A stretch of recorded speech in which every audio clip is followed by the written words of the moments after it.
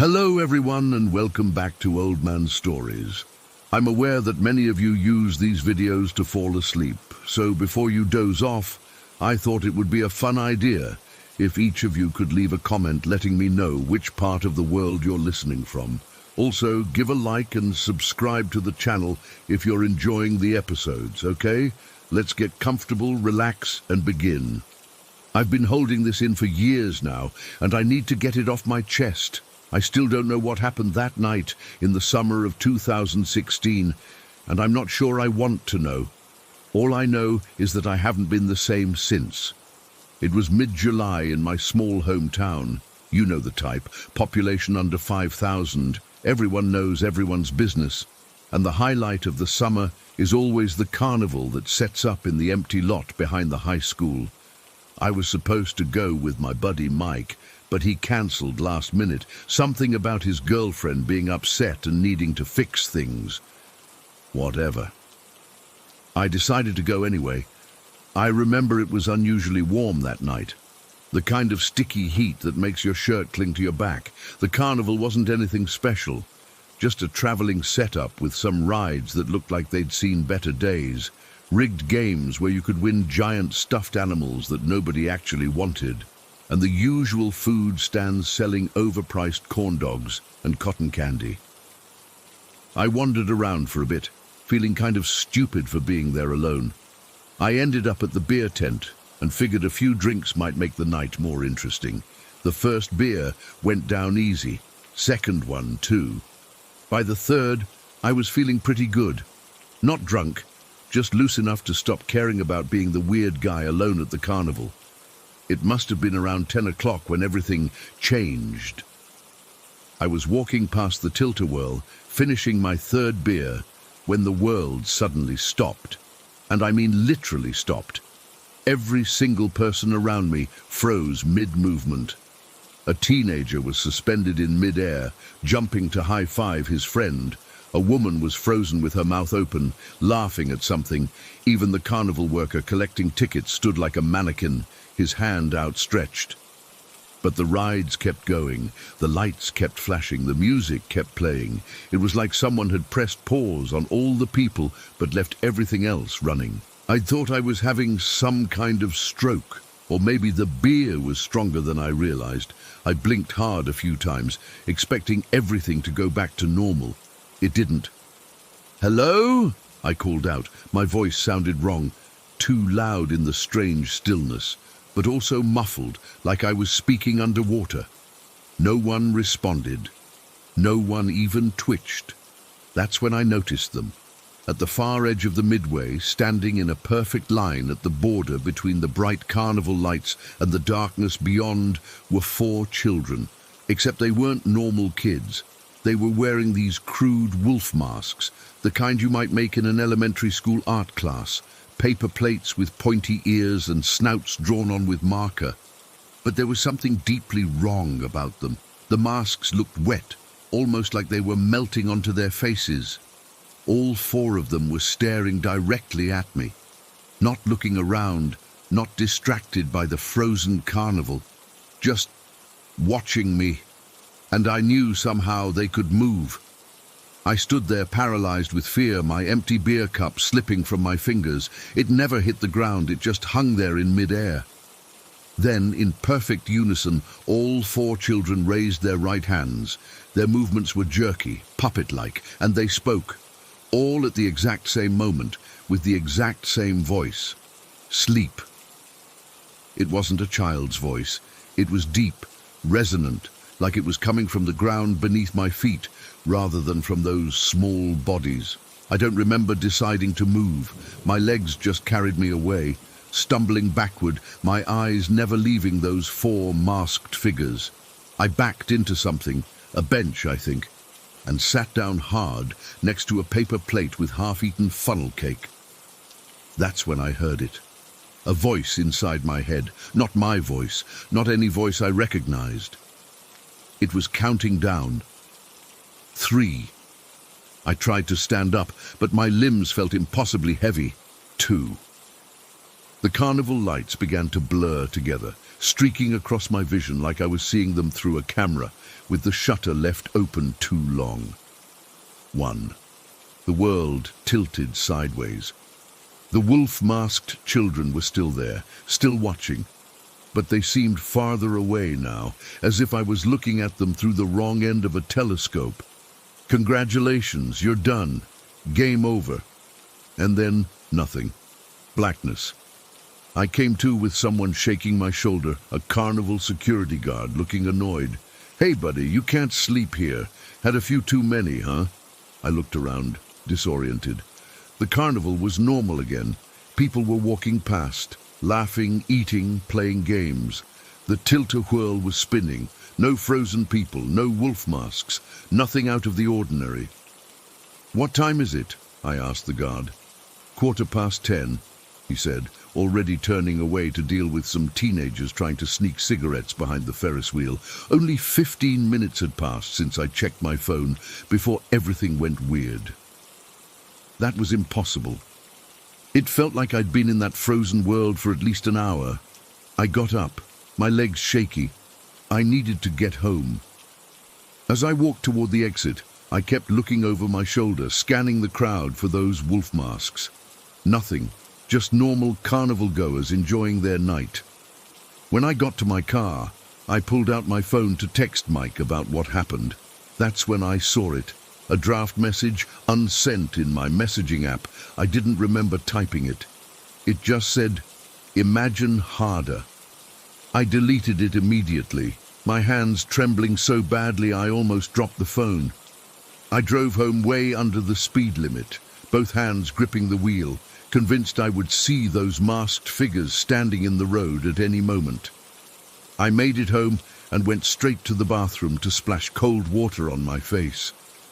When I looked up into the mirror, I almost screamed. It was me, but not me. My reflection was taller somehow, stretched out like in a funhouse mirror. And my eyes, they looked hollow, like black pits. I blinked, and it was gone. Just regular me, pale and terrified, but normal.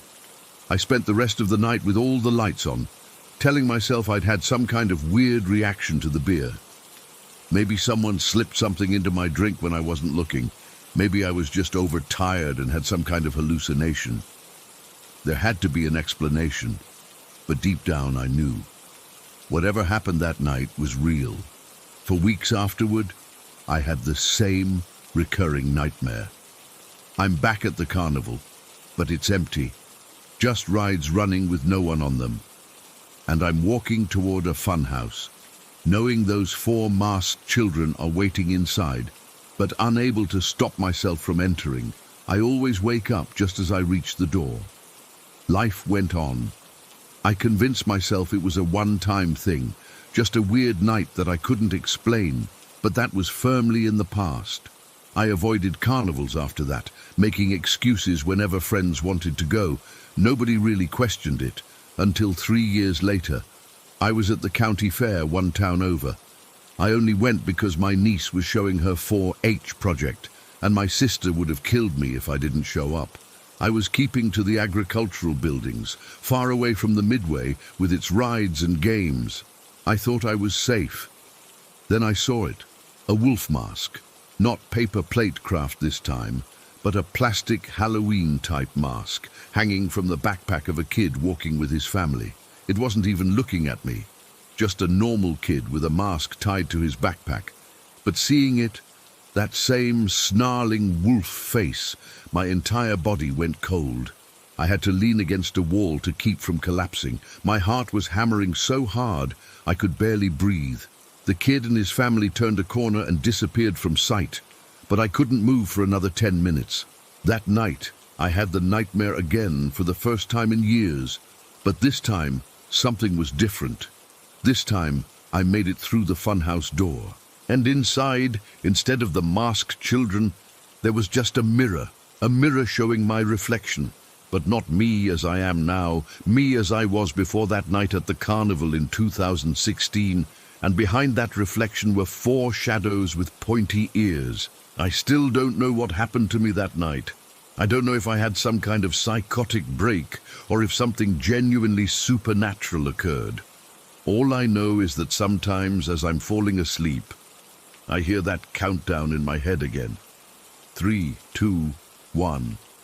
And in the space between wakefulness and sleep, I'm absolutely certain that whatever came back from that carnival in 2016 wasn't entirely me.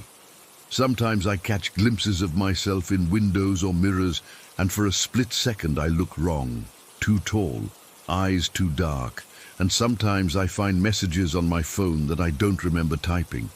Always the same 2 words. Imagine harder.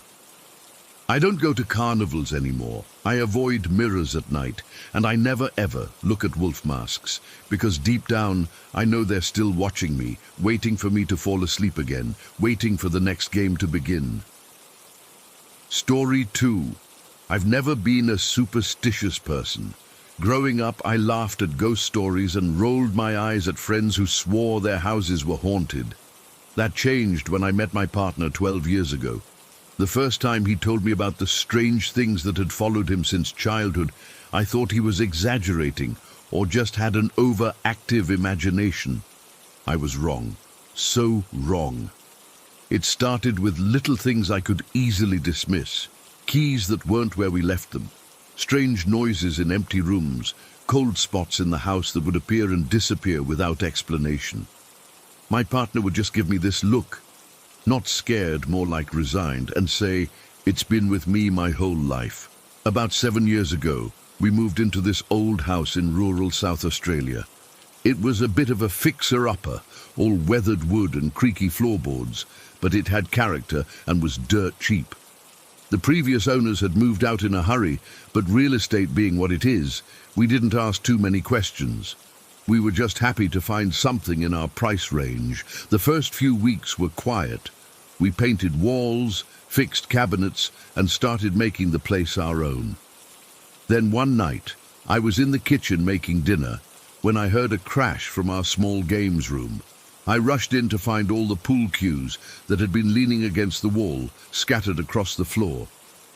Must have been balanced poorly, I told myself, even as I felt the hairs on my arms stand up. I carefully put them back, making sure they were stable. Not 20 minutes later, another crash. The cues were down again, but this time they were arranged in a kind of pattern, almost like spokes on a wheel.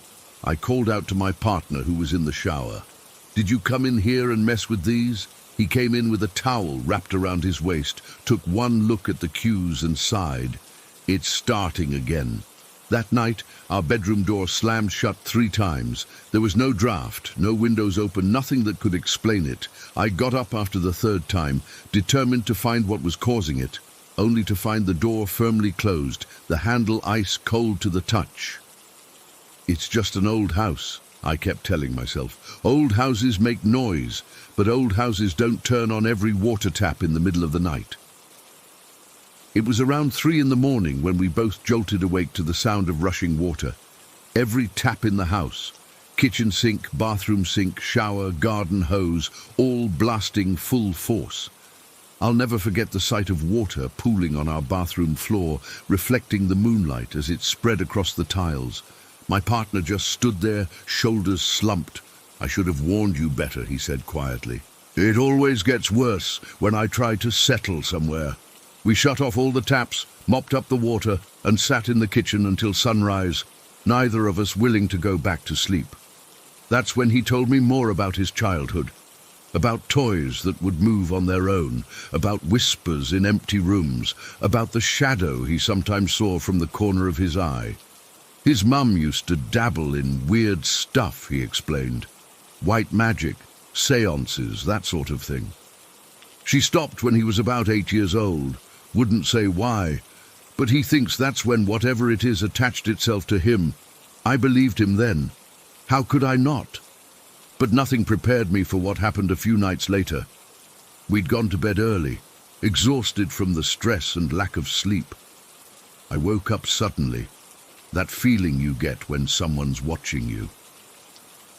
The bedroom was dark except for a strange, wavering light coming from the corner, like moonlight through water.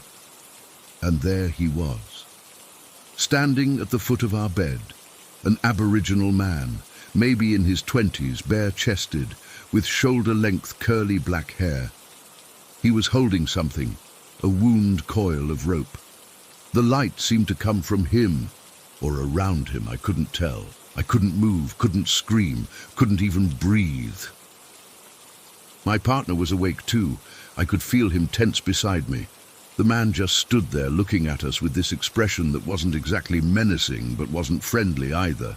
Then he smiled, a slow, knowing smile, and vanished. Just like that. The light went with him. We didn't sleep again that night, or the next. We talked about moving, but where would we go? If this thing was attached to my partner, wouldn't it just follow us? It did. We stuck it out in that house for another 3 months before we couldn't take it anymore. The taps, the slamming doors, objects moving around. It was constant. We moved to Brisbane, thinking maybe a more populated area would help, that somehow the energy of more people around would dilute whatever this was. For a while it seemed to work. Things quieted down. We had our first child, then our second. Life felt almost normal, until our eldest, when he was about 3, started having these terrible nightmares. He'd wake up screaming, inconsolable. We thought it was just normal kid stuff, monsters under the bed and all that. Then one night he came tearing out of his room, face white with terror, pointing back toward his doorway. "The man! The man!" he kept screaming. My heart dropped into my stomach. We hadn't told him about what we'd seen.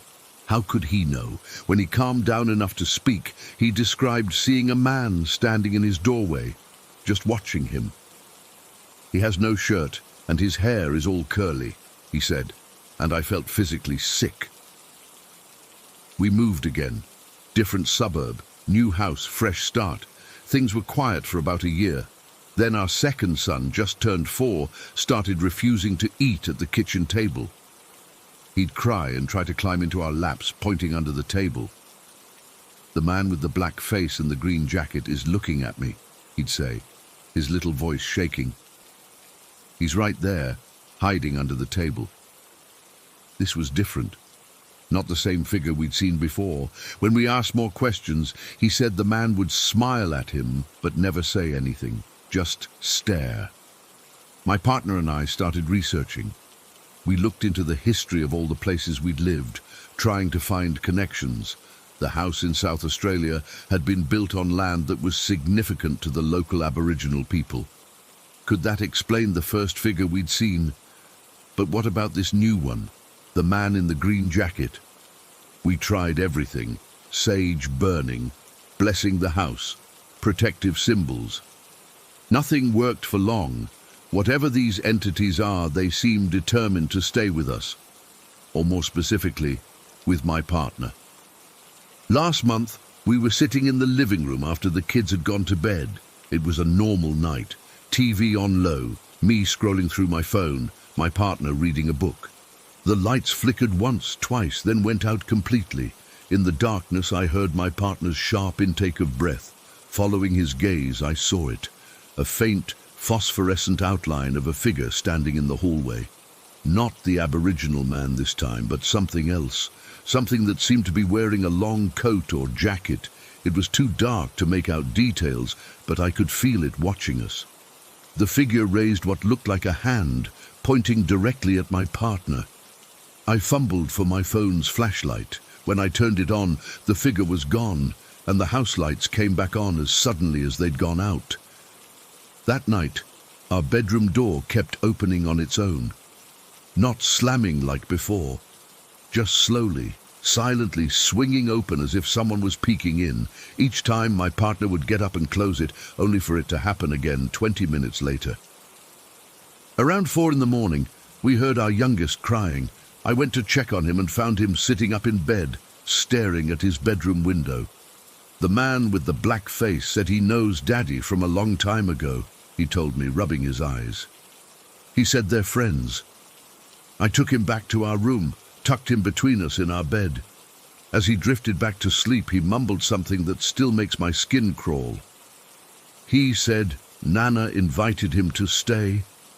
Nana, My partner's mother, the one who dabbled in weird things. We called her the next day, trying to be casual about it.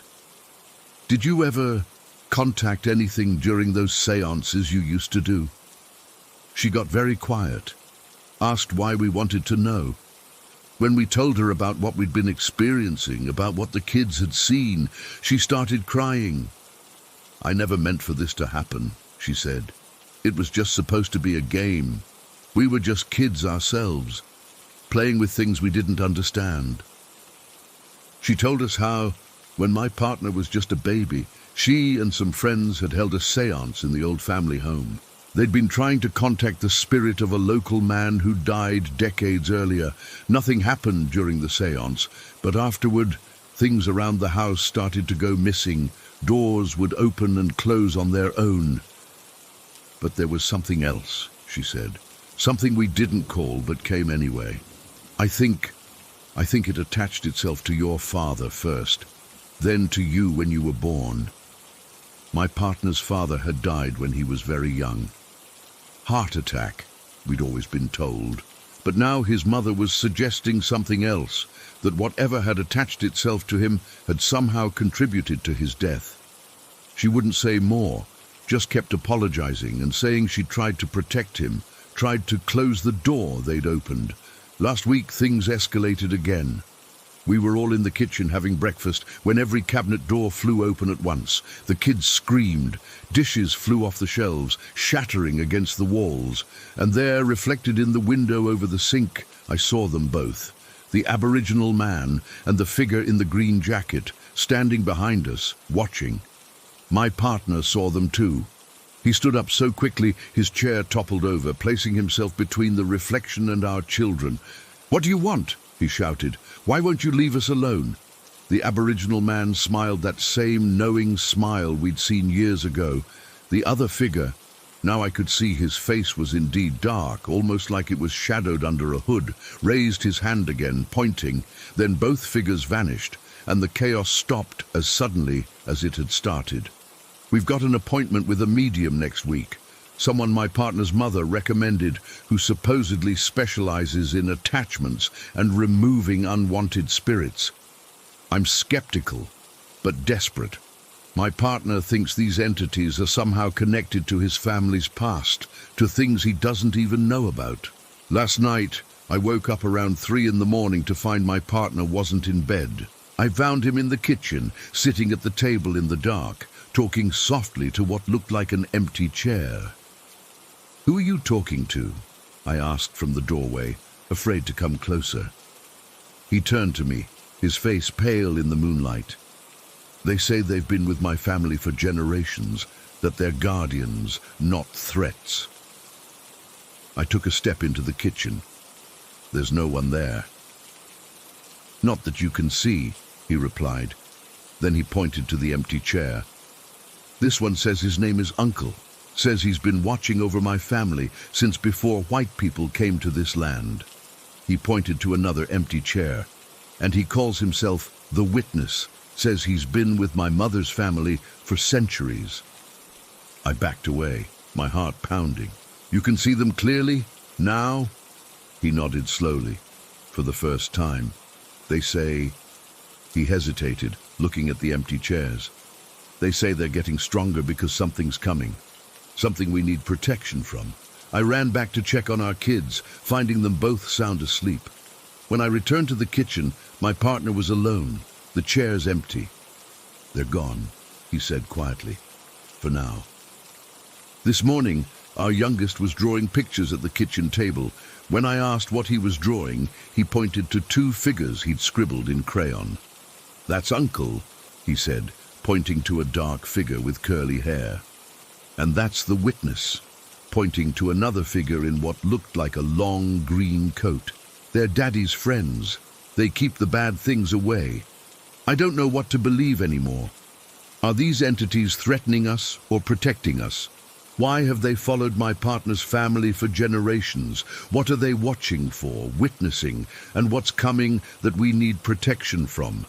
All I know is that tonight, like every night, I'll check the locks and close the curtains Knowing it won't keep them out, I'll lie awake listening for footsteps that make no sound, for voices that might whisper from empty rooms. And I'll wonder if they're watching us right now as I type this, these guardians or ghosts or whatever they are. These things that have become part of our family, whether we want them or not. Story 3. I still get shaky thinking about what happened at that old train station in Cleveland 2 years ago. It was supposed to be just another urban exploration, something we did pretty regularly when bored on weekends.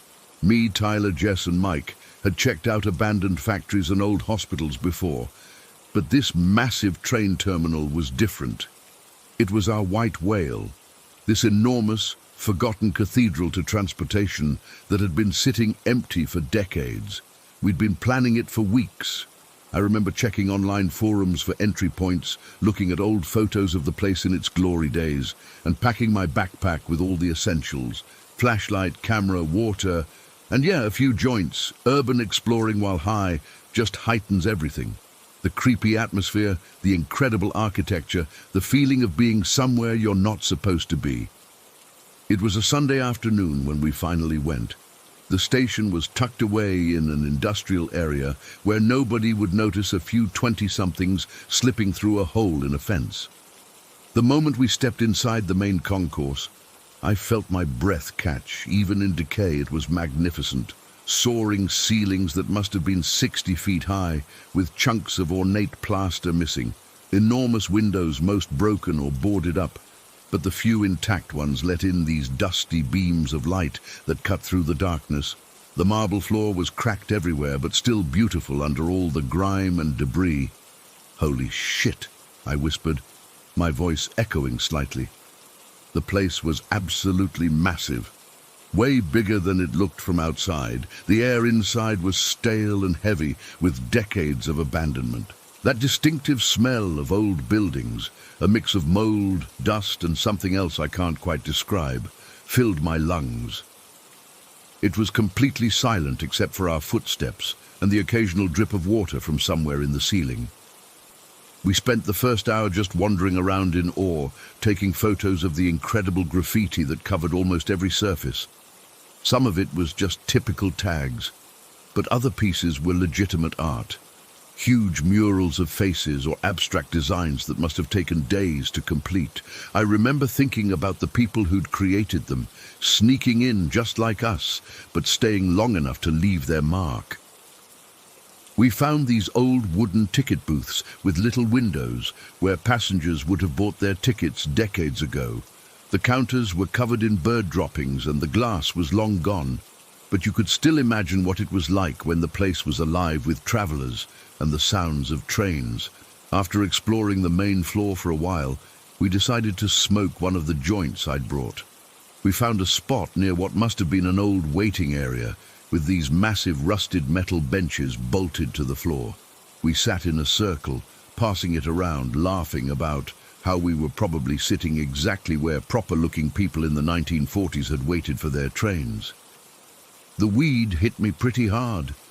I'd been cutting back lately, so my tolerance was low. Colors seemed more vibrant, and the building felt even more massive and maze-like.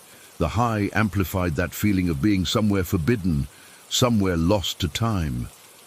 I remember staring up at a ceiling mural that was partially intact, some kind of classical scene with clouds and figures that was now half covered in water stains and peeling paint. We decided to explore deeper into the station.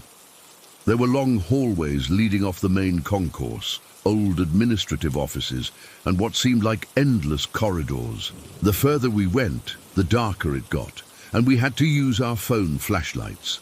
The floor was covered in broken glass that crunched under our feet with every step. Every sound seemed amplified in that empty space. I remember checking the time on my phone. It was around 4 in the afternoon when we heard it, footsteps, not ours, coming from somewhere ahead of us. "You guys hear that?" Tyler whispered. We all froze, listening. The footsteps stopped too. "Probably just an echo," Jess said, but her voice was tight. We kept moving, more cautiously now. The weed had made me paranoid, and I found myself jumping at every little sound. We came to another large open area, maybe some kind of secondary waiting room. When it happened, a man just appeared. 1 second, the space in front of us was empty, and the next he was there, standing about 20 feet away. I'll never forget how he looked. Dirty jeans and a stained hoodie, wild, unwashed hair. But it was his eyes that got me, darting back and forth, never settling on one of us for more than a second, like he was counting and recounting how many of us there were. None of us said anything. "What do you say?" We were trespassing just like he was, but something felt wrong immediately. This wasn't another explorer or even a homeless person seeking shelter. There was something predatory in the way he stood, something calculated. Then he spoke, and my blood went cold. His voice was high-pitched and sing-song, almost childlike, but in the most unsettling way possible. "Where's the party at? Where's the weed at?" he chanted, taking a step toward us. "Where's the money at?" That last question made my stomach drop.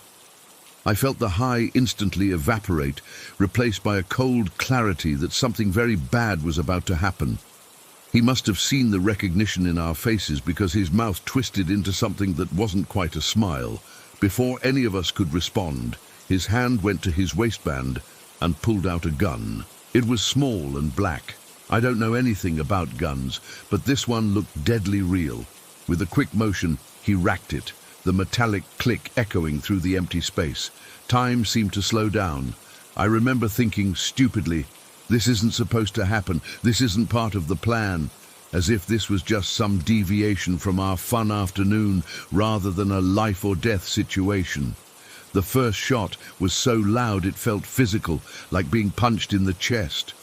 He fired upward, and chunks of the already damaged ceiling rained down. The sound bounced around the cavernous space, seeming to multiply until it felt like we were surrounded by gunfire. He fired again, still above our heads, and again. Dust and debris showered down, and my ears were ringing so badly I could barely hear him shouting something at us. He wasn't trying to hit us, not yet anyway. He was scaring us, enjoying our fear. I remember making eye contact with Jess for a split second, and some silent communication passed between us. Run. I don't remember making the decision to move.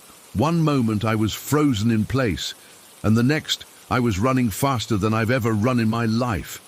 I'm not a small guy, 6'1" and probably 30 pounds overweight, but in that moment I felt weightless. Adrenaline is a hell of a drug. I could hear more shots behind us, but I didn't look back. I just focused on following Tyler, who was slightly ahead of me. We sprinted back the way we'd come, through dark corridors and open spaces, leaping over debris and skidding on loose papers and trash. I remember the burning in my lungs, the sharp pain in my side, but stopping wasn't an option. The sound of our feet slapping against the marble floors echoed everywhere, making it impossible to tell if he was following us.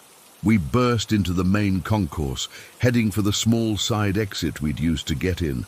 But when we rounded a corner, my heart sank. The way out was blocked by a chain-link fence that hadn't been there before. Or maybe it had, and we'd come in a different way. My mind was racing too fast to remember. The fence was tall, at least 12 feet, with barbed wire at the top.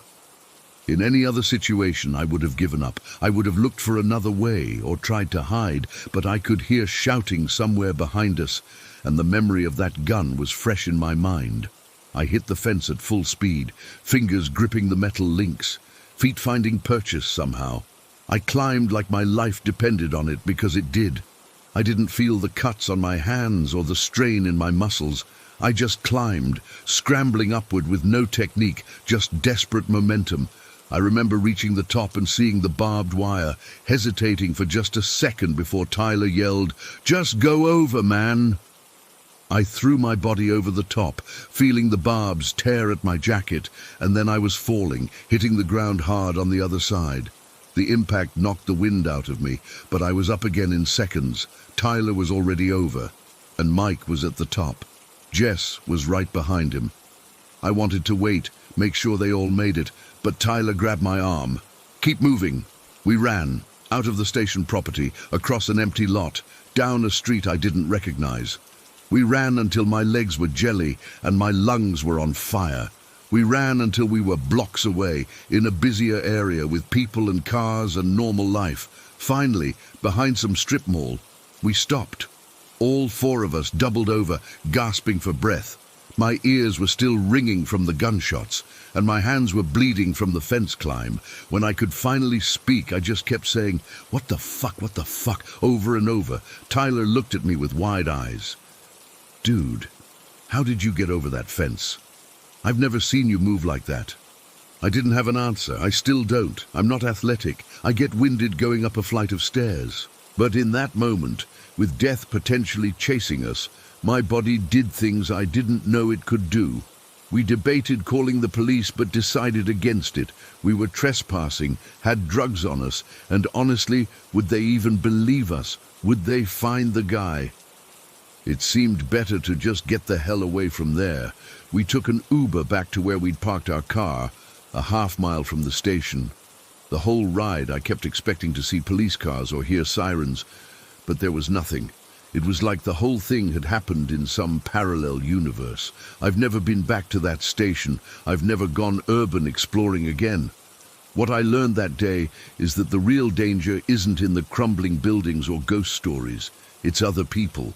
That man appeared out of nowhere with a gun and violence in his eyes, and I still have nightmares about what could have happened if we'd been a second slower, or if he'd aimed those shots differently.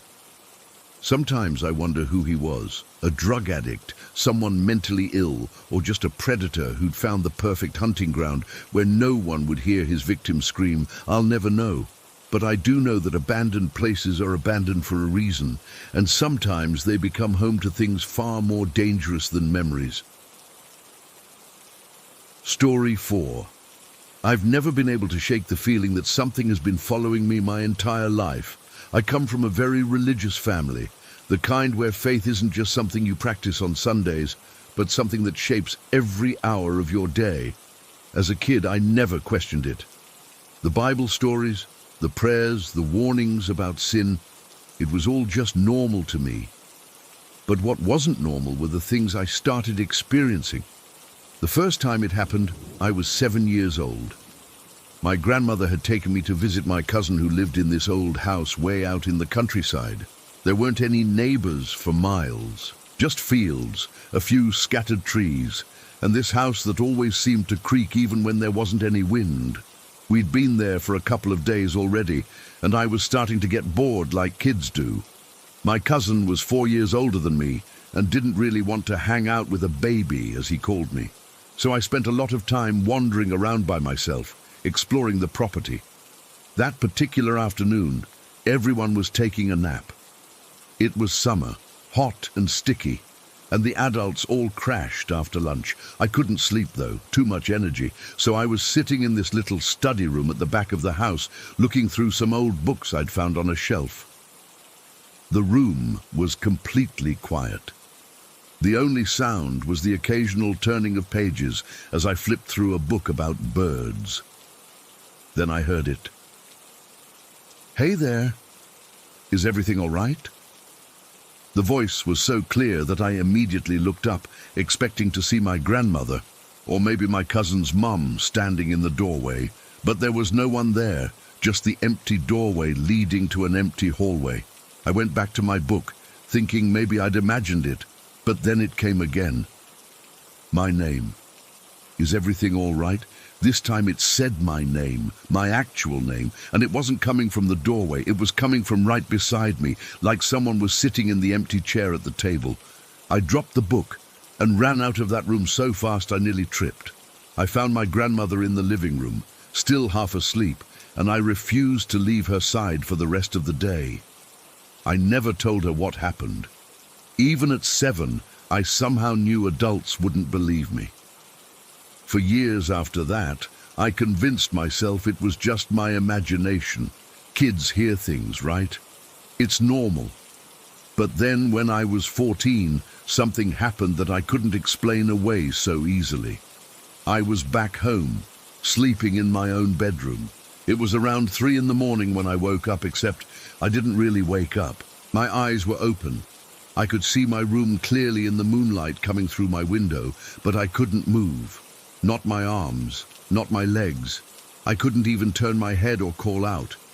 It was like my body was frozen solid while my mind was wide awake. That's when I saw them standing at the foot of my bed. 3 figures. The one in the middle was tall, wearing what looked like an old-fashioned hat with a wide brim. On either side of him were 2 smaller figures that looked like nuns, with those old-style veils that covered their heads and framed their faces. I couldn't see their faces clearly. They were just dark shadows where faces should be, except for their eyes. God, their eyes. They were glowing, not like a cat's eyes in the dark, but actually glowing, shifting between red and white like embers in a dying fire. They didn't move or speak. They just stood there watching me. I couldn't even blink to make them go away. I was frozen, staring back at them, feeling this overwhelming sense of terror wash over me. It felt like they were looking right through me, like they could see everything I'd ever done wrong. I don't know how long it lasted. It could have been minutes or hours. Eventually, I must have fallen back asleep, because the next thing I knew, it was morning and I could move again. I convinced myself it was sleep paralysis. I'd read about it in school.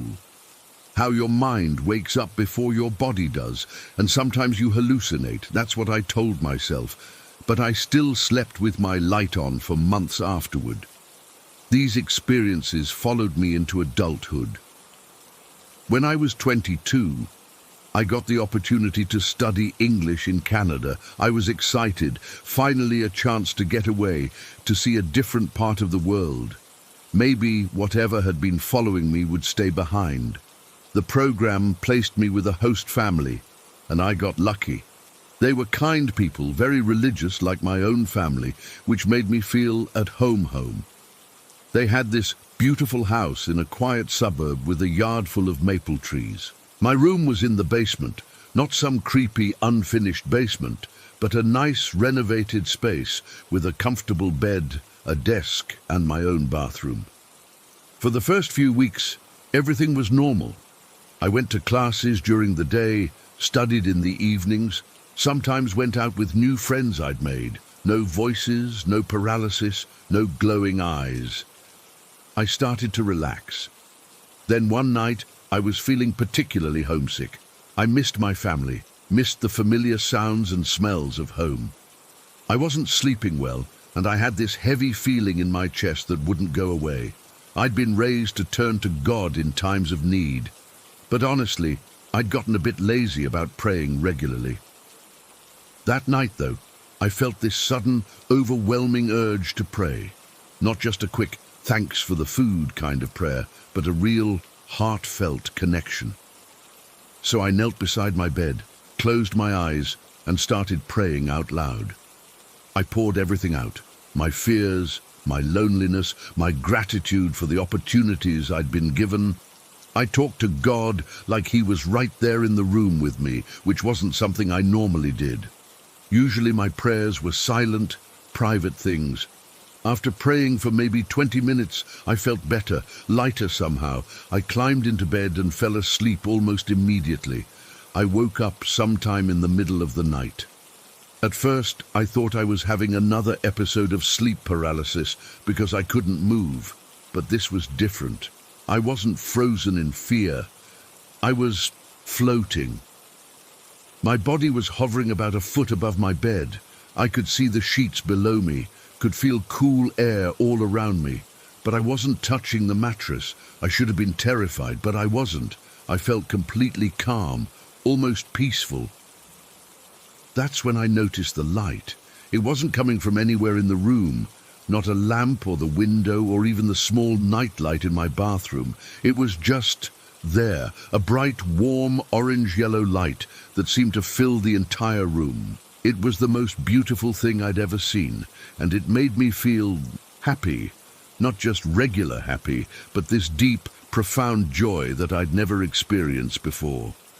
The light seemed to pulse and grow brighter, and as it did, I felt myself rising a little higher above the bed. The whole time I wasn't scared. I was in awe. I felt like I was in the presence of something sacred. Then, as suddenly as it had appeared, the light began to fade. As it dimmed, I felt myself lowering back down toward the bed. When the light was gone completely, I dropped the last few inches, face first, into my pillow, and immediately fell into the deepest sleep of my life. The next morning I woke up feeling refreshed and calm. The experience was so vivid in my mind, so unlike a dream, that I knew it had really happened. But I didn't tell my host family. I didn't tell anyone for a long time.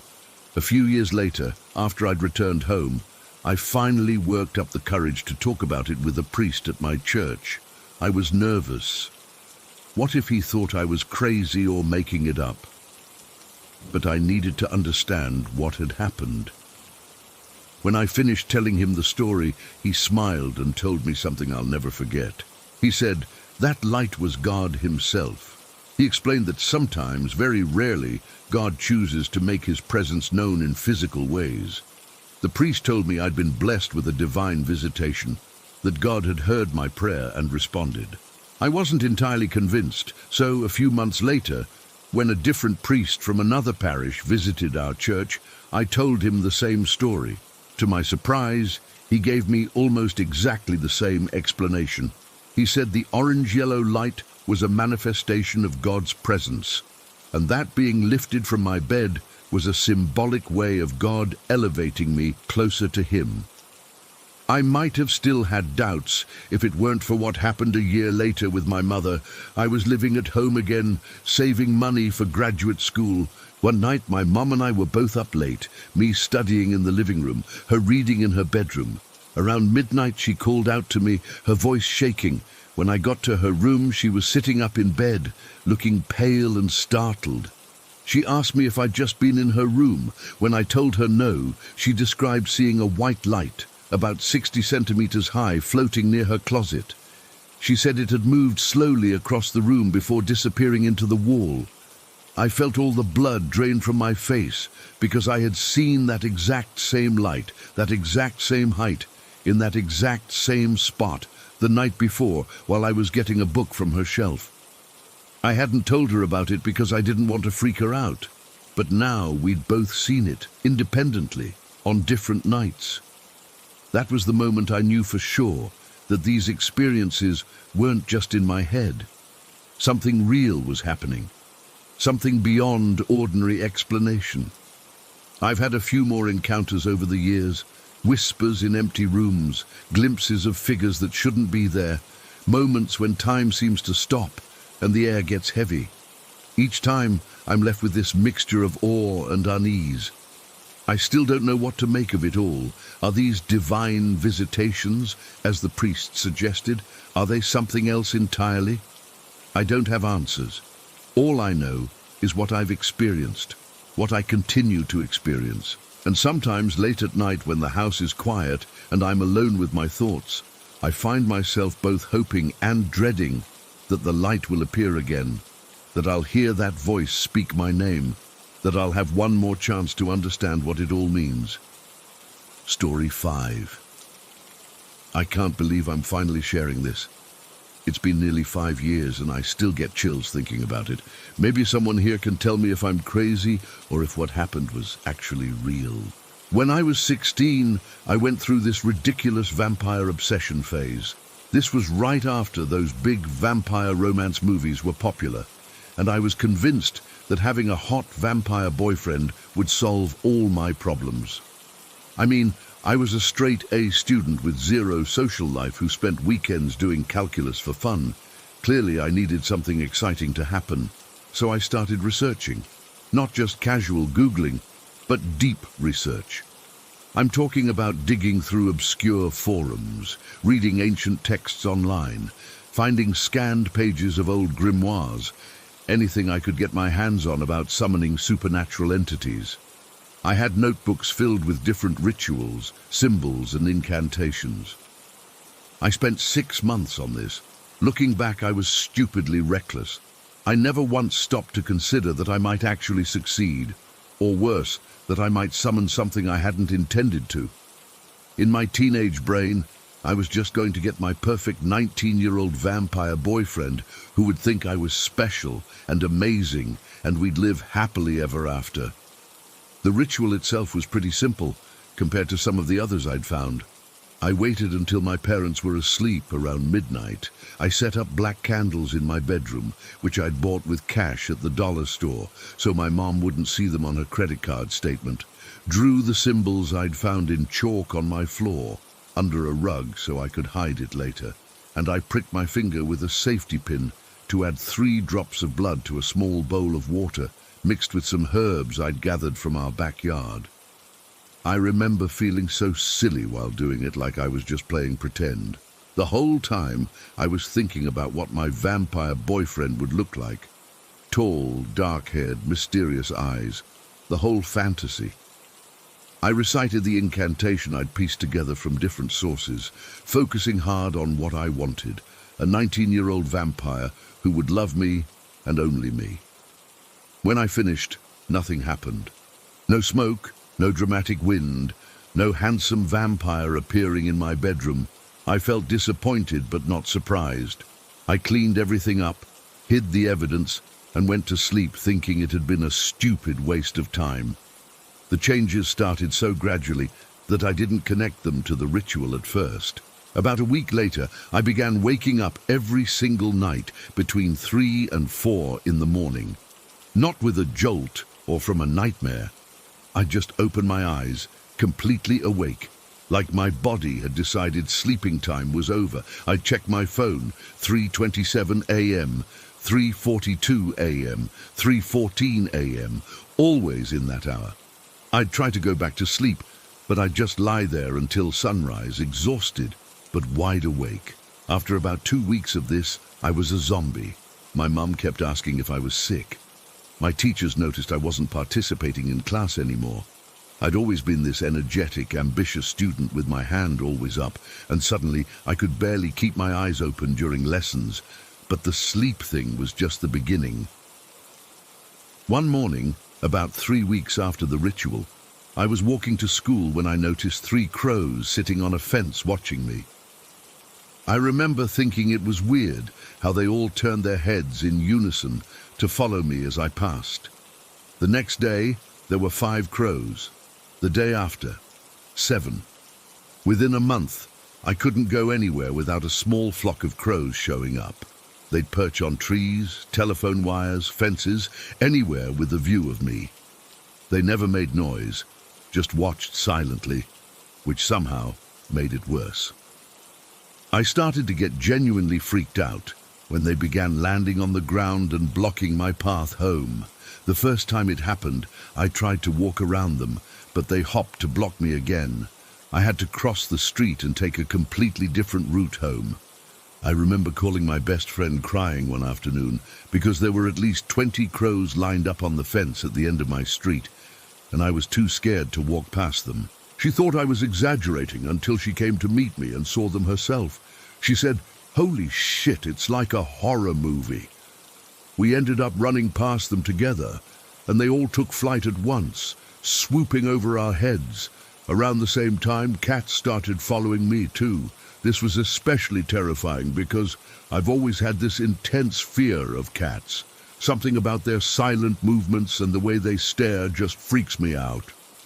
There's a lot of outdoor cats in my neighborhood, and suddenly they all seemed obsessed with me. They'd follow me home from school, sometimes 6 or 7 of them trailing behind me at a distance. They'd sit outside my bedroom window at night. I could see their silhouettes and glowing eyes when I'd wake up at 3 a.m. The worst part was how they started trying to get into my house. They'd scratch at the doors and windows. They broke the sensor light above our back door by repeatedly jumping at it until it shattered. One night, around 2 months after the ritual, I woke up to the sound of scratching on the roof, directly above my bedroom. It was so loud that my dad got up and went outside with a flashlight. He came back in, saying there were at least 10 cats on our roof, all clustered above my room. My parents thought maybe someone in the neighborhood was feeding them near our house. but it didn't explain why they only gathered above my room. The window in my bedroom was this old wooden frame that would sometimes rattle when it was windy. But after the ritual, it started shaking violently. Even on completely still nights, it would shake so hard that items on my desk would fall over. My dad checked it multiple times, secured it, even considered replacing it, but couldn't find anything mechanically wrong with it. The shaking only happened in my room, only at night, and only when I was alone. Then there was the glass. God, the glass. It started breaking around me for no reason. The first incident was about 3 months after the ritual. I was taking a shower, and when I went to slide the glass door closed, it shattered completely, exploded into thousands of tiny pieces. I wasn't hurt somehow, but I was standing there naked, surrounded by glass, screaming for my mum. The glass breaking became a regular thing. A drinking glass would crack when I picked it up. My mum's favorite glass baking dish shattered in the oven when I was the one who put it in. My phone screen cracked overnight while I was sleeping, even though it had been fine when I set it on my nightstand. My glasses, which I'd had for years, suddenly developed a crack right down the middle of the left lens while I was wearing them at school. The worst part was the bugs.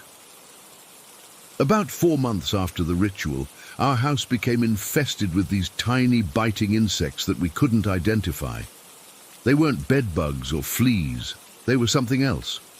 My parents and younger brother were covered in itchy bites, and my mom was constantly calling pest control. The weird thing, they never bit me, not once. Everyone else in the house was miserable and itching, but these bugs completely avoided me. My personality changed too. I used to be so driven. I was in all the advanced classes, especially excelling at math. I had plans to study finance, make lots of money, have this whole ambitious career mapped out. After the ritual, all of that ambition just evaporated. I stopped caring about school. Math, which had always made perfect sense to me, suddenly seemed pointless and confusing. I dropped from advanced placement to regular classes, and even then I barely passed. I didn't tell anyone about the ritual. What was I supposed to say? Hey, I tried to summon a hot vampire boyfriend, and now weird shit is happening. But after 6 months of this, I was falling apart. I'd lost weight. I wasn't sleeping. My grades had tanked, and I was constantly looking over my shoulder for crows and cats. The only small relief came when I started dating this guy from my chemistry class. Nothing supernatural about him. Just a normal, nice guy who somehow didn't notice or care that I was a complete mess. The day after our first date, I noticed fewer crows following me. After we became official, the cats stopped trying to get into my house, though they still watched me from a distance. But even now, 5 years later, some things haven't stopped. I still wake up between 3 and 4 every morning. Glass still breaks around me more than what seems normal, and sometimes when I'm alone, I'll catch a glimpse of something in my peripheral vision, something tall and dark that disappears when I turn to look. I don't know what I summoned that night, but it wasn't the romantic vampire boyfriend I wanted. Sometimes I think maybe I just became hyper-aware of normal coincidences after doing the ritual. Other times, usually at 3:30 a.m. when I'm wide awake and my boyfriend is sleeping soundly beside me, I'm convinced I invited something into my life that wasn't supposed to be here, something that's still with me, watching and waiting. I've tried other rituals to undo whatever I did, but nothing works. I've learned to live with it mostly. But there are still nights when the window shakes or I hear scratching on the roof, and I lie there terrified, wondering if whatever I summoned is finally ready to show itself completely. Story 6. I've never really talked about this before, not in detail anyway. It happened 11 years ago when I was just 12, but I remember it like it happened yesterday. Some experiences just burn themselves into your memory, you know? This is one of those things I can't explain, and honestly, I'm not sure I want an explanation. I was in Boy Scouts back then. Our troop had arranged this awesome overnight stay on the USS Lexington. This massive aircraft carrier docked in Corpus Christi. If you've never been, it's this huge blue ship they call the Blue Ghost, because it supposedly survived being reported sunk multiple times during World War II. As a kid obsessed with military stuff, I was beyond excited. We arrived in the afternoon with our sleeping bags and backpacks. There were maybe 20 kids from our troop, plus some of our dads as chaperones. My dad came along, which made it even better. He'd served in the Navy, though never on a carrier, and was almost as excited as I was to explore this piece of history. The first few hours were exactly what you'd expect. Guided tours through the massive ship, learning about its history, checking out the aircraft on display, and figuring out where we'd be sleeping that night. They had these designated areas in the ship where they set up bunks for overnight guests. Nothing fancy, just military-style accommodations, but to a 12-year-old boy, it felt like the coolest camping trip ever. After dinner in the ship's galley, most of the other scouts settled in to watch whatever movie they were showing that night. But my dad could tell I wanted to see more of the ship, so he asked one of the staff if we could walk around a bit more. The guy said the ship was officially closed to regular visitors, but since we were staying overnight, we could explore some areas as long as we respected the restricted signs and didn't touch anything important. So my dad and I headed up to the flight deck. It was around 8:30 in the evening, and the sun had already set. The deck was this massive open space with vintage aircraft tied down here and there. The Texas coast spread out around us, lights twinkling from the shoreline. The air was warm with that sticky Gulf Coast humidity, but there was a decent breeze up there that made it comfortable. Dad was pointing out different things about the aircraft and explaining how launches and landings would have worked. I remember feeling so content, just me and him sharing this moment, learning about something we both found interesting, and then something changed. It wasn't gradual. 1 second everything was normal, and the next second it wasn't. The first thing I noticed was my heartbeat. It suddenly sped up, pounding in my chest like I'd been running. Then my ears started ringing, not a gentle ring, but this high-pitched whine that made me wince. I felt dizzy, like I needed to grab onto something to keep from falling over. I remember looking at my dad to see if he noticed anything weird, but he was still talking, pointing at something on one of the planes. He seemed completely normal, while I felt like the world was shifting underneath me. Then I got this overwhelming urge to brace myself against the deck. It wasn't a conscious thought. My body just did it, like it was preparing for an impact or explosion. I remember dropping into a half-crouch, my hand instinctively reaching out to steady myself against the deck. That's when I started seeing them. Men, dozens of them, wearing old-style Navy uniforms, not the modern ones, but the kind you see in World War II movies. They were running across the flight deck, shouting to each other. Some were manning equipment, others were helping wounded sailors. They didn't look like ghosts or anything. They looked completely solid. Real people, urgently doing their jobs in what seemed like a crisis situation. I froze. I couldn't understand what was happening. These people weren't there a second ago, and my dad was acting like he didn't see any of them. Was I hallucinating? Having some kind of breakdown? Then the sounds hit me. Screams and shouts from every direction. Men calling out orders, others crying for help. Sirens blaring this deafening alarm that made my skin crawl.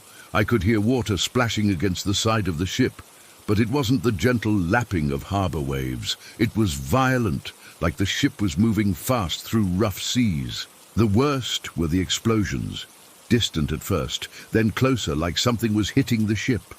Between the blasts, I heard the distinct sound of guns firing, not modern weapons, but the heavy thud of what I now know were the ship's anti-aircraft guns and airplane engines, that distinctive roar of older propeller aircraft, sometimes screaming past incredibly close. I was terrified, completely, utterly terrified. My brain couldn't process what was happening.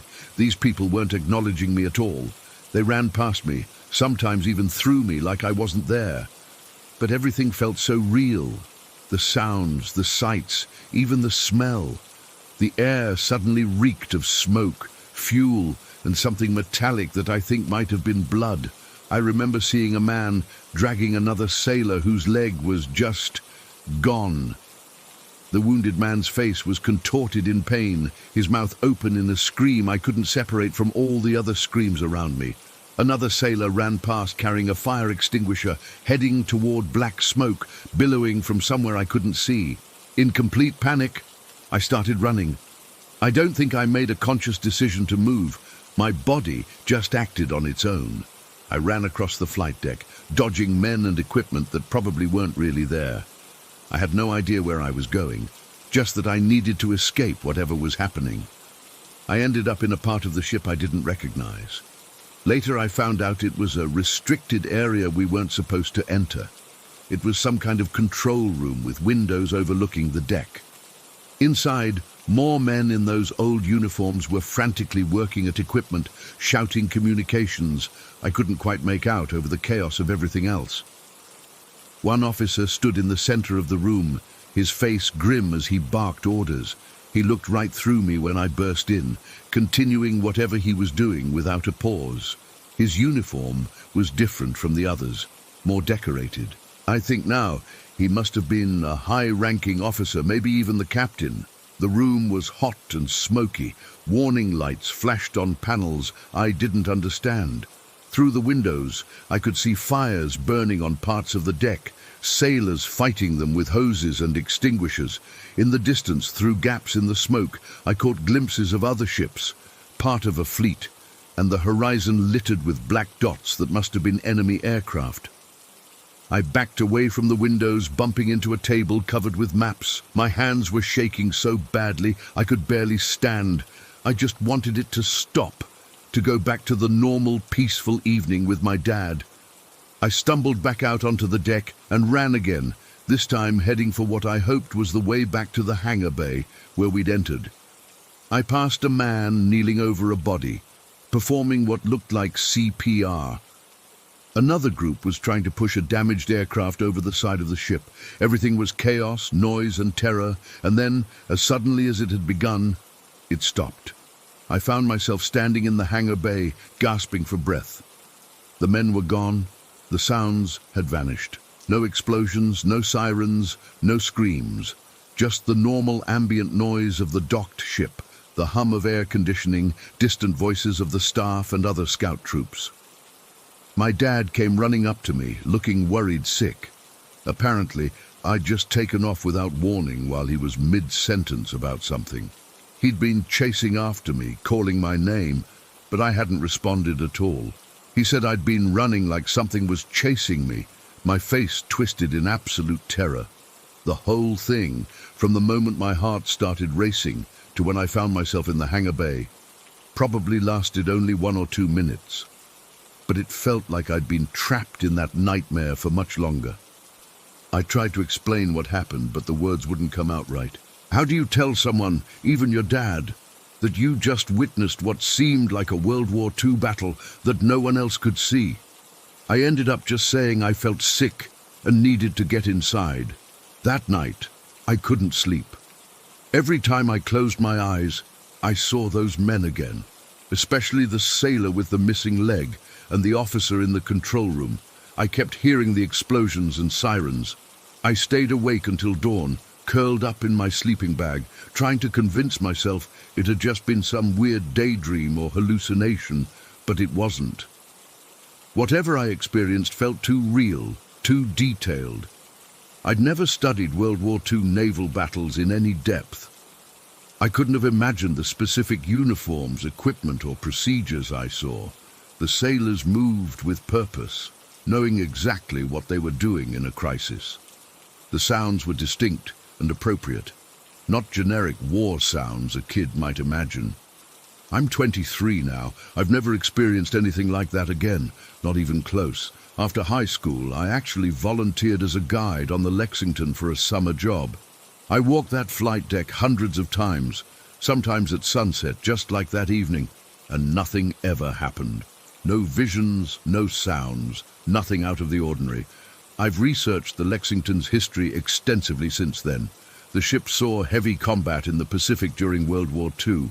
It was damaged multiple times and survived situations where the Japanese actually reported it sunk. The details of what I saw, the uniforms, the aircraft, the battle procedures, all match historical accounts. I don't know what happened to me that night. Was it some kind of psychic flashback to a real battle? Did I somehow tune into the residual energy of a traumatic event from the past? Or was it just an incredibly vivid hallucination triggered by being in that historical place? All I know is that for 1 or 2 minutes on that warm Texas evening, I experienced the terror of naval warfare as vividly as if I'd been there when it actually happened. And sometimes, when I hear certain sounds, like the particular pitch of an air raid siren in an old movie or the engine of a vintage aircraft at an air show, I feel my heart start to race again, and for just a second, I'm back on that deck, surrounded by the chaos of battle. Story 7. I still have nightmares about those woods, not because of ghosts or killers or anything like that, but because of how quickly everything went wrong and how utterly helpless we all felt. It was supposed to be the crown jewel of our hiking careers, the 100-mile wilderness in Maine, the most remote section of the Appalachian Trail. My friends and I had been planning the trip for over a year. We'd all done challenging hikes before. I'd done sections of the PCT, Jake had hiked through the Rockies, and Marissa had completed most of the AT already. Tom was probably the most experienced of us all, having done wilderness treks across 3 continents. We'd prepared meticulously: extra food, water purification, first aid kits, emergency beacons, the works. We'd studied the maps until we could practically see them with our eyes closed, but nothing could have prepared us for day 3 of our journey. The morning had started with light drizzle. Not ideal, but not terrible either. By midday, though, it had turned into a steady downpour that transformed the trail into a muddy obstacle course, the kind of mud that sucks at your boots with each step and makes every incline feel twice as steep. We were making our way down a particularly nasty descent, a steep section where the trail zigzagged down about 300 feet of elevation. The path had basically become a shallow creek of brown water. We were moving slowly, carefully placing each foot, using our trekking poles for balance. Tom was about 20 feet ahead of me. 1 minute he was picking his way down, and the next, I'll never forget the sound. Not a scream exactly, but this terrible gasping noise, like someone trying to yell, but having all the air punched out of them at the same time. He'd slipped on a patch of mud and gone down hard, his leg catching between 2 rocks as he fell. When I reached him, his face was ghost white, and he was making these short, panicked gasps. "My leg," he managed to say. "It's broken. I'd dealt with injuries before, but nothing like this. Not here, not in the literal middle of nowhere." The 100-mile wilderness isn't just a catchy name, it means exactly what it says.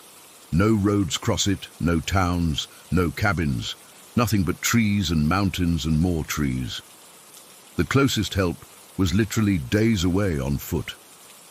We managed to get Tom into a slightly more comfortable position, propped against his pack under a large pine tree that provided a little shelter from the rain. Marissa, who had some wilderness first aid training, examined his leg.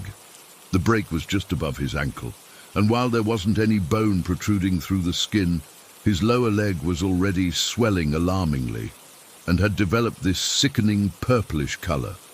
"We need help," Marissa said, stating the obvious. But help wasn't going to magically appear. We all pulled out our phones, but as expected, there wasn't a hint of cell service. Not even a single bar that might flicker in and out. Jake volunteered to try for higher ground. "The ridge up there," he said, pointing to a rise about half a mile back up the trail we'd just come down. "Might get signal up there." So Jake took off, carrying just water and his phone, while Marissa and I stayed with Tom. We gave him ibuprofen from the first aid kit and tried to make him as comfortable as possible, which wasn't very comfortable at all. The rain kept coming down. We rigged a tarp over Tom to keep him somewhat dry, but everything was still damp and miserable. Tom tried to put on a brave face, but I could see the fear in his eyes. Out here, a broken leg isn't just an inconvenience, it's potentially life-threatening.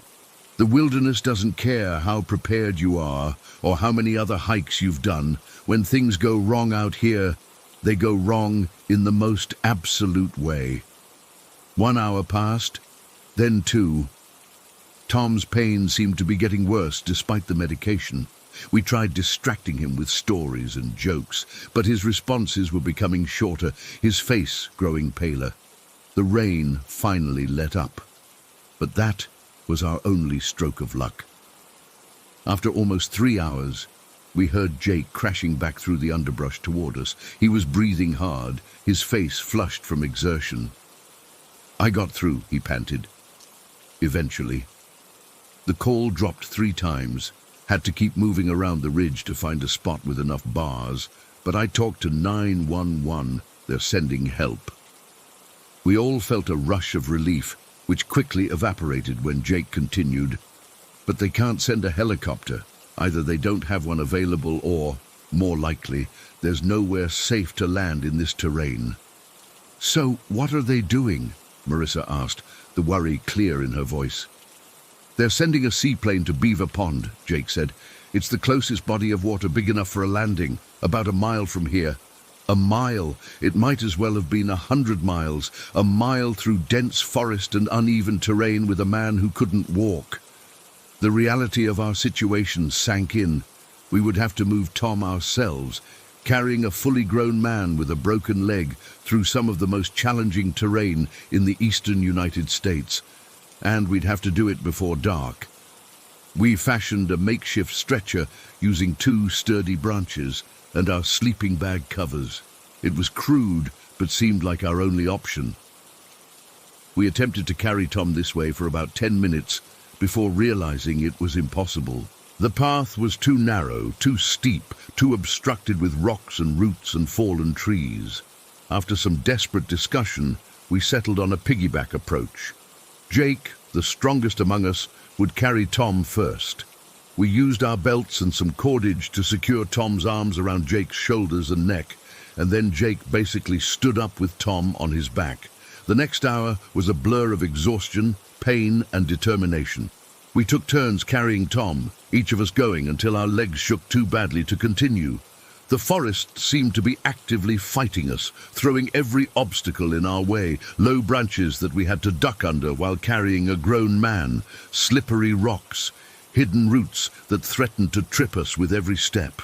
Tom tried to stay quiet, but every jolt and bump sent spasms of pain through his leg. Sometimes he'd let out these muffled cries that made my stomach twist. I felt helpless and terrified and completely out of my depth. After what seemed like forever, we reached the edge of Beaver Pond, and there, like some kind of miracle, was a small seaplane bobbing on the water. 2 wilderness rescue workers were waiting on the shore. These guys were clearly the real deal. Tough, no-nonsense outdoor professionals who immediately took charge of the situation. "We've got him from here," one of them said. And without hesitation, he hoisted Tom onto his back, as if he were carrying nothing heavier than a child's backpack. They had a proper medical splint for his leg and gave him something stronger than our ibuprofen for the pain. The relief of having professionals take over was overwhelming. I felt tears burning in my eyes, partly from exhaustion, partly from the release of fear I'd been holding back for hours. But our ordeal wasn't over. "The plane's small," the second rescue worker explained. "We've only got room for the patient, and one of us to fly him out. The rest of you will need to hike out and make your way to Millinocket. That's where we'll take him, Millinocket Regional Hospital." And just like that, our group was split. Tom was loaded onto the tiny seaplane, which took off from the pond surface with a roar that seemed to echo through the entire wilderness. And then it was gone, leaving the 3 of us standing on the shore as the rain began to fall again. The next 24 hours were a blur of misery. We hiked out to the nearest access point, which took us until well after dark. We managed to hitchhike part of the way to town with a local logger who happened to be driving home. The rest of the way we took a rural bus service that ran once a day. When we finally reached the hospital in Millinocket, Tom was already being discharged, not because he was fine, but because the rural hospital wasn't equipped to handle his injury properly.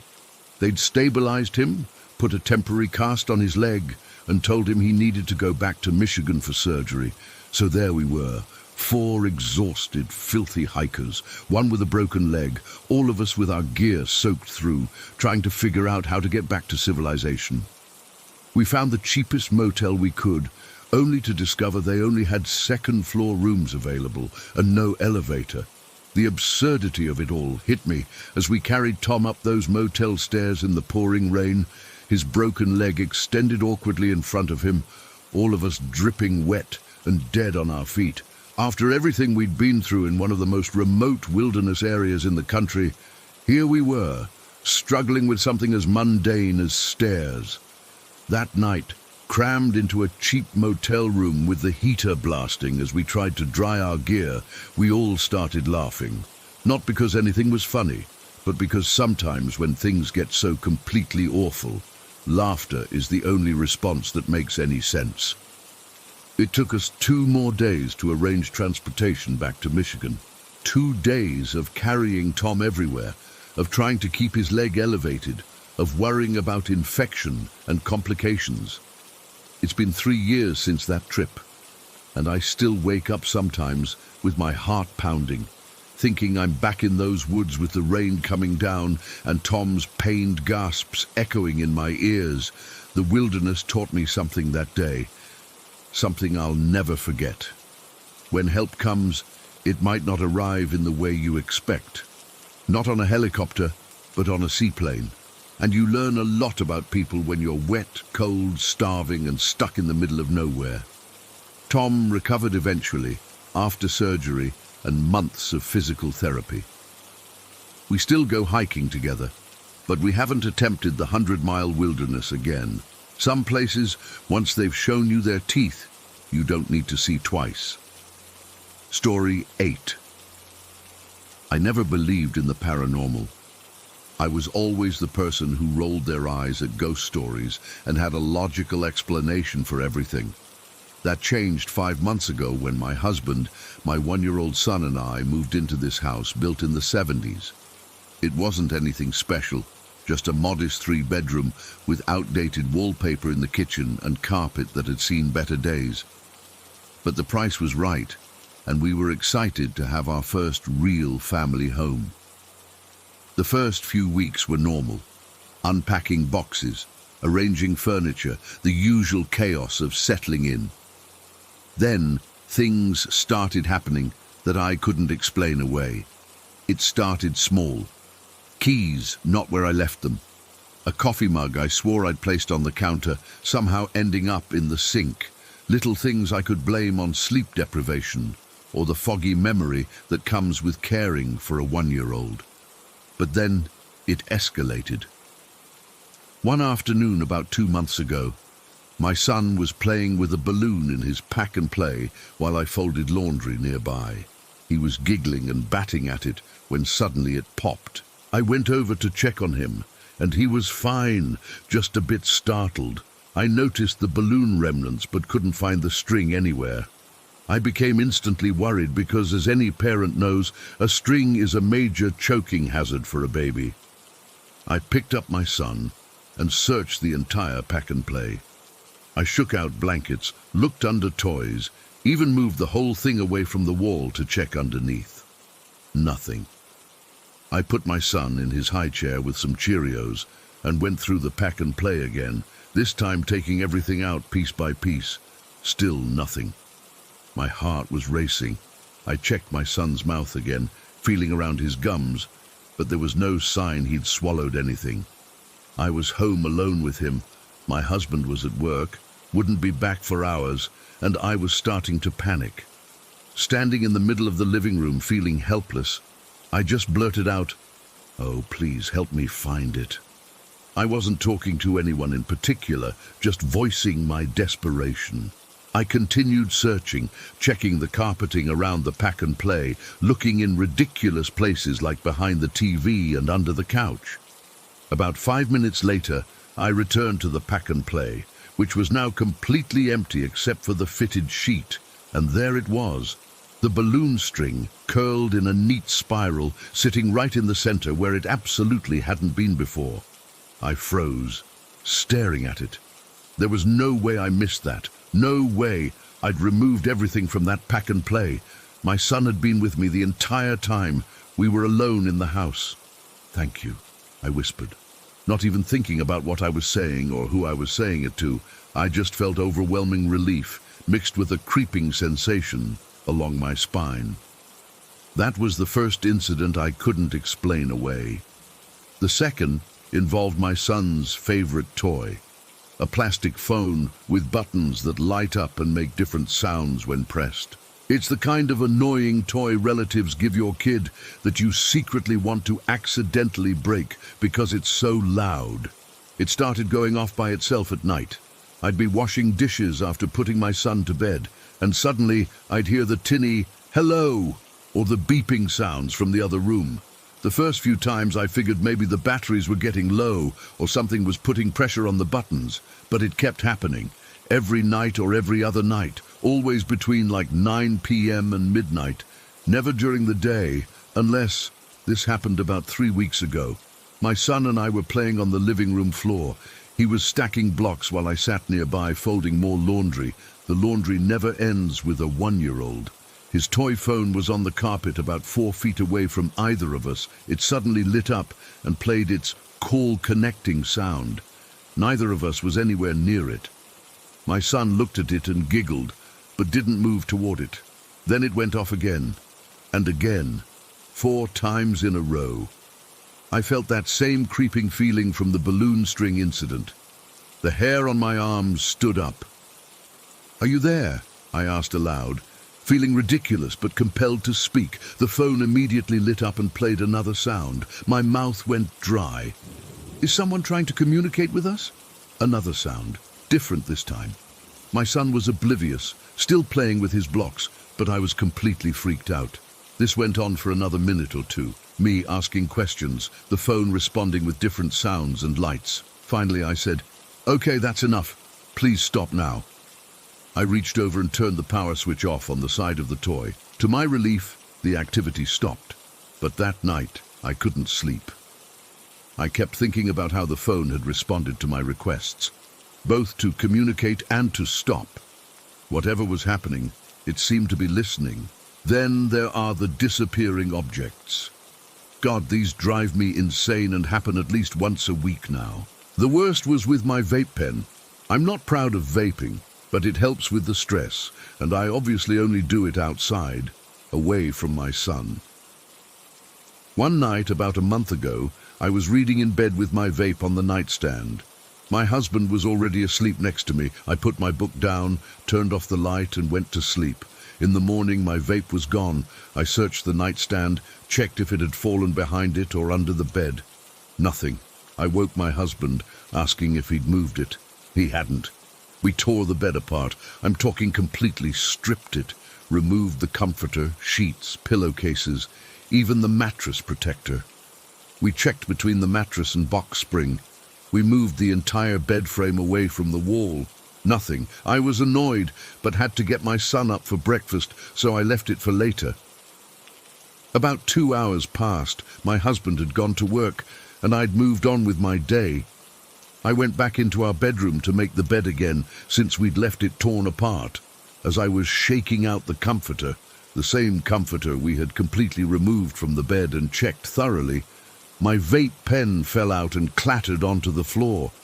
I stood there, staring at it. There is absolutely no way it was in that comforter. No way. We had checked everything.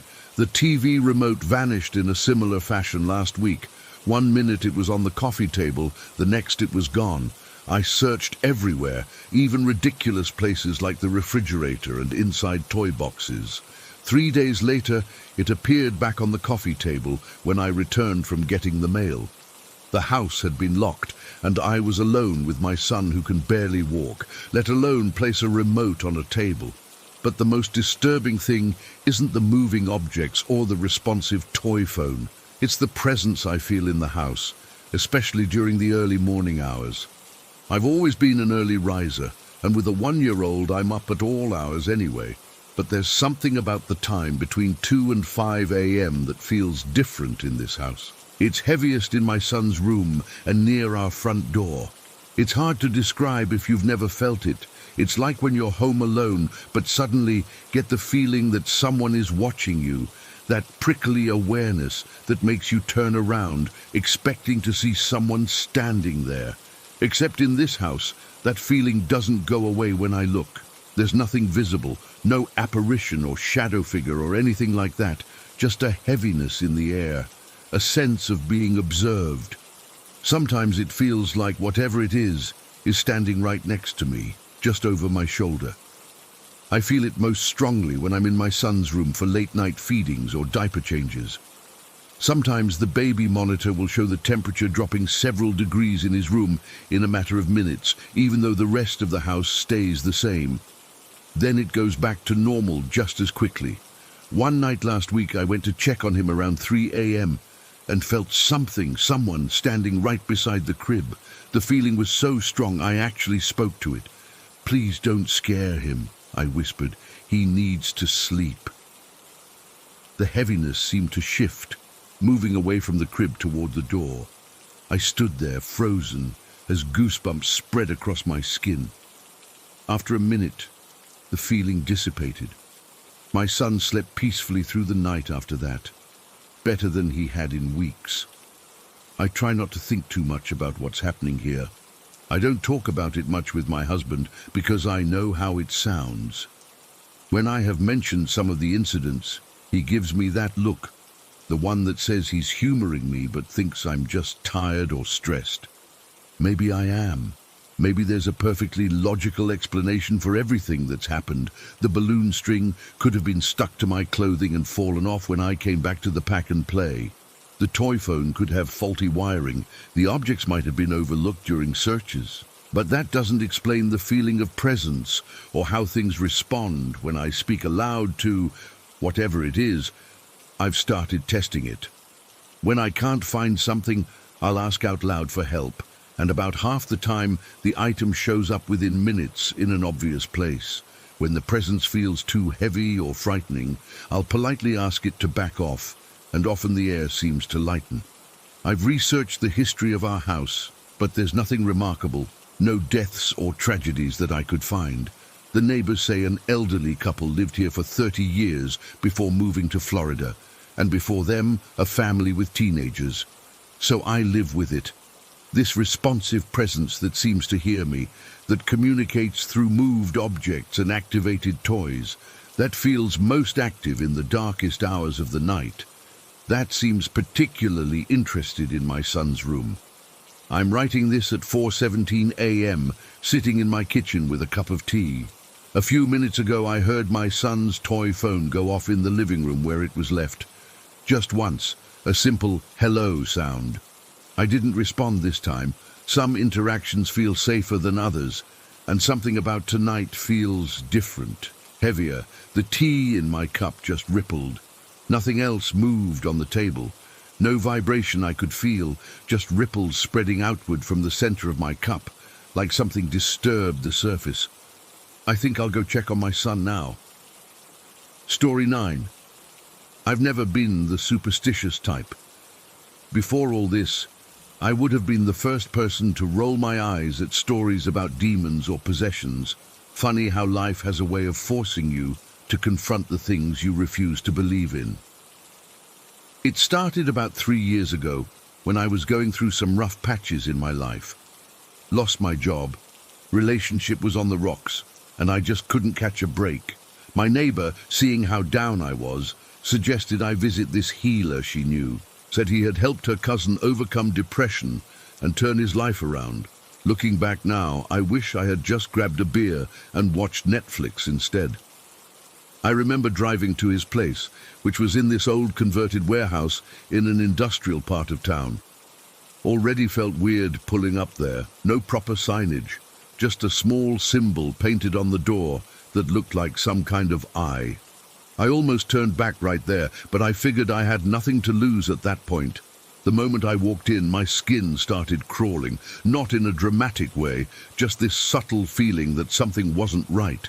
The air felt heavy, like right before a thunderstorm, and there was this smell, not quite incense, something sharper and more acrid. He was sitting in this dim room with just a few candles burning. Mid-50s, normal-looking guy with graying hair, but his eyes, they never seemed to blink enough. He gestured for me to sit across from him on this cushion on the floor. After asking a few basic questions about my life, he suddenly got very still and stared at me intensely. "You're being attacked," he said flatly. "Attacked? By what?" I asked, already feeling uncomfortable. "Someone close to you is very jealous. Their negative energy is attaching to you, draining your life force." He spoke with such conviction that for a moment I almost believed him. "I can help you cleanse this energy, but we need to act now before it gets worse." Before I could even properly agree, he was lighting these bundles of herbs that definitely weren't sage. The smoke was thick and made my head spin almost immediately. He started chanting in some language I couldn't recognize, not Latin or anything I'd ever heard before. Low and guttural. That's when the first really terrifying thing happened. I felt something, and I know how this sounds, but I felt something like fingers or claws running up my spine, not on the outside of my body, but inside, like something was climbing up my vertebrae. My whole back arched involuntarily. I tried to stand up, but my legs wouldn't work. The last thing I remember was the healer's face looming over me as my vision tunneled and went black. When I came to, I was lying on some kind of table or altar. Most of my clothes were gone. I was just in my boxers with a towel draped over my chest. My head was pounding and I felt nauseated. The healer was standing at the foot of the table, mixing something in a bowl. When he noticed I was awake, he turned to me, and I swear, this is what still haunts me, his face kept changing. Not like in movies where someone transforms into a monster. It was subtle. 1 second he looked normal, then his features would sort of melt into this dark, shadowy form, then snap back to human, like a glitch in reality. I must have passed out again because the next thing I knew, I was sitting in a chair fully dressed, and he was telling me the session was over. I still don't know what happened during the lost time. Somehow, I didn't think to question why I'd been half naked or what he had done while I was unconscious. It's like that part of my brain was switched off.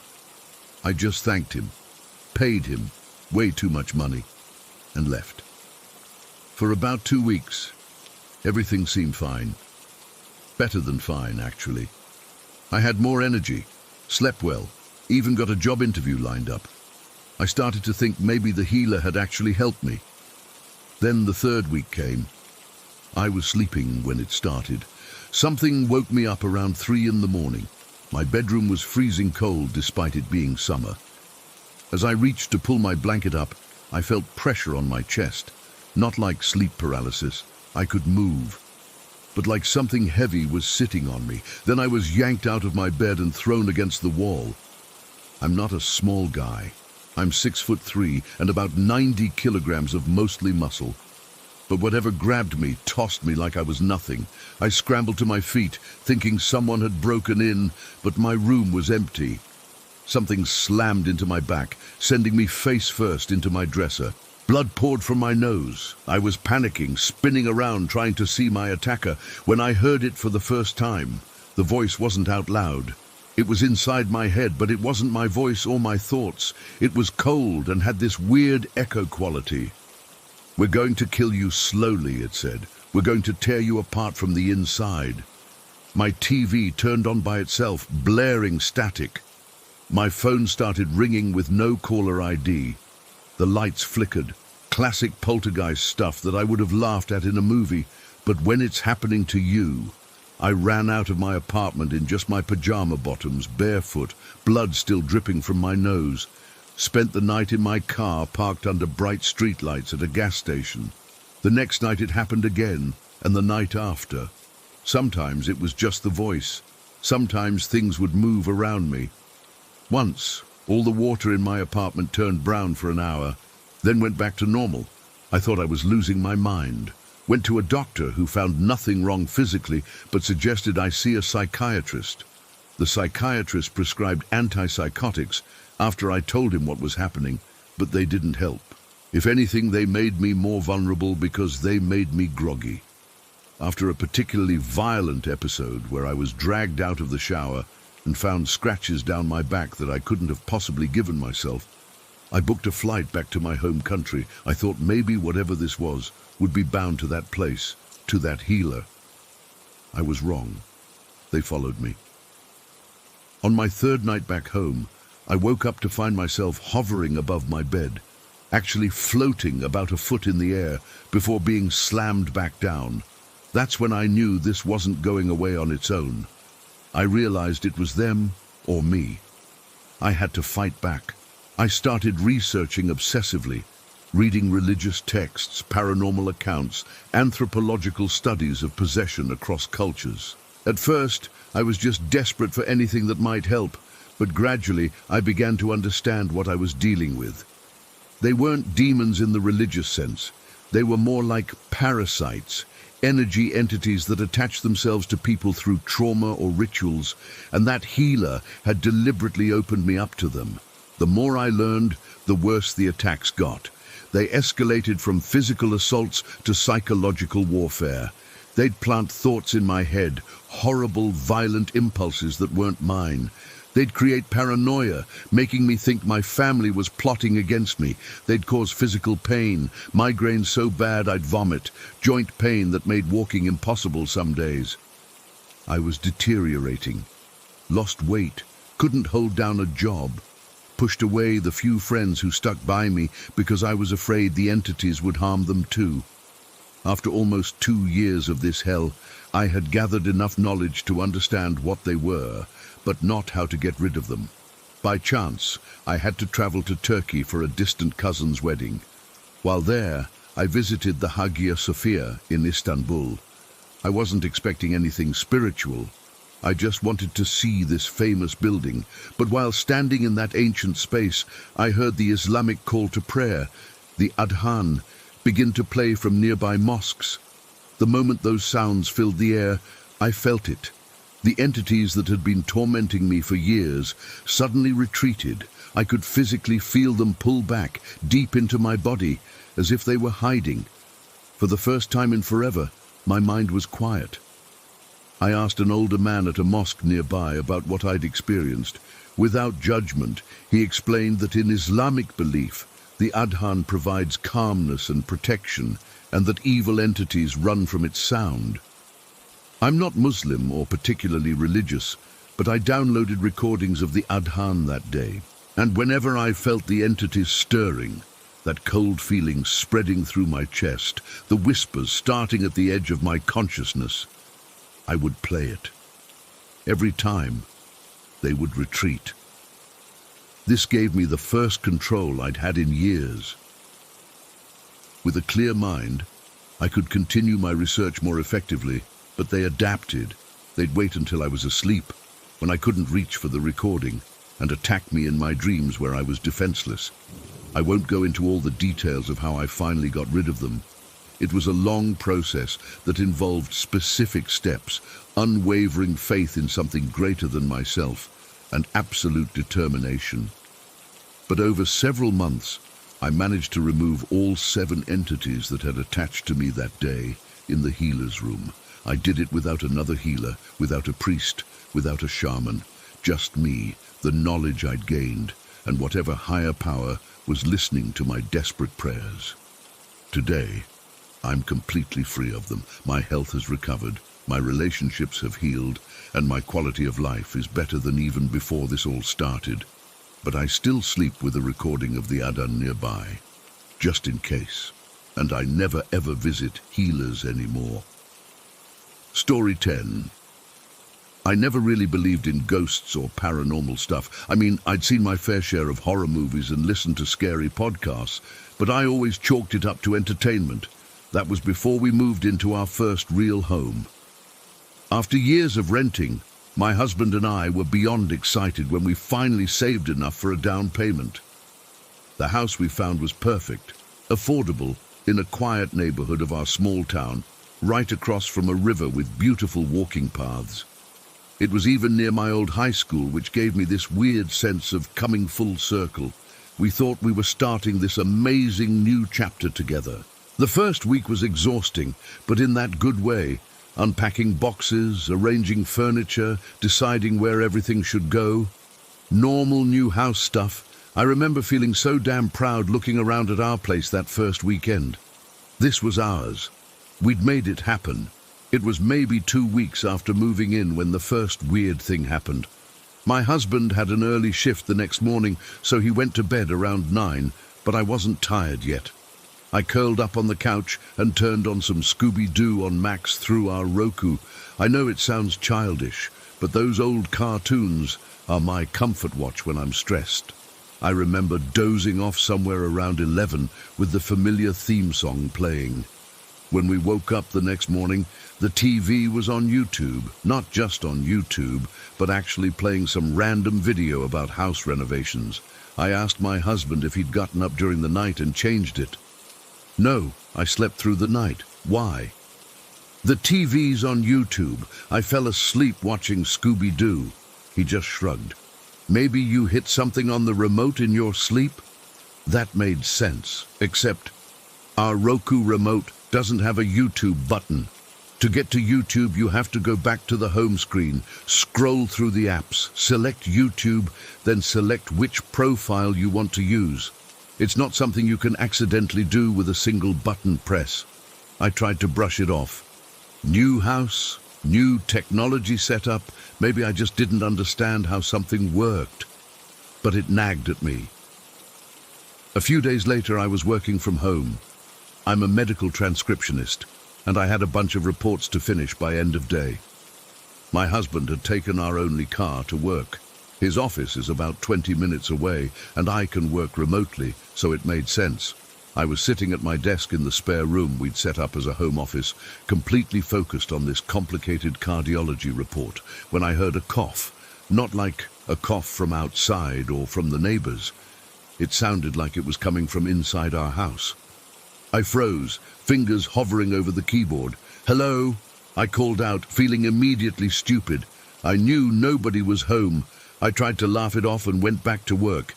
About 10 minutes later, I heard my name, clear as day in my husband's voice, coming from our bedroom. "Babe, can you come here for a sec?"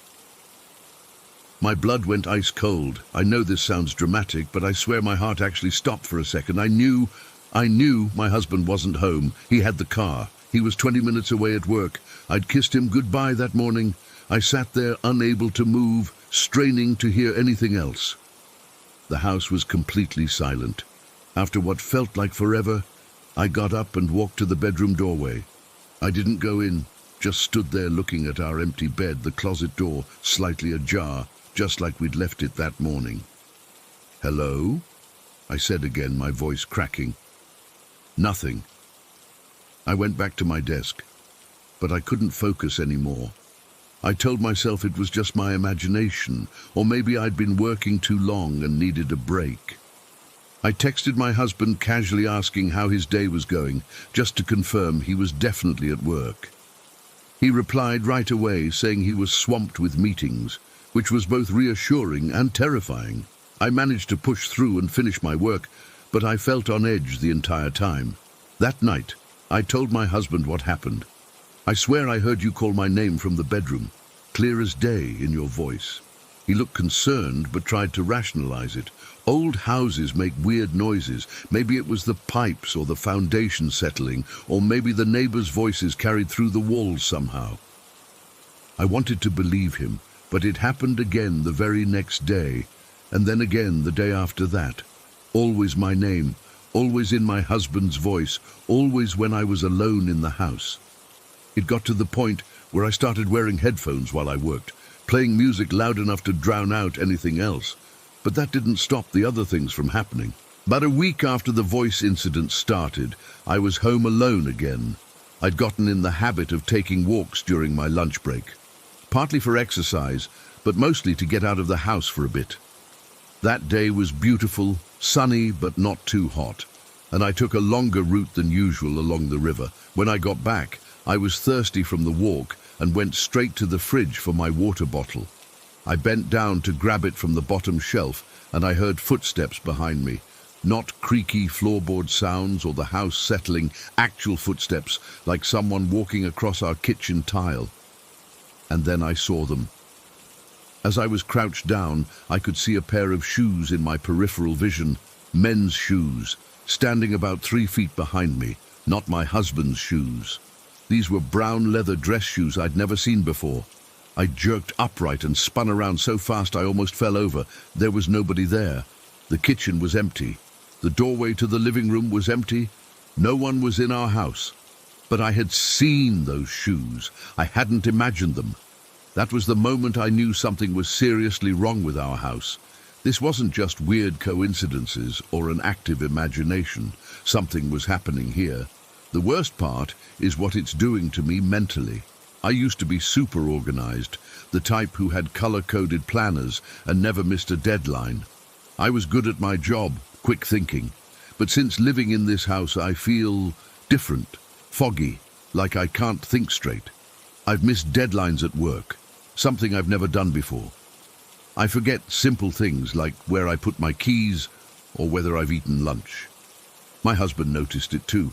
Last week he gently pointed out that I'd put the milk in the pantry instead of the fridge, and I had no memory of doing it. Another time he found me staring at the wall in the hallway, and when he asked what I was doing, I couldn't explain why I was there or how long I'd been standing there. "You don't seem like yourself lately," he said one night as we were getting ready for bed. "Is everything okay?" I finally broke down and told him everything. The TV changing on its own, the voice calling my name, the shoes in the kitchen, and how I felt mentally, like I was operating at half capacity, like something was draining me. To my relief, he didn't dismiss me. "I felt it too," he admitted. "Not the voice or the shoes, but something feels off about this place. I've been having these intense nightmares, and sometimes I feel like I'm being watched." I didn't want to say anything because I thought it was just stress from the new mortgage and everything. We stayed up late that night, comparing experiences, trying to make sense of it all. He'd noticed the temperature in certain rooms would drop suddenly.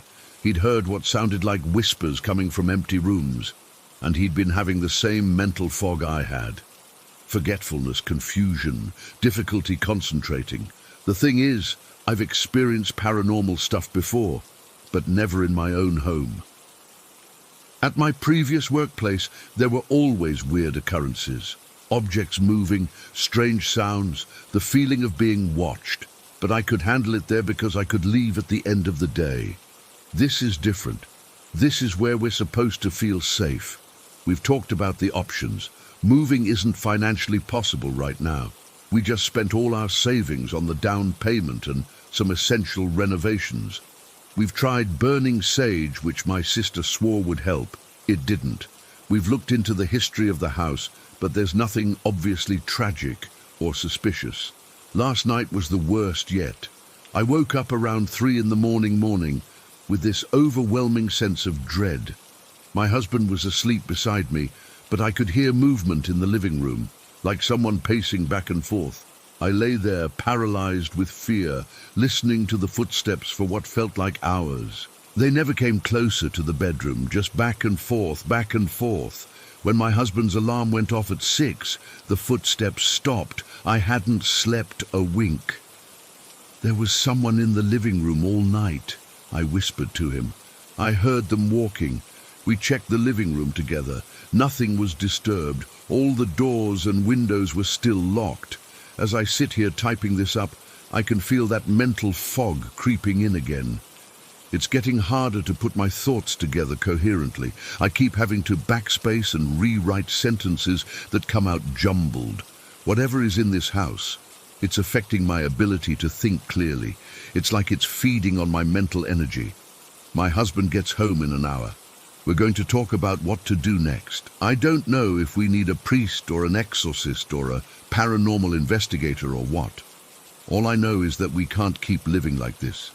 This house is changing us, draining us, and I'm afraid of what will happen if we stay much longer. Wait, I just heard the front door open. That's weird. It's too early for him to be home, and he usually texts when he's on his way. Hello?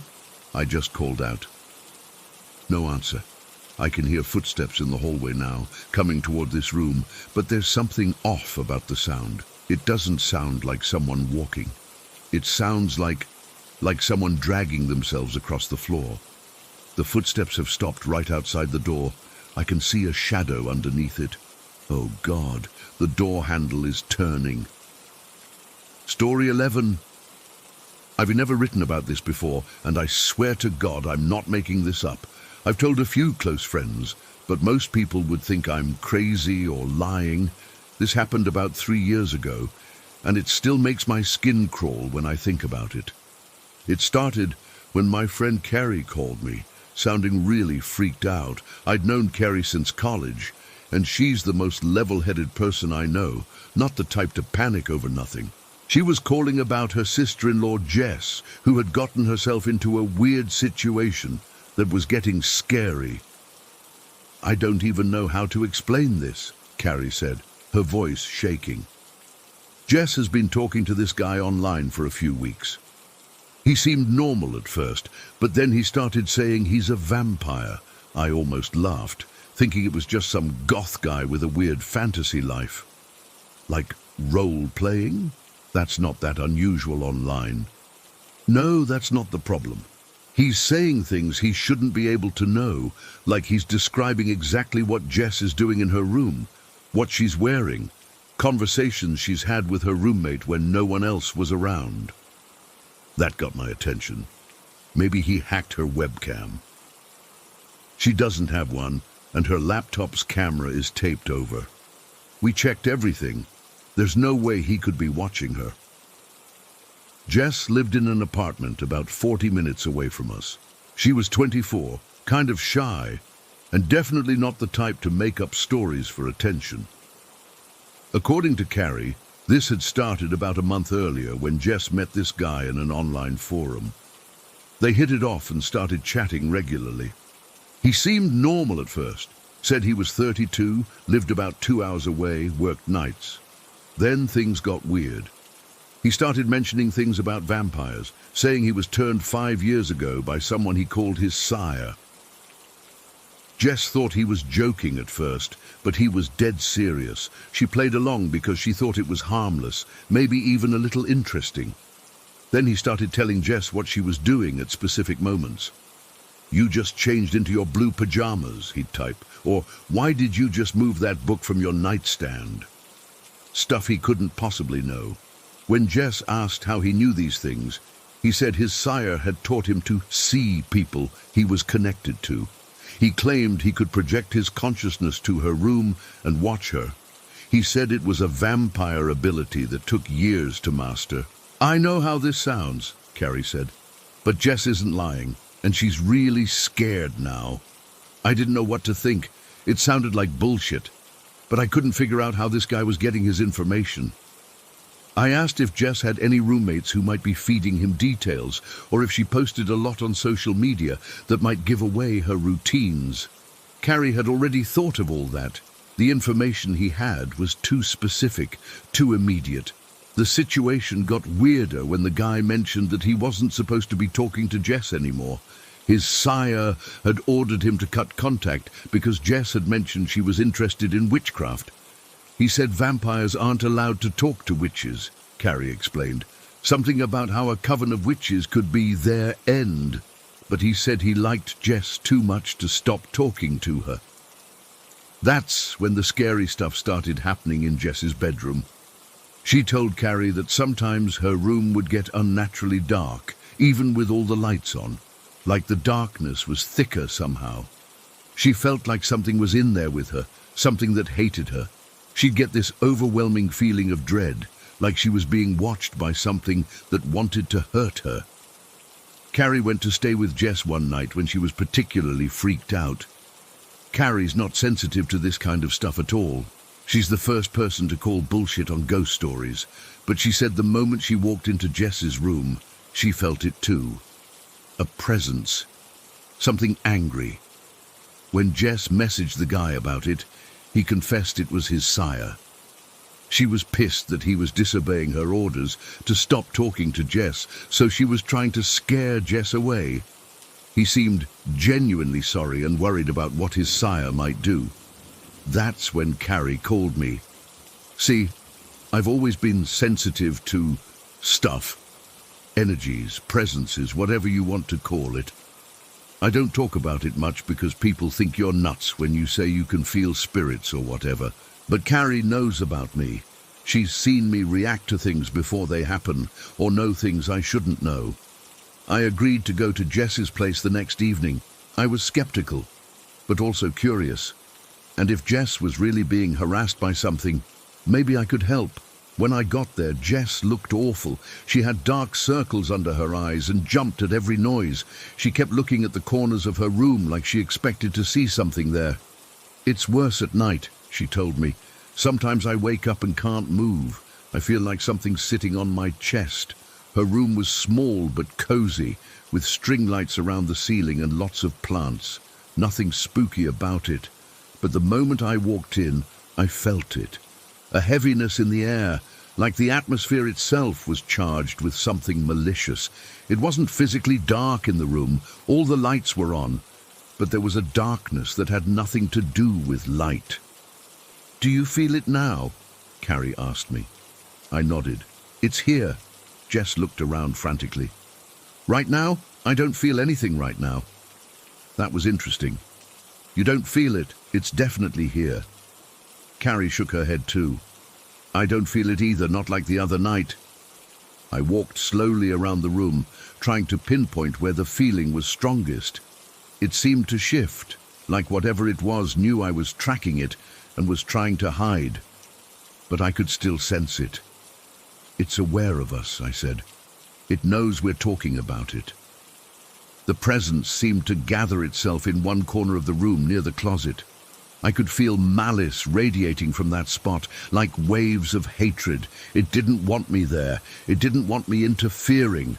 I stood in the middle of the room and closed my eyes, focusing on the entity. In my mind, I pictured it as a dark, swirling mass, not solid, not really even visible, but definitely there. I walked directly to the corner where I felt it strongest. Carrie and Jess watched me, wide-eyed.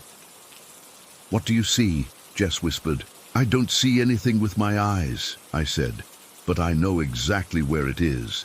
I stood facing the corner, about 2 feet away from the wall. I could feel the cold emanating from that spot, like standing in front of an open freezer, and I could feel its attention on me, like being stared at by something predatory. I don't know what made me do what I did next. I've never been confrontational with spirits or energies before. Usually I just acknowledge them and try to avoid pissing them off. But this thing was deliberately terrorizing Jess, and that made me angry. I looked directly at the spot where I felt the presence and spoke clearly. "If your sire is worried about witches destroying her clan, she shouldn't start yet. Don't start nothing, won't be nothing." Then I did something I'd never done before. I mentally pushed against the entity. It's hard to describe. I gathered up my own energy and just shoved at it with my mind, like I was physically pushing something away, except using mental force instead of my hands. The reaction was immediate and intense. The cold spot vanished. The heaviness in the room lifted like a weight had been removed. I actually staggered backward a little, like there had been physical resistance that suddenly gave way. "It's gone," I said, surprised at how easily it had worked. Jess and Carrie looked at each other, then back at me. "What did you just do?" Carrie asked. "I honestly don't know. I just wanted it to leave, and I pushed it away." We stayed up late that night talking about what had happened. Jess showed me some of her conversations with the vampire guy. He seemed articulate and intelligent, not like some creepy role player. The things he knew about her were genuinely inexplicable. Details about objects she'd moved in her room minutes before, comments her roommate had made when they were alone, even what page she was reading in a book. I told her to block him anyway. Whatever was happening, it wasn't good, and she needed to cut all contact. The next day, Carrie called me, sounding excited and freaked out at the same time. "Jess got a message from him this morning," she said. "He's completely terrified of you." "What? Why?" "He said his sire was in Jess's room last night watching her. When you came in, you looked directly at her, at the sire. He said you spoke to her and then threw her out, pushed her back into her body with so much force that she was physically knocked into a wall when she returned." I felt goosebumps rise on my arms. "That's impossible. I didn't see anyone." "He said you didn't need to see her. He said you're something his kind fears. He actually used the word scary to describe you. He apologized to Jess and said he won't contact her again. He's too afraid of you." After that day, Jess never experienced the dark presence in her room again. The vampire guy never contacted her again either. She blocked him anyway, just to be safe. I still don't know what happened. Was he really a vampire with some kind of psychic ability? Was his sire actually in that room with us? How was he able to know those details about Jess's private life? And what did I do exactly? I've been able to sense things all my life, but I've never been able to affect them before. At least, I don't think I have. Sometimes I worry that by interfering, I've drawn attention to myself from whatever these entities are.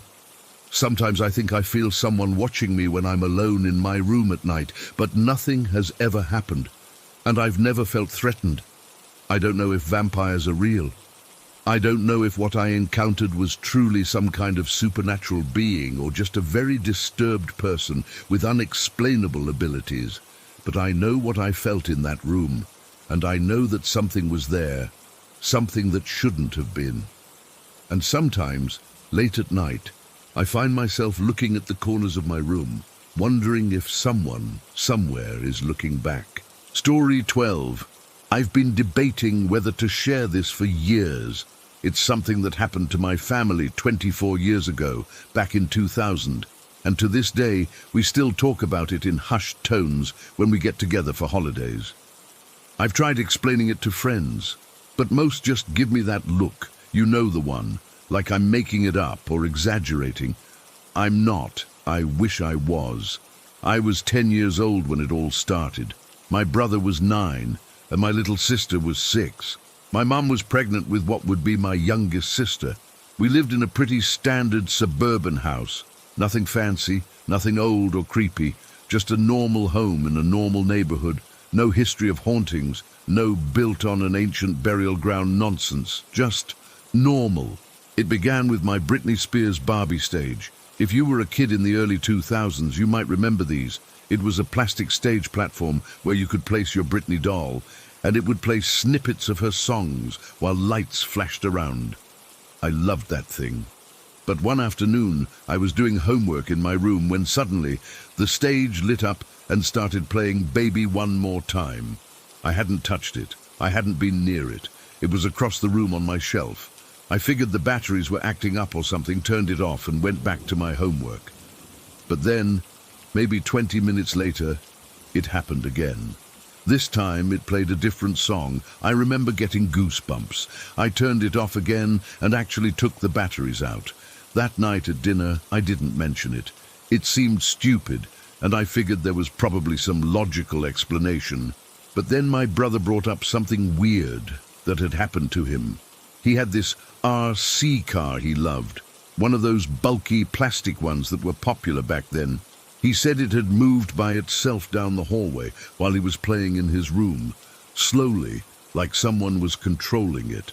But the remote had no batteries in it. He thought maybe I was pranking him. My mom laughed it off, said the house was probably just settling or the floor was uneven. My dad agreed, just one of those things. But the next day, it happened again. I was in the living room when I heard a whirring sound from the hallway. I went to look, and sure enough, my brother's RC car was creeping down the hall. No one was around. The remote was still in my brother's room. I felt this cold sensation spread through my chest. I called for my mum. She came and saw it too, just as it stopped moving. She checked and confirmed there were no batteries in the remote. We both just stood there, not knowing what to say. Over the next few days, these little incidents kept happening. The Barbie stage would turn on randomly, playing different songs each time. The RC car would move in fits and starts down the hallway, like someone was learning to control it. Then our computer started acting up.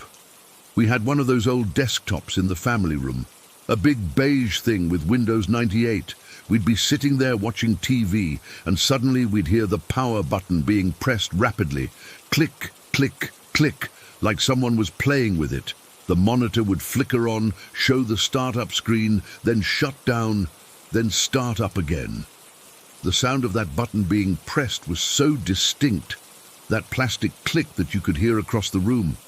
At first, my dad thought it was an electrical problem. He checked all the wiring, even had an electrician friend come over. Nothing wrong, everything was in perfect working order. The electrician suggested maybe there was a power surge in our neighborhood, but that didn't explain why only specific things were affected, or why they acted the way they did. Our dog, Max, a golden retriever mix, started acting strange too. He'd stare at corners of rooms or at blank walls, his tail wagging like he was seeing an old friend. Sometimes he'd follow the RC car as it moved, not with fear or aggression, but with playful interest, like he was interacting with someone. One time, I saw Max sitting in the hallway, his tail thumping against the floor, looking down at the RC car. The car wasn't moving, but Max was focused intensely on it. Then, as I watched, the car suddenly jerked forward about a foot, stopped, then moved again. Max barked happily and followed it. I felt the hair on my arms stand up. My little sister, the 6-year-old, was the only one who didn't seem bothered. She'd giggle when the Barbie stage would start playing, saying, "Someone wants to dance." When we'd ask who, she'd just shrug and say, "The baby, silly." We thought she was just being a kid making up stories. Things escalated around the start of my mum's second trimester. The incidents became more frequent. One evening, all of us were in the living room watching a movie when the Barbie stage in my room, all the way across the house, started blasting music so loud we could hear it clearly. My dad went to turn it off, only to find it already had no batteries in it. He brought it into the living room, and as we all stared at it, the lights started flashing and music started playing again, right there in front of all of us. My mum started crying. My dad looked genuinely frightened for the first time I could remember. My brother, sister, and I huddled together on the couch, not knowing what to think. That's when Max came trotting into the living room, tail wagging, looking expectantly at the front door like someone had just come home. The activity seemed to follow a pattern. It would happen most often in the early morning or late afternoon, never at night, which I guess is the opposite of what you'd expect from ghost stories. It wasn't malevolent either. Nothing ever broke, no one got hurt. It was more playful, like someone experimenting with what they could do. My parents, who had never believed in anything supernatural, started having whispered conversations when they thought we couldn't hear. I caught snippets about calling a priest or a medium. My dad vetoed both ideas, saying he didn't want to attract attention or frighten the kids more. But I could tell he was scared too. By the 3rd trimester of my mom's pregnancy, things had reached a peak. The computer would turn on and off multiple times a day. The RC car would make trips up and down the hallway. The Barbie stage would cycle through all its songs randomly. Our dog would sit in the middle of the living room, barking happily at nothing we could see. And then, just as suddenly as it had started, it all stopped. It was about 2 weeks before my mom's due date. One day, everything was happening like usual. The next, nothing. Complete silence. No flickering computer, no moving toys, no random music. Even Max seemed to lose interest in his invisible friend, going back to his normal dog behaviors. My parents were relieved, but confused. We all were. Had whatever it was moved on? Had we imagined the whole thing? But no, we'd all seen it, all experienced it. It was real. On April 12th, my youngest sister was born. She was a healthy, happy baby, completely normal in every way. We brought her home, and life settled into the new routine of having a newborn in the house. The strange activity seemed like a distant memory, something we'd all experienced but didn't quite know how to process. Months passed. My sister learned to roll over, then sit up, then crawl. And that's when we noticed something that made my mom drop a plate in the kitchen when I pointed it out to her. My baby sister, now about 8 months old and crawling everywhere, had distinct preferences and behaviors.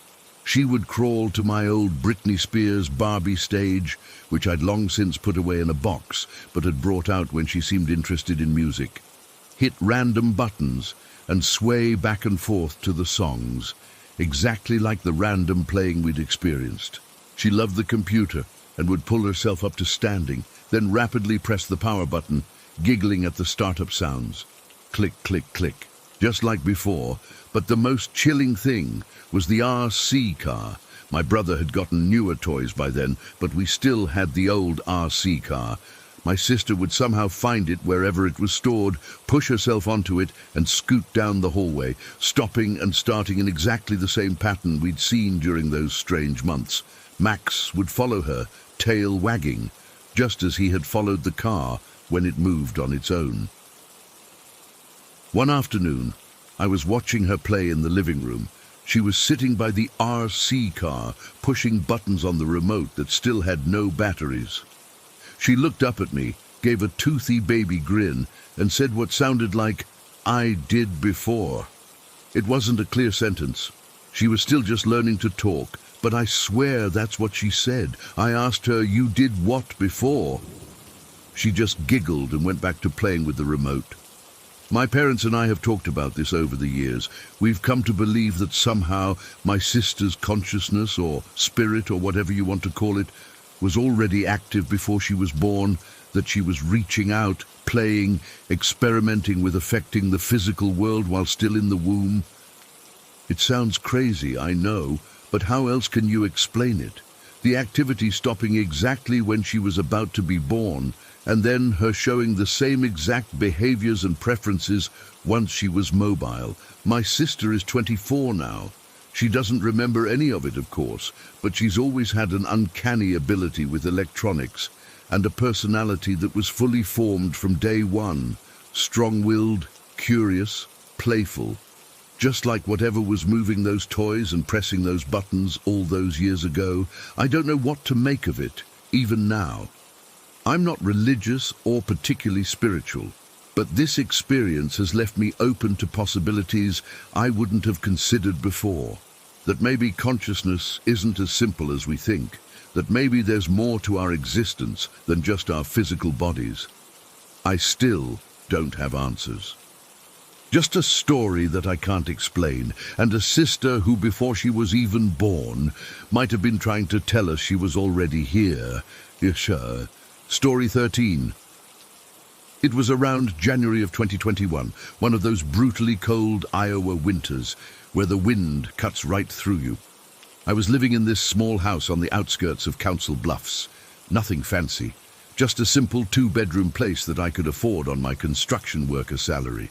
I was 22, living alone after my roommate moved out to be with his girlfriend. I'm not usually one for drugs, honestly. I drink sometimes, maybe smoke weed once in a while, but that's about it. My buddy from work, though, he'd been talking up mushrooms for months, how they expand your mind and all that. After a particularly rough week at the site, I figured what the hell, might as well try it once.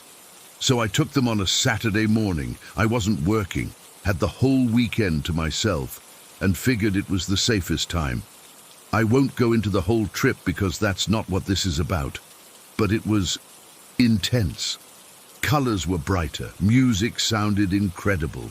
I laughed at stupid stuff for hours, but by evening, maybe around 7 or 8, I felt mostly normal again, just tired. Really, really tired. I remember falling asleep on the couch watching some mindless reality TV show, then waking up around midnight feeling stiff. I decided to head to my actual bed, brushed my teeth, and crashed hard. I thought that was the end of my little experiment with psychedelics. I was wrong. I woke up suddenly in the middle of the night. You know that feeling when your body just jolts you awake for no reason. It was like that, except I immediately felt something was wrong. The room was freezing cold, which was weird because I always keep the heat running in winter, but that wasn't what made my blood turn to ice in my veins. There was someone standing at the foot of my bed. I'm not talking about a shadow that kind of looked like a person, or a pile of clothes that my sleepy brain mistook for a figure. This was unmistakably a man, standing completely still, just watching me. He was tall, maybe 6 feet or more, with broad shoulders. I couldn't make out his face clearly in the darkness, but I could tell he was wearing dark clothes, maybe a jacket. He was positioned right by my bedroom door, like he'd just walked in and stopped. I froze, completely froze. My heart was hammering so hard I thought it might explode out of my chest. For what felt like minutes but was probably only seconds, we just stayed there, me lying in bed, him standing motionless. Finally, my survival instinct kicked in. I keep a handgun in my nightstand, legal, registered, the whole deal. I'm not paranoid, just live alone in a somewhat isolated area and like having protection. Without taking my eyes off the figure, I slowly reached over and fumbled for the drawer handle. The second I looked away to open the drawer, I heard what sounded like footsteps, quick ones. When I looked back up, the figure was gone, but my bedroom door was wide open. I'm 100% certain I had closed it before going to bed. I grabbed my gun, clicked the safety off and called out, "I'm armed! Get the fuck out of my house!" My voice was shaking so bad I barely recognized it as my own. Silence. I got up, gun first, and cleared each room like they show in movies, except I was in my boxers, barefoot and terrified out of my mind. Nothing. No one. Every window locked. Front and back door still locked and chained from the inside. I turned on every single light in the house and sat on my couch until morning, gun in my lap, jumping at every creak and groan of the old house settling. When daylight finally came, I did something that probably sounds crazy. I went outside in the fresh snow and looked for footprints around my house. There were none except my own from the day before, partially filled in from the light snowfall overnight. No signs that anyone had approached my house, no disturbed snow under any windows. Nothing. I spent the whole day convincing myself it was just the mushrooms, a delayed hallucination or something. I Googled it, and apparently it's not common but not unheard of either. Some people report weird effects even after they think they've come down. I told myself that's all it was and tried to move on. About a week later, I was taking out the trash when my neighbor, this older guy named Frank, who lives about a quarter-mile down the road, stopped by in his truck. We got to talking, and he asked if I'd heard about the break-ins. My stomach dropped. What break-ins? Turns out there had been 3 home invasions in our area over the past month. In one case, the homeowner woke up to find someone standing in their bedroom watching them sleep. The intruder fled when they woke up. Nothing was stolen in any of the break-ins. It was like the person just wanted to get inside people's homes and watch them. I didn't sleep that night, or much for the weeks after. I started double-checking my locks, pushing furniture in front of doors, keeping my gun closer. I even invested in some cheap security cameras for outside my house. Nothing showed up on them, though, and eventually I started sleeping normally again. The break-ins apparently stopped, at least Frank didn't mention any more, and I didn't see anything in the local news. But then the whispers started. About a month after the initial incident, I woke up in the middle of the night to what sounded like someone whispering right next to my ear. I couldn't make out what they were saying. It was like trying to understand a conversation from another room, but it was definitely whispering. I shot up, turned on my light, gun in hand again, but there was no one there. This happened 3 more times over the next couple of weeks. Always between 2 and 4 in the morning, always whispers that I couldn't quite understand, always no one there when I looked.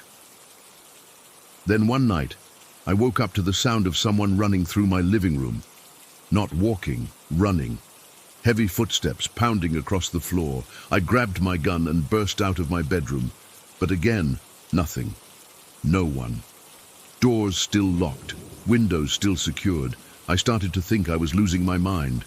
I stopped drinking caffeine, cut out alcohol completely, made sure I was eating well and exercising, thinking maybe it was some kind of stress reaction. I even considered seeing a doctor, but what was I supposed to say? I keep hearing people in my house, but there's never anyone there. They'd think I was crazy or on drugs. When my lease was up in April, I moved. Found a place closer to town, a second-floor apartment in a complex with decent security and lots of neighbors. I figured whatever was happening at the old house, whether it was some lingering effect from the mushrooms, my mind playing tricks on me, or something else, would stay there. It didn't. It's been months now, and it's still happening. I'll wake up to the sound of footsteps in my apartment, but now they're right above me, like someone's walking around in an attic I don't have. The whispers continue, sometimes right next to my ear, sometimes sounding like they're coming from the corner of my room. 2 weeks ago, I woke up because I felt my bed dip, like someone had sat down on the edge of it. I could feel the weight shifting the mattress. When I opened my eyes, there was no one there, but the impression in the bed remained for several seconds before slowly rising back to normal. Last night was the worst yet. I woke up to what sounded like multiple people running through my apartment, whispering to each other. I could have sworn I heard someone say my name. When I got up to check, gun in hand as always now, my front door was unlocked and slightly ajar. I know. I locked it before going to bed. I always do, without fail, especially after everything that's happened. I haven't taken mushrooms or any other drugs since that one time last winter. I barely even drink anymore. This isn't substance related, at least not anymore. I don't know what it is. I've looked into carbon monoxide poisoning, checked for gas leaks, had my hearing tested, everything I could think of to explain what's happening. All normal. I'm writing this because I don't know what else to do. I'm scared to go to sleep at night.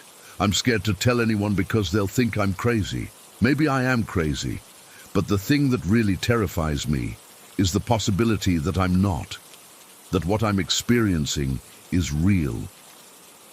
The break-ins in my old neighborhood stopped around the same time I moved. I keep wondering if whatever or whoever was getting into those houses somehow followed me.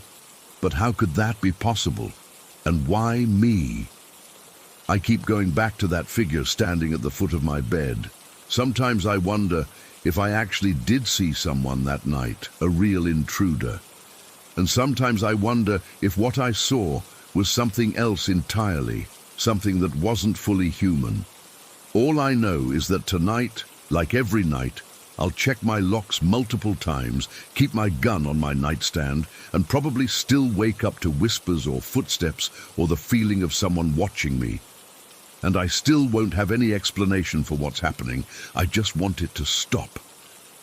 Story 14. I started hanging out at Dee's house when I was 17. Things at my own home weren't great.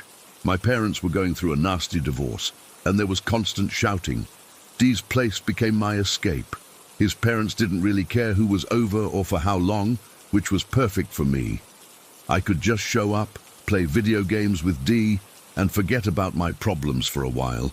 Looking back, I should have noticed the weird vibe of that house from the beginning. It was always cluttered.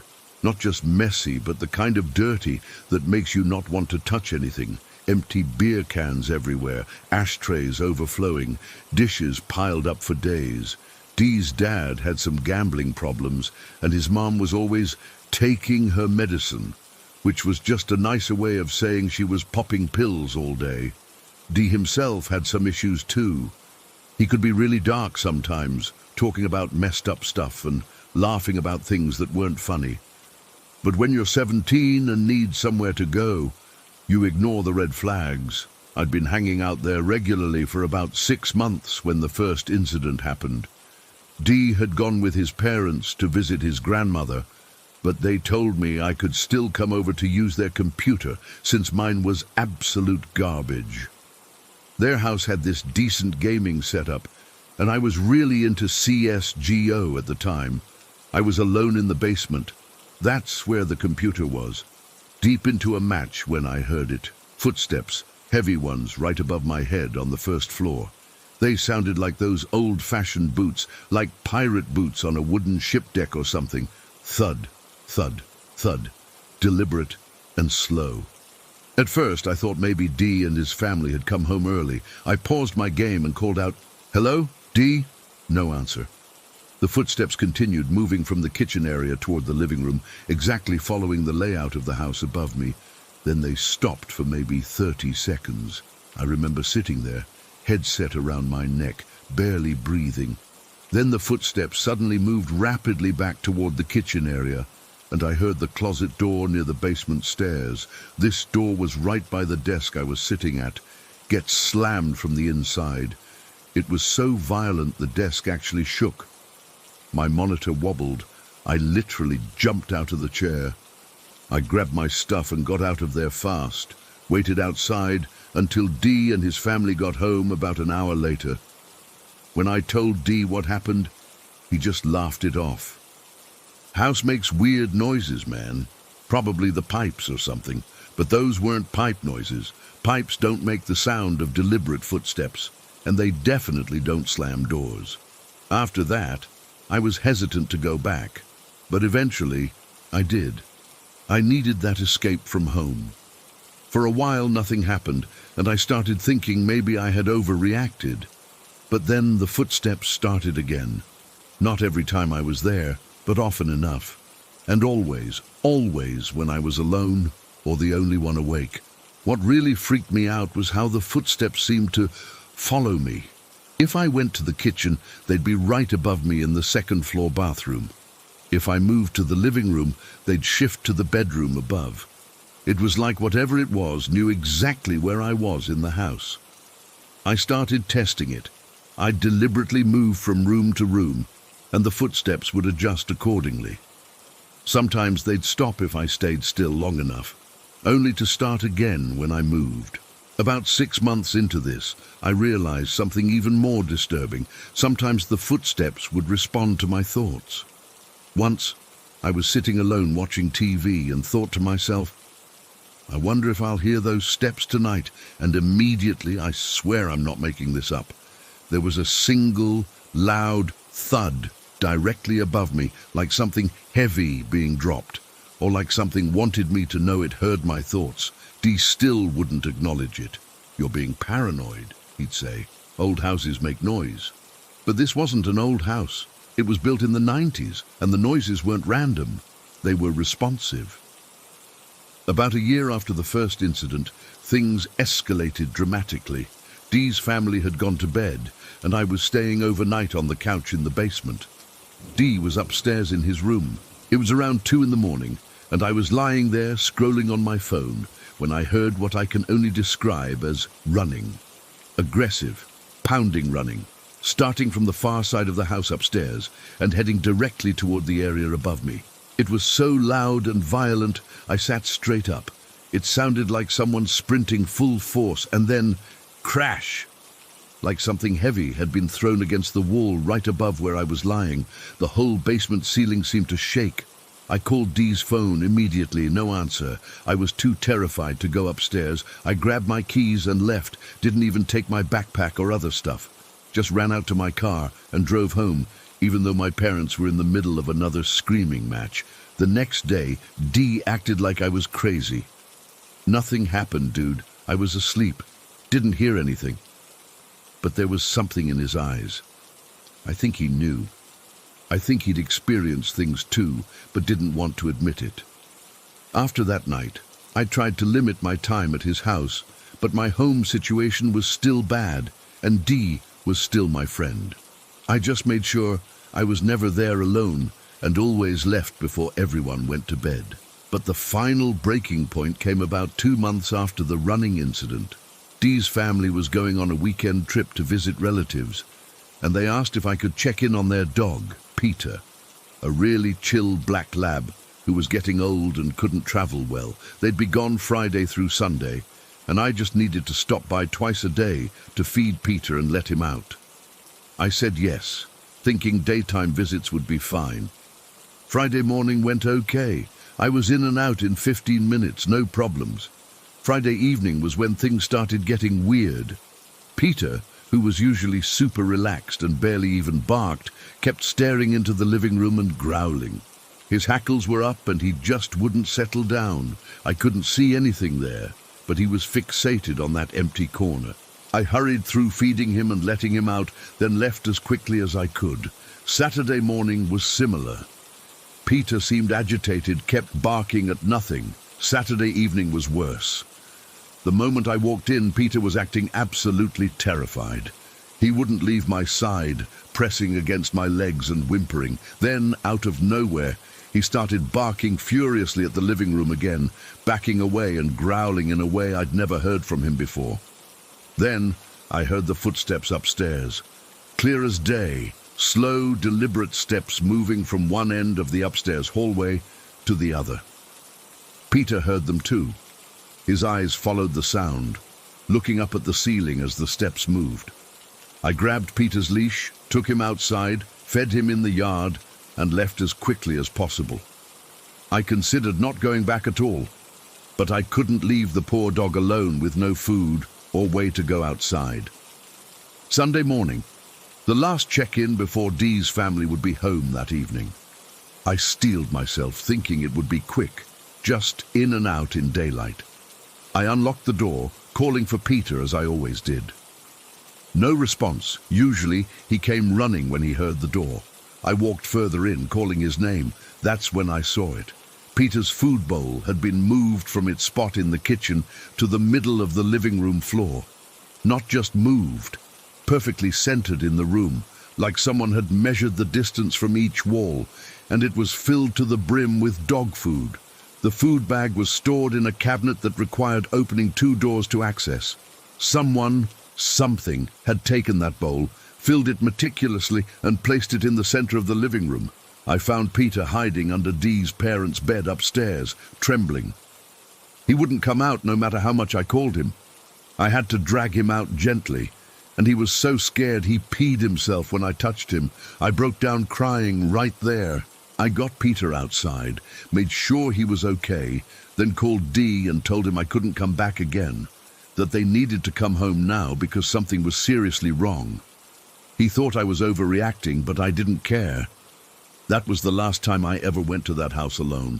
I still hung out with Dee occasionally after that, but only when I knew the whole family was home, and I never stayed past dark. Dee and I drifted apart after high school. Last I heard, his family still lives in that house. I've often wondered if whatever was there was attached to the house itself, or to Dee's family, or if it was somehow connected to me. The fact that it seemed to respond to my thoughts, that it followed my movements specifically, makes me think it was aware of me in particular.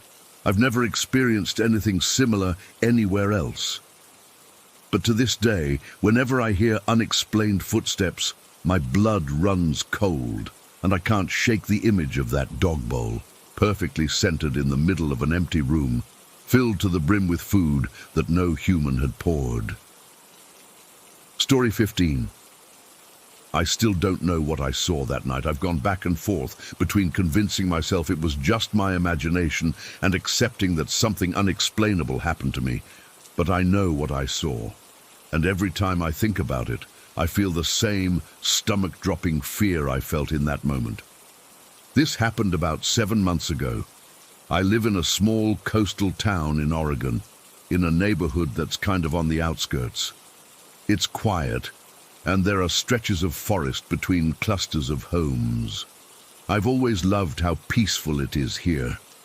After that night, though, I started seeing my surroundings differently.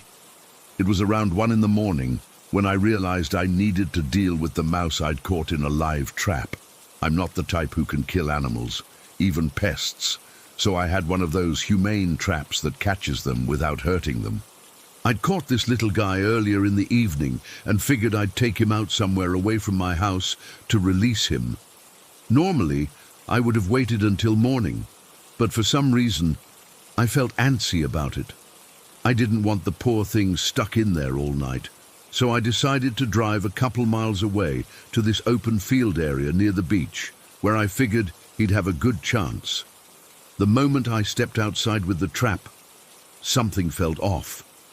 The night was unusually still. We get a lot of wind here on the coast, almost constantly, but that night there was nothing. No breeze, no rustling leaves, no distant sound of waves. It was like everything was holding its breath. I put the trap on the passenger seat of my car and started driving.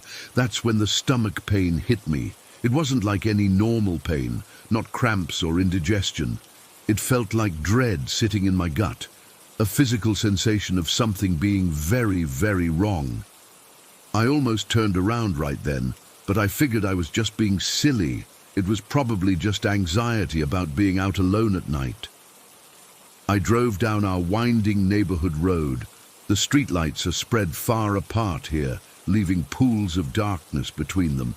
My headlights cut through the darkness, but somehow the shadows seemed deeper than usual. I was about a block from my house when I saw it. At first, it was just a massive black shape by the side of the road. I thought maybe it was a bear, which would have been unusual but not impossible. We get black bears around here occasionally. But as I got closer, I realized this was way too big for a bear, and it was shaped all wrong. I slowed my car down, partly out of caution and partly because I couldn't believe what I was seeing. That's when it moved. It crossed right in front of my car, taking only about 3 steps to clear the entire width of the road. My headlights caught it fully, and I'll never forget what I saw. This thing was enormous, easily 3 or 4 times the size of any wolf I've ever seen. It had a wolf-like head, but its body was wrong. It walked on all 4s, but it seemed hunched, like its back legs were too long, or like it could stand up if it wanted to. Its back must have been 4.5 feet high from the ground, and its head reached about 5 feet. The proportions were all distorted and unnatural. Its fur was pitch black, absorbing my headlights rather than reflecting them. But the worst part wasn't how it looked. It was how it felt. When it crossed in front of me, I felt a wave of something, like a physical pressure of malevolence. My ears popped, like when you're driving up a mountain, and I felt a cold that seemed to come from inside me rather than outside. Every instinct I had was screaming danger. It moved with this weird fluid grace that didn't match its size. Its legs were lanky and too long, like they had extra joints. The whole thing just looked wrong, like it shouldn't exist. As it passed the front of my car, it turned its head toward me. I couldn't make out its eyes clearly, but I felt it looking at me. I know how that sounds, but I swear I could feel its attention on me like a physical touch. I sat there frozen, foot on the brake, hands gripping the wheel so hard my knuckles were white. The encounter probably only lasted seconds, but it felt like forever. After it crossed the road, I could see its silhouette by a bush on the other side. It had stopped and was watching me. My brain kept trying to rationalize what I was seeing. Maybe it was just a really big dog. Maybe it was 2 animals walking close together that created a strange silhouette. Maybe I was more tired than I realized and my eyes were playing tricks on me. But none of those explanations fit what I saw. I don't know how long I sat there. Eventually I forced myself to keep driving. I was terrified, but I also kept thinking about the mouse in the trap. It sounds ridiculous now, but I was so shaken that my brain latched onto the original task as something normal to focus on. I drove to the field, probably going way too fast. Every shadow made me jump. When I got there, I practically sprinted to open the trap and release the mouse. I didn't even wait to see where it went.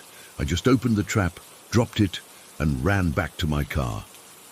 The whole drive home, I kept checking my mirrors, convinced that thing was following me. The road seemed darker than before. The spaces between streetlights felt longer. Every tree and bush looked like it could be hiding that creature.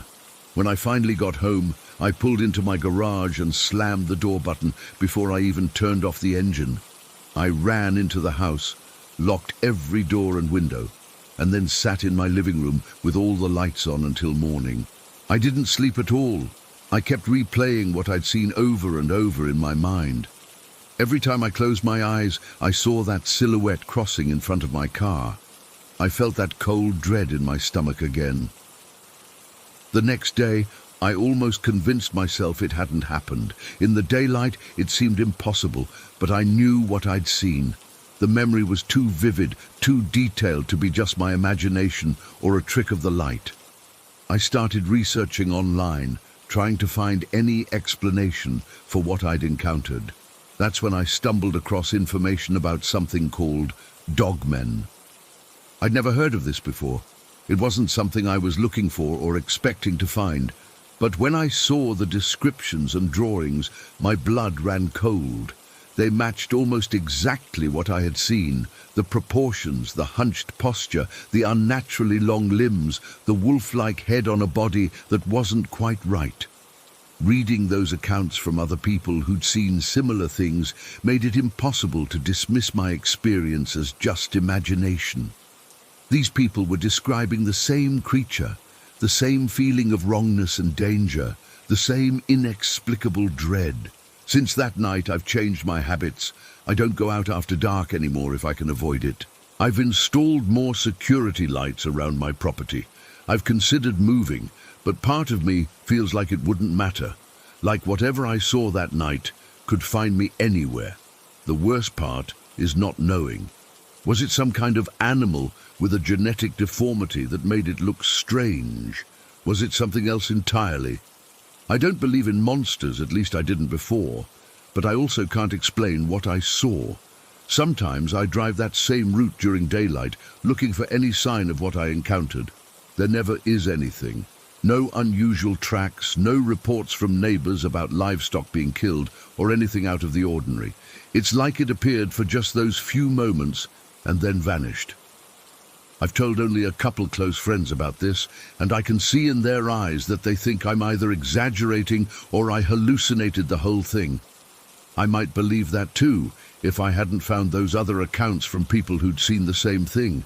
Every night when I hear sounds outside my house, branches scraping against windows, or the normal creaks of a home settling, I wonder if it's come back. I wonder if it's looking for me. I wonder if it even was real at all. All I know for certain is that something crossed in front of my car that night. Something that shouldn't exist. Something that looked at me and knew me. And ever since then, I can't shake the feeling that the world is much stranger and more dangerous than I ever realized. That was 7 months ago, and I haven't seen it since. But I dream about it almost every night. In my dreams, it doesn't just cross the road and disappear into the bushes. In my dreams, it comes toward my car.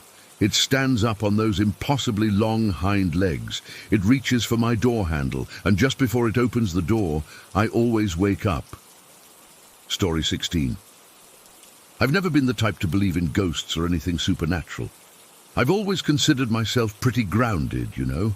But there are 3 things that have happened to me that I just can't explain, no matter how hard I try to find some logical reason behind them.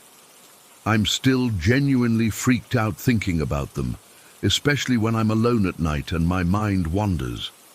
The first one happened about 5 or 6 years ago when I was still in high school. It was a totally normal day, nothing special or weird about it. I'd just gotten home from school, probably around 3:30 in the afternoon. My parents weren't home yet. Mom usually got back around 5, and Dad worked later. I remember tossing my backpack in my room and heading to the kitchen to grab something to eat like I always did. Our kitchen had this big window above the sink that faced the backyard, and the afternoon sun would usually stream in and make the whole room really bright. That day wasn't particularly sunny, though. just average, maybe slightly overcast. I flipped the light switch as I walked in, and that's when I saw it.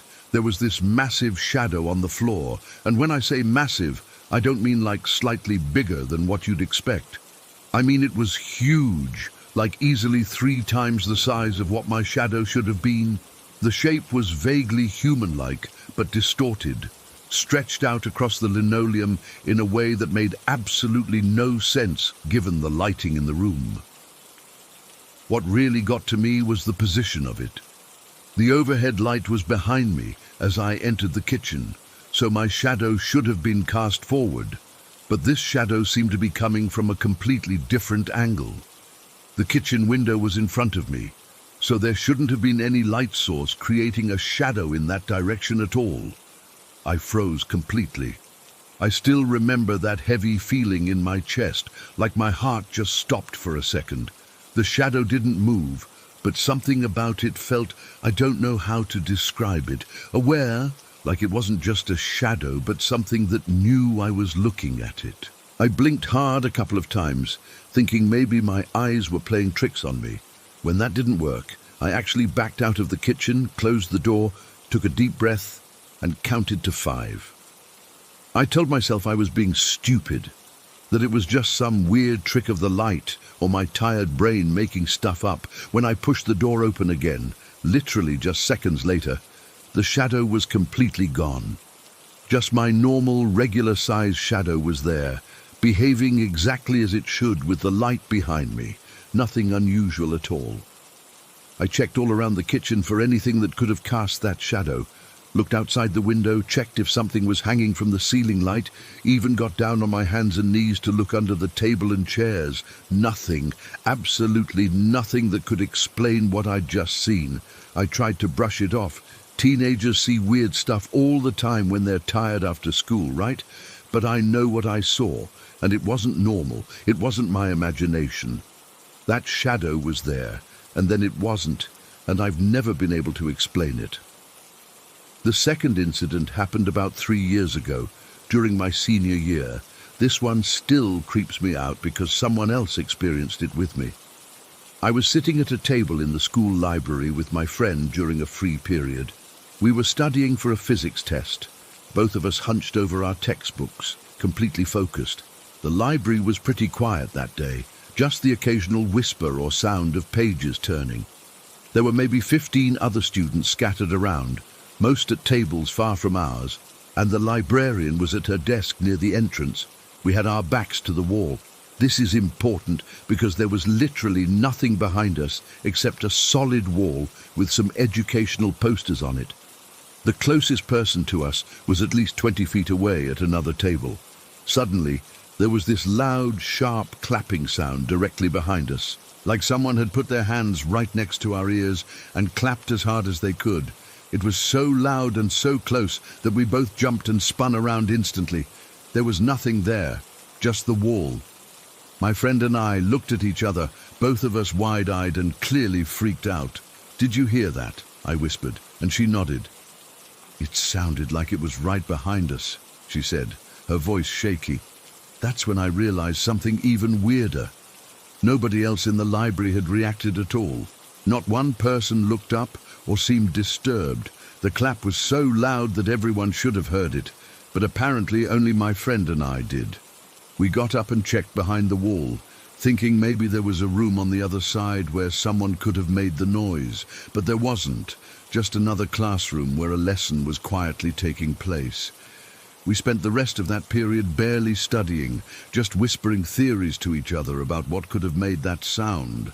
Sound doesn't just materialize out of nowhere. It needs a source, but there was no source. And why didn't anyone else hear it? For weeks afterward, whenever we'd study in the library, we'd choose different spots, never with our backs to a wall. Even now, years later when we catch up, she sometimes asks, "Remember that weird clapping thing in the library?" And I get goosebumps all over again. There was a third incident too, but honestly, it's harder for me to talk about. It happened more recently, and it feels more personal somehow, more invasive. I'm still processing it, trying to make sense of it in my head. Maybe I'll share it someday when I've wrapped my brain around it better. What really bothers me about all this is that I keep trying to find explanations. I'm not the type to jump to ghost or supernatural entity as my first conclusion. I want there to be logical reasons for these things. For the shadow, I've tried recreating the conditions dozens of times. I've gone into that same kitchen at the same time of day, with the same lighting, stood in exactly the same spot. Nothing. Never seen anything like it again. I've researched optical illusions, weird shadow phenomena, even asked a physics teacher once, in a theoretical way of course, if shadows could suddenly appear larger than they should be based on light angles. Nothing satisfactory. For the clapping incident, I've considered everything from someone pulling a prank, but how, with no one behind us, to some kind of acoustic anomaly that made a distant sound seem close. But that doesn't explain why only 2 of us heard it when others were nearby. I'm not saying these experiences mean I was haunted or visited by something otherworldly. I'm just saying I experienced things I cannot explain, and that's uncomfortable for someone who likes having answers. Sometimes I wonder if reality isn't as solid as we think it is. Maybe there are glitches sometimes, like in a computer program. Little moments where things don't quite work the way they're supposed to, or maybe there are aspects of the world around us that we don't normally perceive, and occasionally, for whatever reason, we get a glimpse of them. Or maybe I'm overthinking all of this, and there are perfectly reasonable explanations that I just haven't figured out yet. I've tried talking to a few close friends about these experiences, but I can tell they think I'm either making things up or misremembering what happened. They nod and say, "That's weird," in that tone that really means, "I don't believe you, but I'm being polite." It's frustrating because I know what I saw and heard. In the case of the clapping, I have someone else who experienced it too. I don't think about these incidents every day anymore, but they definitely changed me in subtle ways. I'm more observant of my surroundings now. I pay attention to shadows and sounds in a way I never did before. Sometimes I catch myself staring at my own shadow, half expecting it to do something strange. Last week, I was home alone and thought I heard a faint clapping sound from another room. My heart practically stopped. I forced myself to go check, and it turned out to be water dripping from the bathroom faucet, hitting a plastic container in the sink. Relief washed over me, but also disappointment in a way. Part of me wanted it to be unexplainable again, to confirm that what happened before wasn't just in my head. The rational part of my brain keeps telling me there must be explanations for what I experienced. The shadow was just some weird reflection I didn't notice. The clapping was just some acoustic trick in the library, but another part of me knows better. These things happened exactly as I remember them, and they don't fit into the normal world as I understand it. I've thought about setting up cameras in my house, just to see if anything unusual happens when I'm not looking, but I'm also afraid of what I might capture. Would seeing something unexplainable on video make it better or worse? At least right now I can try to convince myself I was mistaken. With video evidence, I couldn't hide from it anymore. So that's where I stand today, caught between wanting answers and being afraid of what those answers might be. I still go into that kitchen every day. I still make myself look at shadows. I'm still listening for unexplained sounds. Part of me hopes I'll experience something similar again, just so I can study it more carefully this time. Another part of me hopes these 3 incidents were just random, one-off glitches in reality that will never happen again. Either way, I know what I experienced. And no matter how many logical explanations I try to find, nothing quite fits. These incidents remain unexplained, little tears in the fabric of what I thought I knew about the world. And that's the scariest part of all. Story 17. I never believed in the paranormal. I was always the skeptical friend who'd roll my eyes when people talked about ghost encounters or haunted houses. But that was before the crying, before everything changed. I need to get this off my chest because I haven't slept properly in weeks and I don't know what else to do. It started about 2 months ago. I'd just turned 30, and life was pretty normal. Working my IT job from home, living in this old 2-story house I'd been renting for about 3 years. Nothing special about it really, just a typical suburban home, built in the 80s, with a finished basement that I'd turned into my bedroom office since it was cooler in the summer and more private. The first night I heard it, I was working late on a project. Around 1 in the morning, I took off my headphones to stretch and grab some water when I heard what sounded like crying. Not just sniffling or quiet tears, but deep, heart-wrenching sobs, the kind that comes from someone who's completely broken. At first I froze, thinking someone had broken in, but then I realized the sound was coming from inside the wall, specifically from the corner near my desk. I checked outside, thinking maybe it was a neighbor, but my nearest neighbors are an elderly couple who are usually asleep by 9, and their house is a good 30 feet away. When I came back inside, the crying had stopped. I brushed it off as weird house noises, old pipes settling or something, but the next night, same time, same corner, the sobbing started again, and the night after that, and the night after that, always between 1 and 3 a.m., always from the exact same spot in the wall. After a week of this, I was getting seriously freaked out. I started sleeping upstairs on the couch, but I could still hear it faintly through the floor. I checked the basement walls for any signs of animals that might be trapped, or even water damage that could create strange sounds, but found nothing. I even asked my landlord if there were any pipes or vents in that part of the house that could make noise. He looked at me like I was crazy and said the house had solid concrete foundation walls. This went on for over a month. The crying never changed. Always a woman's voice. Always the same heartbroken sobbing that would last anywhere from 15 minutes to an hour. Who the hell goes to their basement every night just to cry? That's what I kept asking myself, trying to find some rational explanation. Around this time, I was also dealing with some heavy personal stuff. My cousin Rebecca had passed away in July of 2016, almost 6 years ago now. She'd had a really troubled life, addiction issues, abusive relationships, mental health struggles. We were close as kids, but drifted apart as adults when her life took those dark turns. Her mom, my aunt, had kept a box of her belongings for me that I'd finally picked up a few months ago. It contained some of her jewelry and these journals she'd kept. I hadn't been able to bring myself to read them until recently. Reading through those journals was gut-wrenching. She documented so much pain, so much grief. She wrote about feeling trapped, about wanting to escape, but not knowing how. The timing of starting to read those journals and the crying in the walls beginning. It got me thinking. I know it sounds crazy, but what if somehow, some way, it was Rebecca? I've read that spirits who experience trauma sometimes linger, working through unresolved issues. Rebecca's death had been ruled accidental, an overdose, but reading her journals made me wonder if it might have been intentional.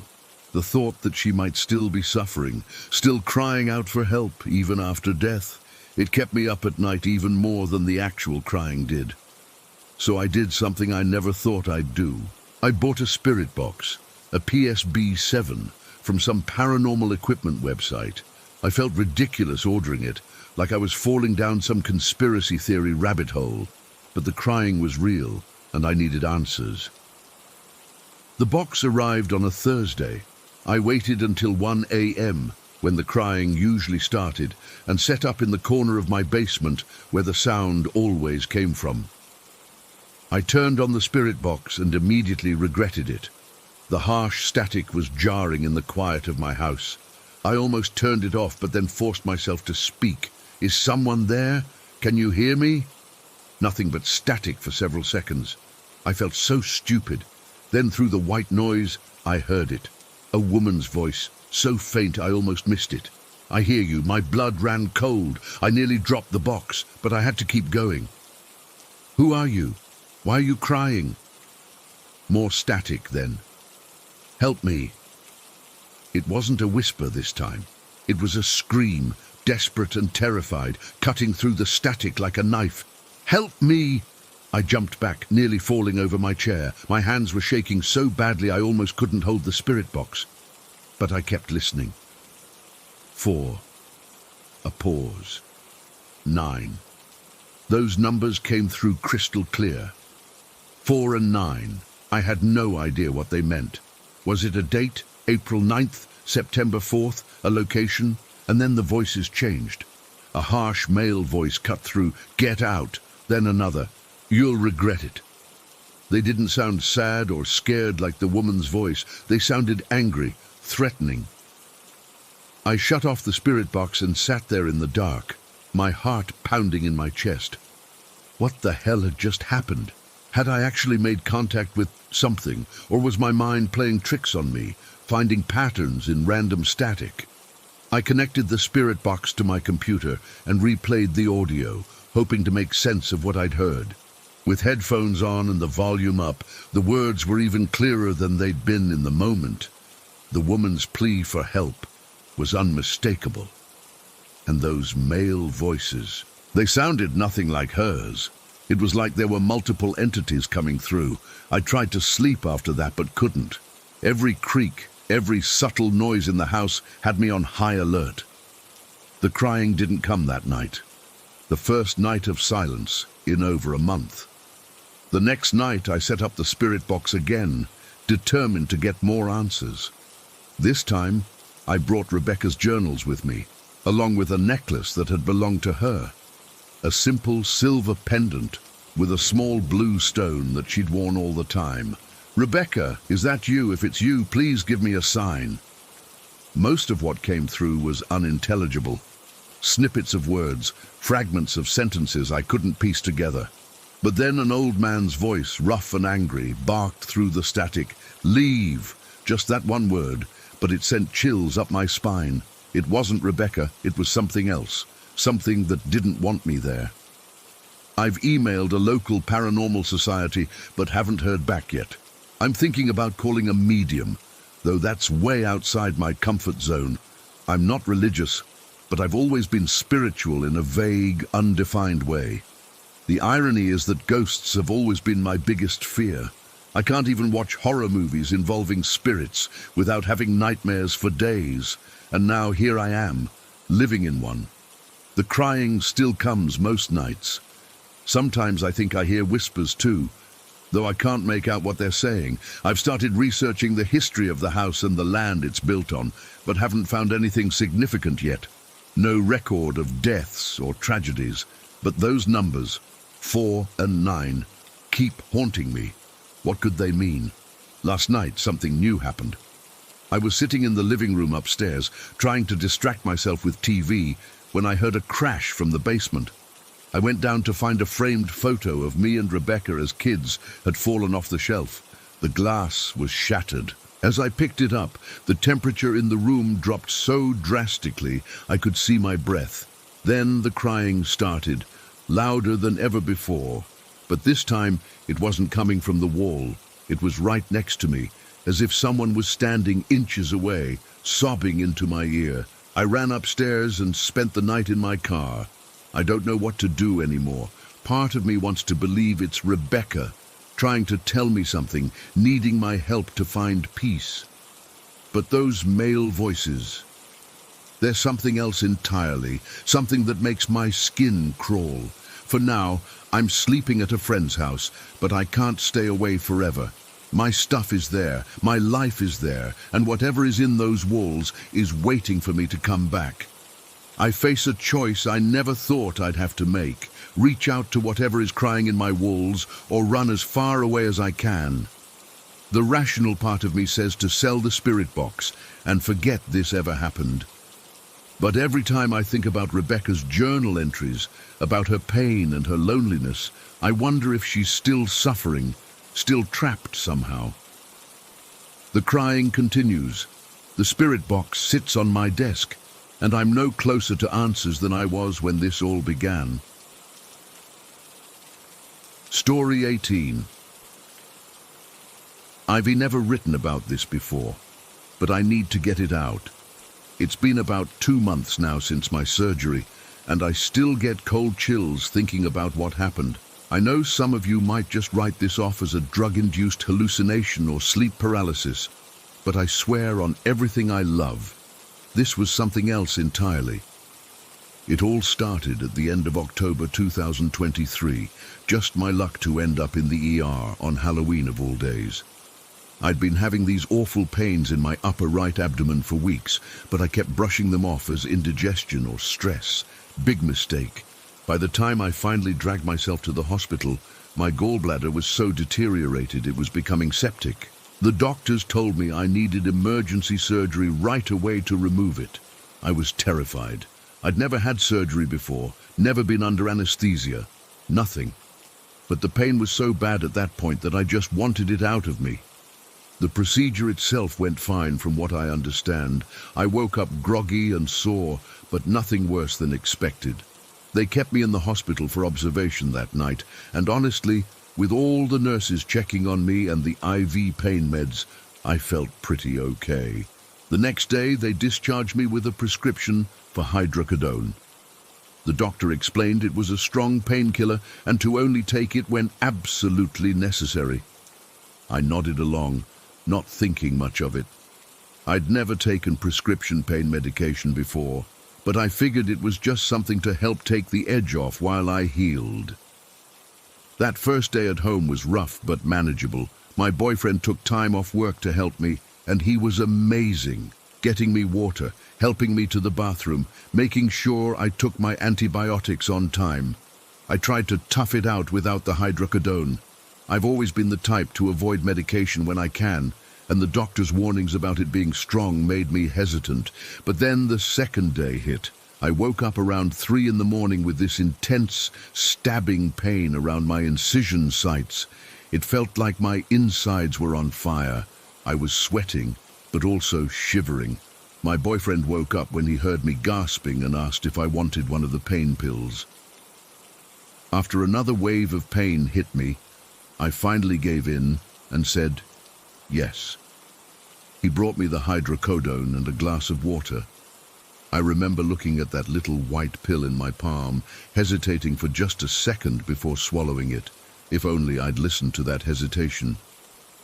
About 20 minutes later, I started feeling weird.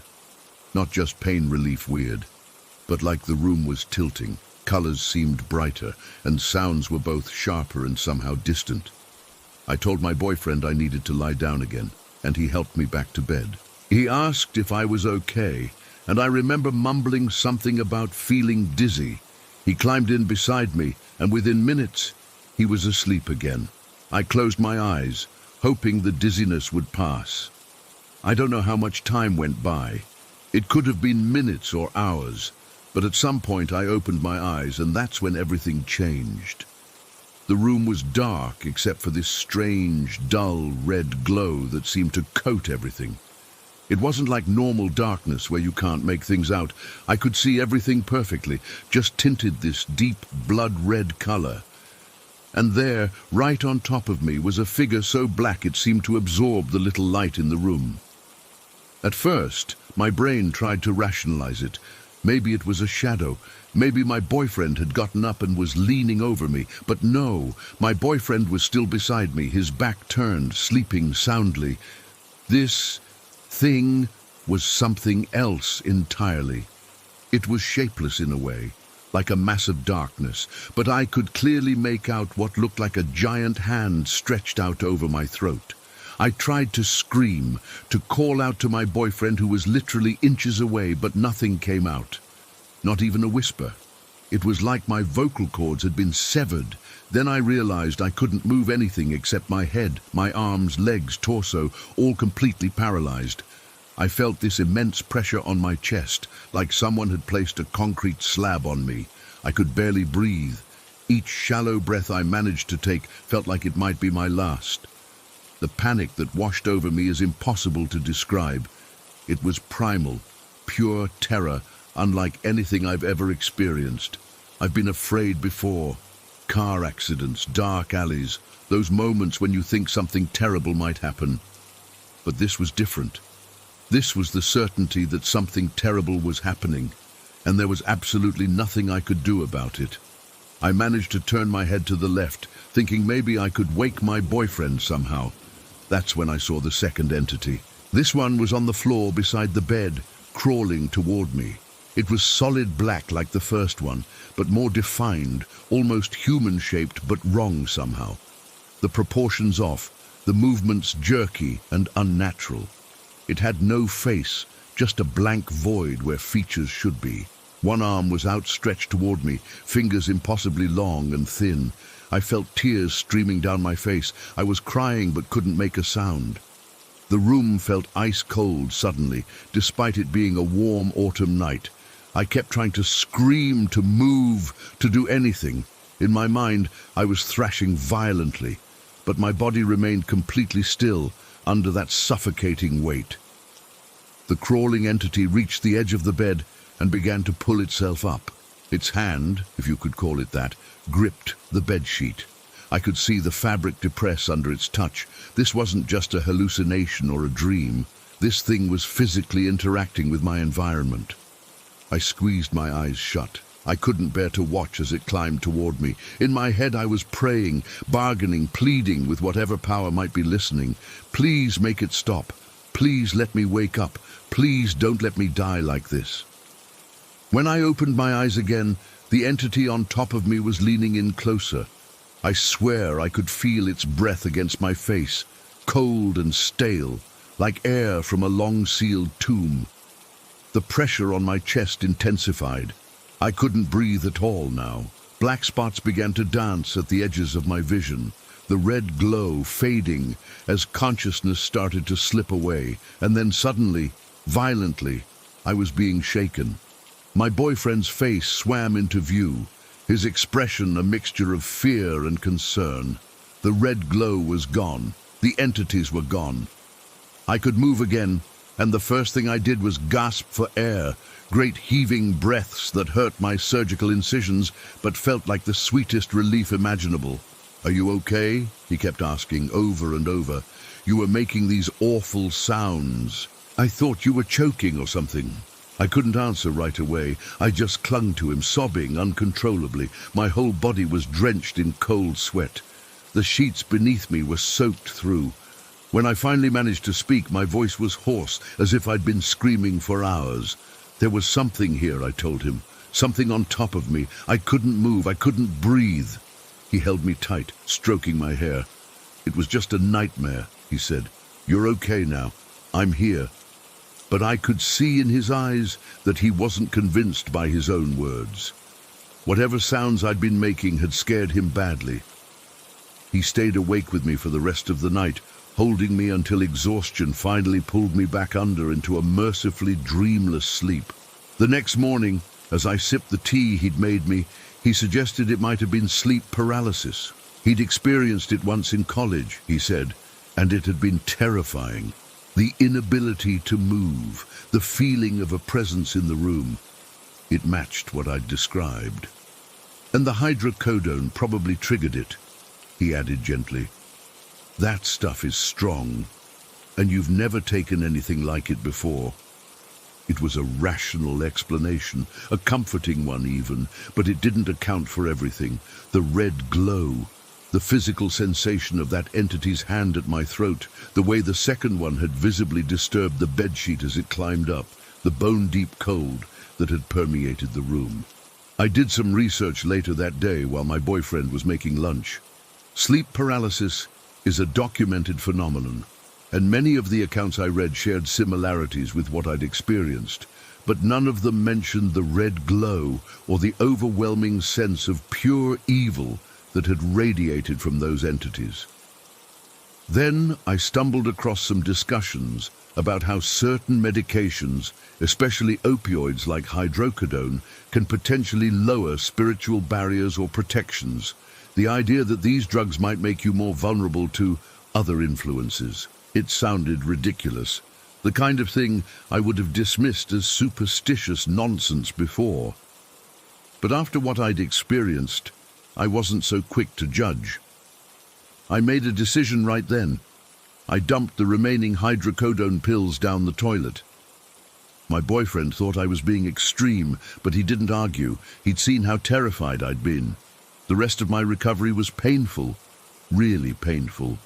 There were nights when I lay awake, tears silently tracking down my face from the discomfort, but I refused to get the prescription refilled. Nothing, no amount of physical pain could ever make me risk experiencing that terror again. It's been 2 months now. The surgical wounds have healed, and the physical pain is gone. But the memory of that night remains as vivid as ever. Sometimes I wake up in the middle of the night, convinced I can see that red glow beginning to seep into the room. On those nights, I don't go back to sleep. I don't know what happened to me. Sleep paralysis, drug-induced hallucination, or something much darker.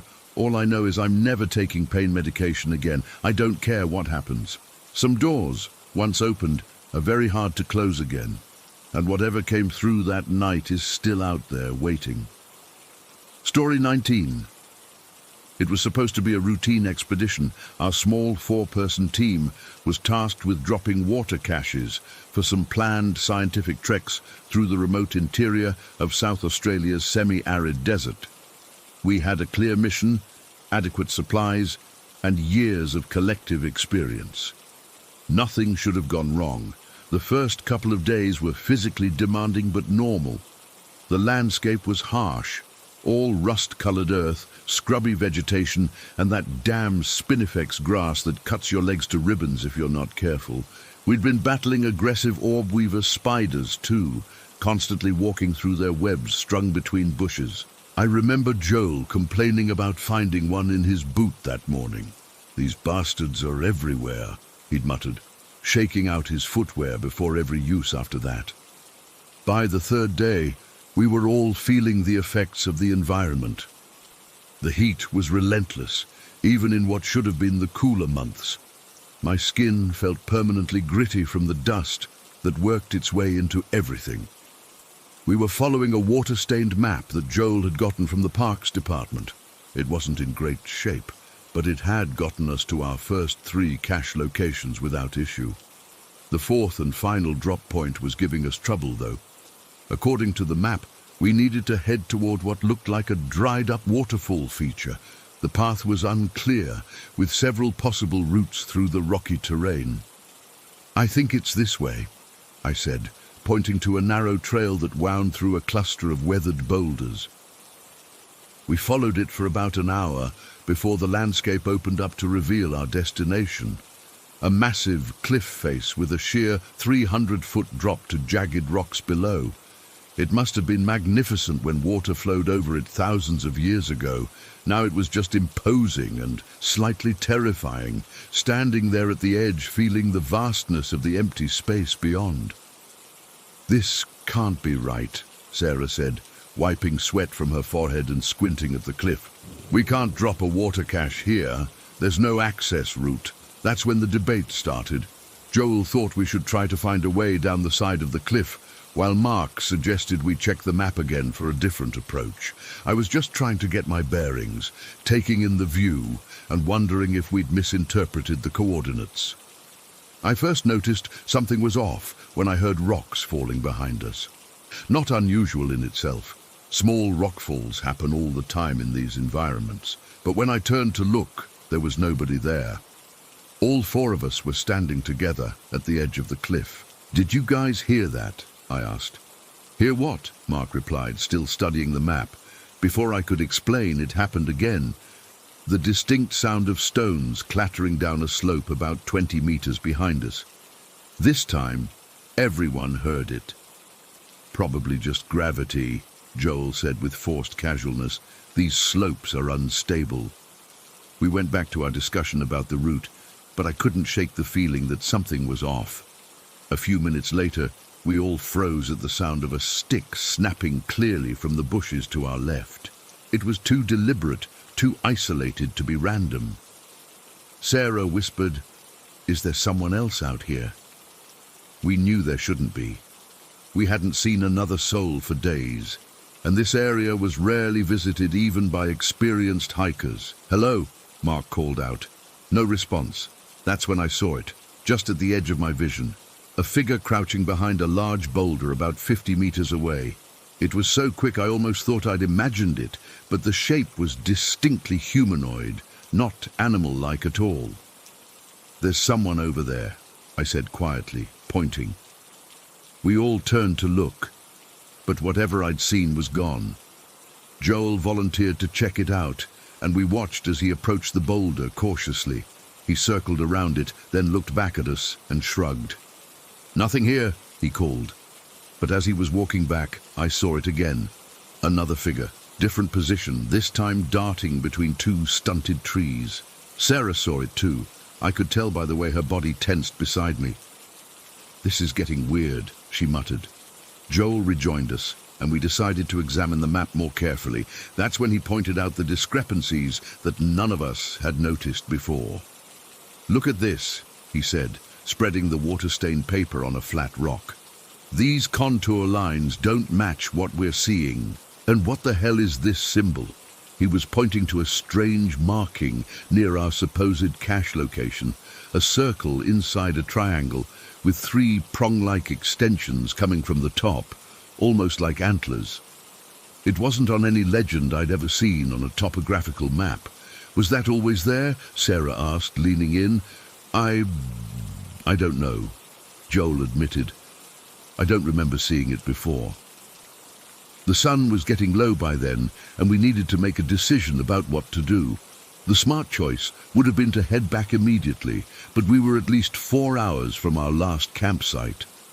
Setting up on the ridge near the cliff seemed like our only option. We found a relatively flat area about 100 meters back from the edge and set up our tents. The atmosphere was tense during dinner.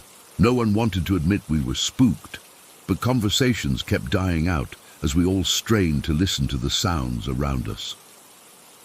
Just after sunset, as the last light was fading, Mark pointed toward the cliff edge.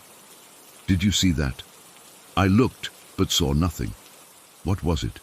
"I thought I saw someone standing right at the edge looking out," he said, "just for a second." We all stared toward the cliff, but there was nothing there now except encroaching darkness. Night fell completely, and we retreated to our tents, agreeing to keep the camp lantern on between them. I was sharing with Sarah, while Joel and Mark took the other tent. I don't think any of us expected to sleep well. It must have been around 2 in the morning when we heard it. Something heavy was moving through the brush around our campsite. The footfalls were deliberate, slow and unmistakably close, maybe 20 meters away. It wasn't an animal. The pattern was too regular, too purposeful. I heard Joel whisper from the other tent, "Do you guys hear that?" "Yes," Sarah hissed back. We all went silent, listening. The movement stopped immediately. We waited, barely breathing, for what felt like minutes. Then, as soon as we started whispering to each other again, the sounds resumed, something large circling our camp. This went on for over an hour. The thing, whatever it was, would move when we were talking and freeze when we fell silent. It was like it was waiting for us to be distracted, using our conversations as cover for its approach. Then came the whispering. At first, I thought it was just the wind in the spinifex, but Sarah grabbed my arm so hard it hurt. "Do you hear that?" she breathed. I nodded. Multiple voices, barely audible, speaking in what definitely wasn't English. The sounds didn't even follow patterns I recognized as language, just hushed, urgent tones that rose and fell unnaturally.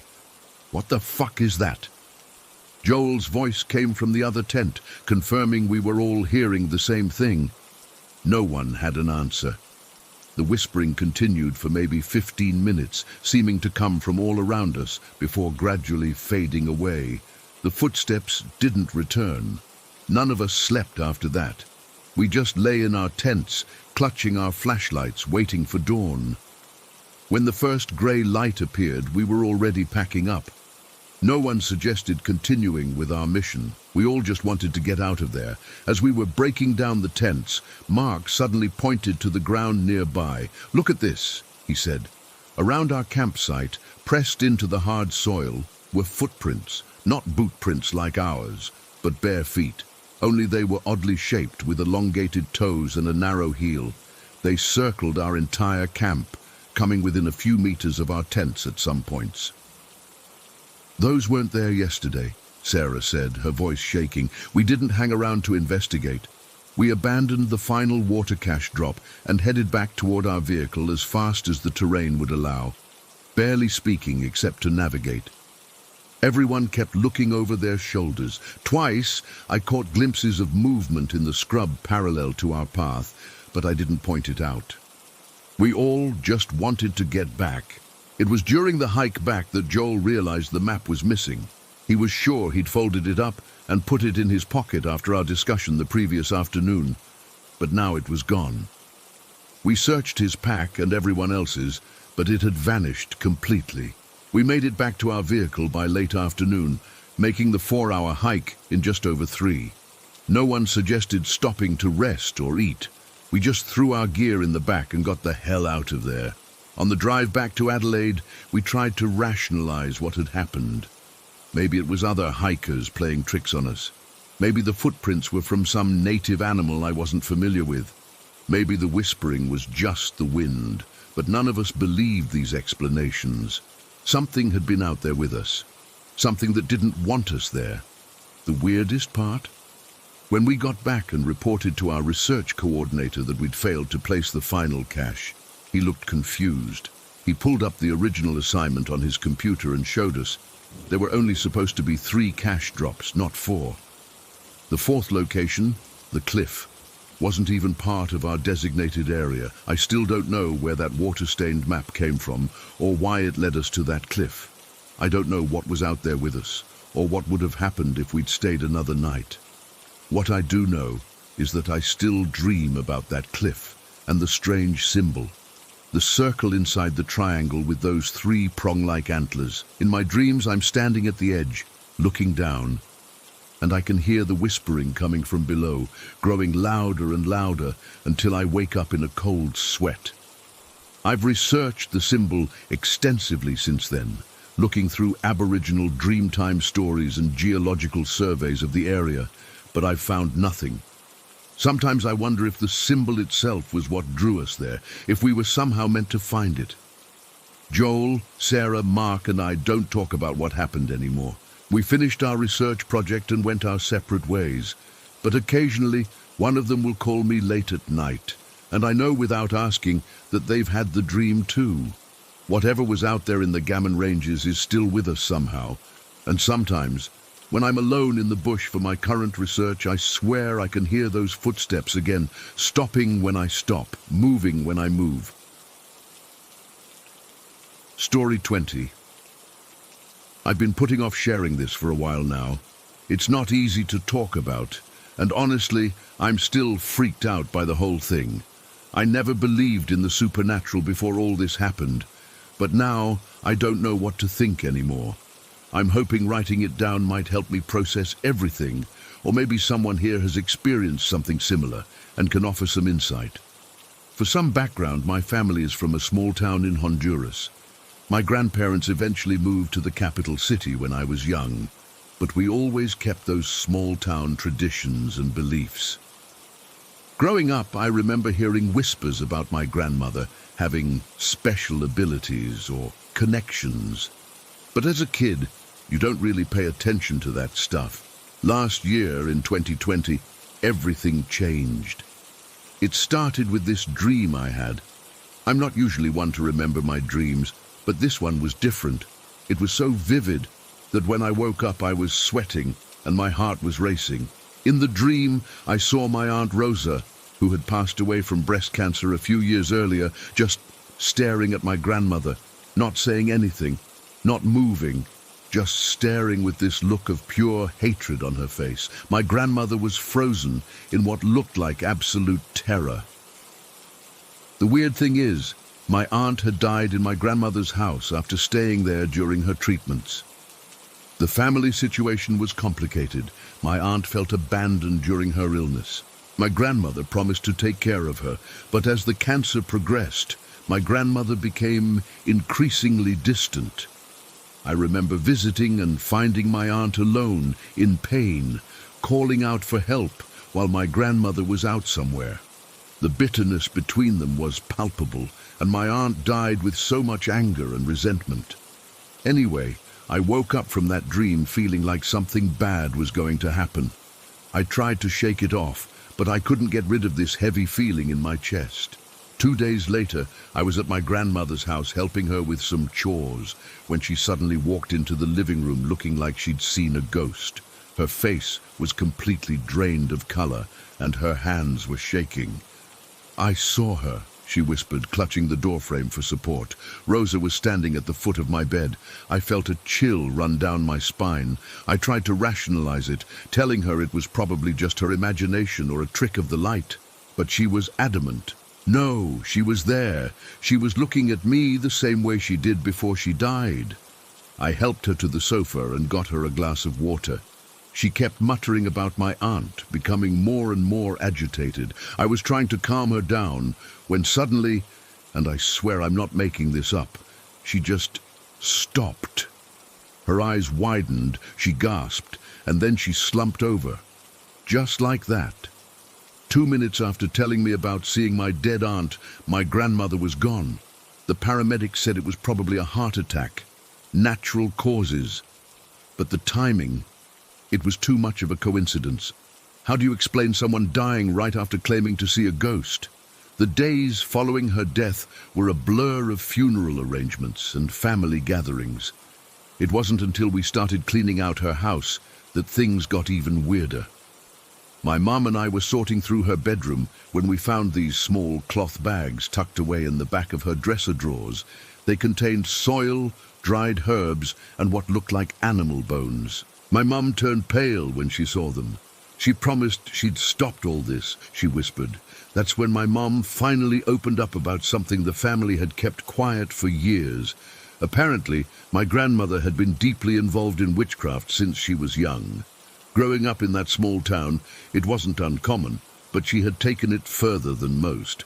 She regularly used Ouija boards and conducted rituals, particularly after each of her 9 siblings died under tragic circumstances. Yes, you read that right. All 9 of her siblings died unnaturally. 1 drowned, 1 in a car accident, 1 from a sudden illness. The list went on, and after each death, my grandmother would become more secretive, spending hours locked in her room with her boards and candles. My mum said that the family had always suspected that there was some connection between her practices and the deaths, but no one dared confront her directly. Learning this put everything in a new light. My aunt's cancer, her death in that house, my grandmother's sudden passing after seeing her ghost. It all seemed connected in some sinister way I couldn't fully comprehend. That night, I couldn't sleep. Every time I closed my eyes, I saw my grandmother's face as she told me about seeing my aunt. I kept thinking about those bags of soil hidden in her drawers. What were they for? What had she been doing all those years? I must have fallen asleep eventually, because I woke up suddenly at 3 in the morning with that feeling you get when someone's watching you. The room was freezing cold, despite it being summer. As my eyes adjusted to the darkness, I swear I could make out a figure standing in the corner of my room. It wasn't clearly visible, more like a darker patch of shadow, but I could feel it watching me. I couldn't move. I couldn't scream. I just lay there, paralyzed with fear, as the shadow seemed to drift closer to my bed.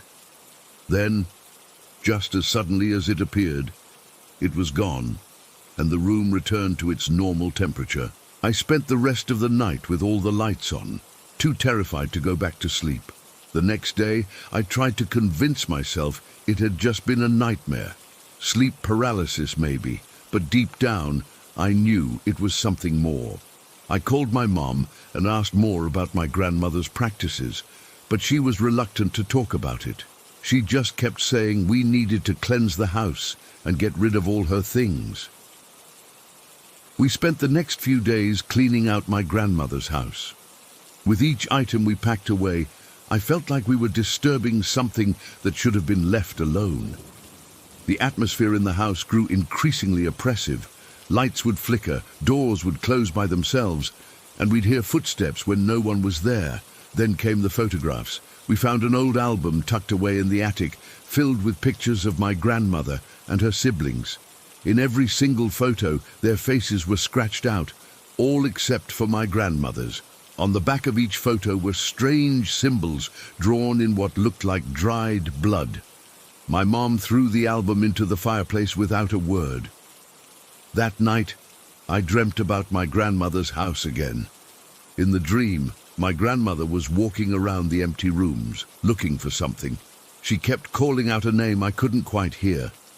The house looked different, cleaner, brighter, as if it was from years ago. I followed her through the rooms until she stopped in front of a door I didn't recognize. She turned to look at me, her eyes filled with tears, and said something I couldn't understand. Then she opened the door, and I saw a body lying on the floor. I couldn't see who it was, but I knew they were dead. I woke up gasping for air, my heart pounding so hard I thought it might burst out of my chest. The first thing I noticed was that the rosary I always wear around my wrist, the one my grandmother gave me years ago, was gone. I searched everywhere, panicking more with each passing minute. I finally found it on the floor across the room, as if it had been flung there with force. The beads were intact, but the cross was missing. That's when I knew for certain whatever had haunted my grandmother was now following me. The connection between us, perhaps strengthened by her death, had opened some kind of door that shouldn't have been opened. Over the next few days, the occurrences became more frequent and more frightening. I'd wake up with unexplained scratches on my arms. Objects would move when I wasn't looking. Once, I found all the photographs in my apartment turned face down, but the worst was the whispering, faint, indistinct voices that seemed to come from the walls themselves, speaking in a language I didn't understand but somehow felt I should know. My mom suggested I stay with her for a while, but I knew it wouldn't help. Whatever this was, it was attached to me now, not to any particular place. I tried everything. Sage burning, prayers, even consulted a local priest who blessed my apartment. Nothing worked. Last night was the worst yet. I dreamed of my grandmother's house again, but this time it was different. My grandmother was walking through the rooms just like before, but she seemed confused. She kept opening doors and looking into rooms as if searching for something. The house was dark, shadows stretching across the walls like living things. I could tell someone had died, but I couldn't see who it was. My grandmother kept turning around, looking over her shoulder as if she knew she was being followed. The fear on her face was unlike anything I'd ever seen. I followed her through the house, trying to call out to her, but no sound came from my mouth. She couldn't see or hear me. Eventually, she entered a room I recognized as my old bedroom from when I used to stay over as a child. She knelt down beside the bed and reached underneath, pulling out one of those cloth bags we'd found in her drawers. Her hands were shaking as she opened it. That's when I felt a presence behind me. I turned, and there was my Aunt Rosa, looking exactly as she had in my previous dream, cold, angry, vengeful. She moved past me toward my grandmother, who still hadn't noticed her. As she approached, the room grew colder, the shadows longer. Just as she reached my grandmother, I woke up. The first thing I noticed was that my rosary, which I'd placed carefully on my nightstand before sleeping, had somehow come off and was now lying on the floor several feet away. The cross was back, but the beads were arranged in a pattern I didn't recognize. It's 5 in the morning now, and I'm too afraid to go back to sleep. I don't know what any of this means or what's happening to me. Is my grandmother trying to warn me about something? Is my aunt's spirit seeking revenge? Or did my grandmother's dabbling in the occult unleash something that's now targeting me? All I know is that something followed my grandmother to her death, and now it's following me. I can feel it watching me, even as I write this. The temperature in my room keeps dropping, and I swear I can hear faint whispers just beyond the range of my hearing. I don't know what to do anymore. I'm terrified of what might happen when I close my eyes again. Whatever connection my grandmother opened with her Ouija boards and rituals, I fear it's too late to close it now. Story 21. I've seen ghosts all my life. It's just something I've had to live with, and I'm used to it now, but I wasn't always. When I was younger, it terrified me. The worst experience happened when I was about 9 years old, after we moved to Ontario, Oregon. My family had just moved to this small trailer park on the outskirts of town. It wasn't much, but it was supposed to be a fresh start. I had to repeat the 4th grade because we moved so much, and I was hoping this time would be different. Maybe I'd make friends. Maybe I'd fit in. Maybe this place wouldn't be haunted like all the others. But I was wrong, so wrong. The first night in that trailer, I knew something was off. You know that feeling when you walk into a room and just know someone's been there? That's how the whole place felt all the time. I'd hear things, voices, whispering conversations I couldn't quite make out. Footsteps walking down our hallway when everyone was asleep, music playing from nowhere. My parents never believed me. They just said I had an overactive imagination, or that it was the wind or the neighbors, but I knew better. The trailer was small, just 3 bedrooms. Mine was at the end of a narrow hallway, and I hated walking down it, especially at night. Sometimes I'd feel cold spots, like walking through a freezer for just a second, and then it would be gone. Sometimes I'd feel someone watching me. I started sleeping with my light on, but my mum would always come in and turn it off to save electricity. School wasn't any better. That's where things really went wrong. About 3 months after we moved there, I started having these weird fainting spells. They'd come out of nowhere. I'd be sitting at my desk, and suddenly the room would start spinning. My heart would race, my vision would blur, and I'd feel this crushing weight on my chest like I couldn't breathe. Then I'd black out. The first time it happened, I was in math class.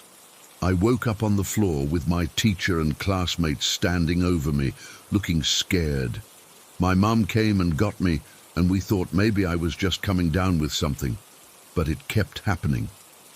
The worst episode, the one I still can't explain to this day, happened during a special class project about the Oregon Trail. We were making candles like the pioneers did.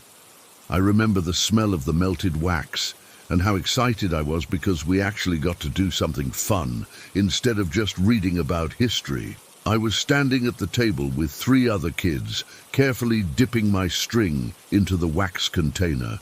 Our teacher was showing us how to layer the wax to make the candles thicker. Everything was fine until I started feeling that familiar dizziness. The room tilted sideways, and my stomach lurched like I was on a roller coaster. My hands started trembling, and I dropped my half-formed candle back into the wax. "I don't feel good," I remember saying to nobody in particular. My voice sounded far away, like it was coming from down a long tunnel. My teacher must have noticed something was wrong because she told me to go to the restroom and splash some cold water on my face. I nodded and stumbled toward the door. The hallway outside seemed to stretch and contract as I walked, like in a nightmare. The fluorescent lights overhead flickered, making everything pulse in a sickening way. I don't remember falling. I just remember the cold of the floor tiles against my cheek suddenly. And then nothing. When I came to, I wasn't alone. There was a woman kneeling beside me. She wore an old-fashioned nurse's uniform, not modern scrubs, but one of those white dresses with the little cap, like from old movies. She was middle-aged with graying hair pulled back tight, and she was looking down at me with concern, but something was terribly wrong with her face. Half of it was normal, worried eyes, lined forehead, thin lips pressed together in concentration. But the other half, it just wasn't there.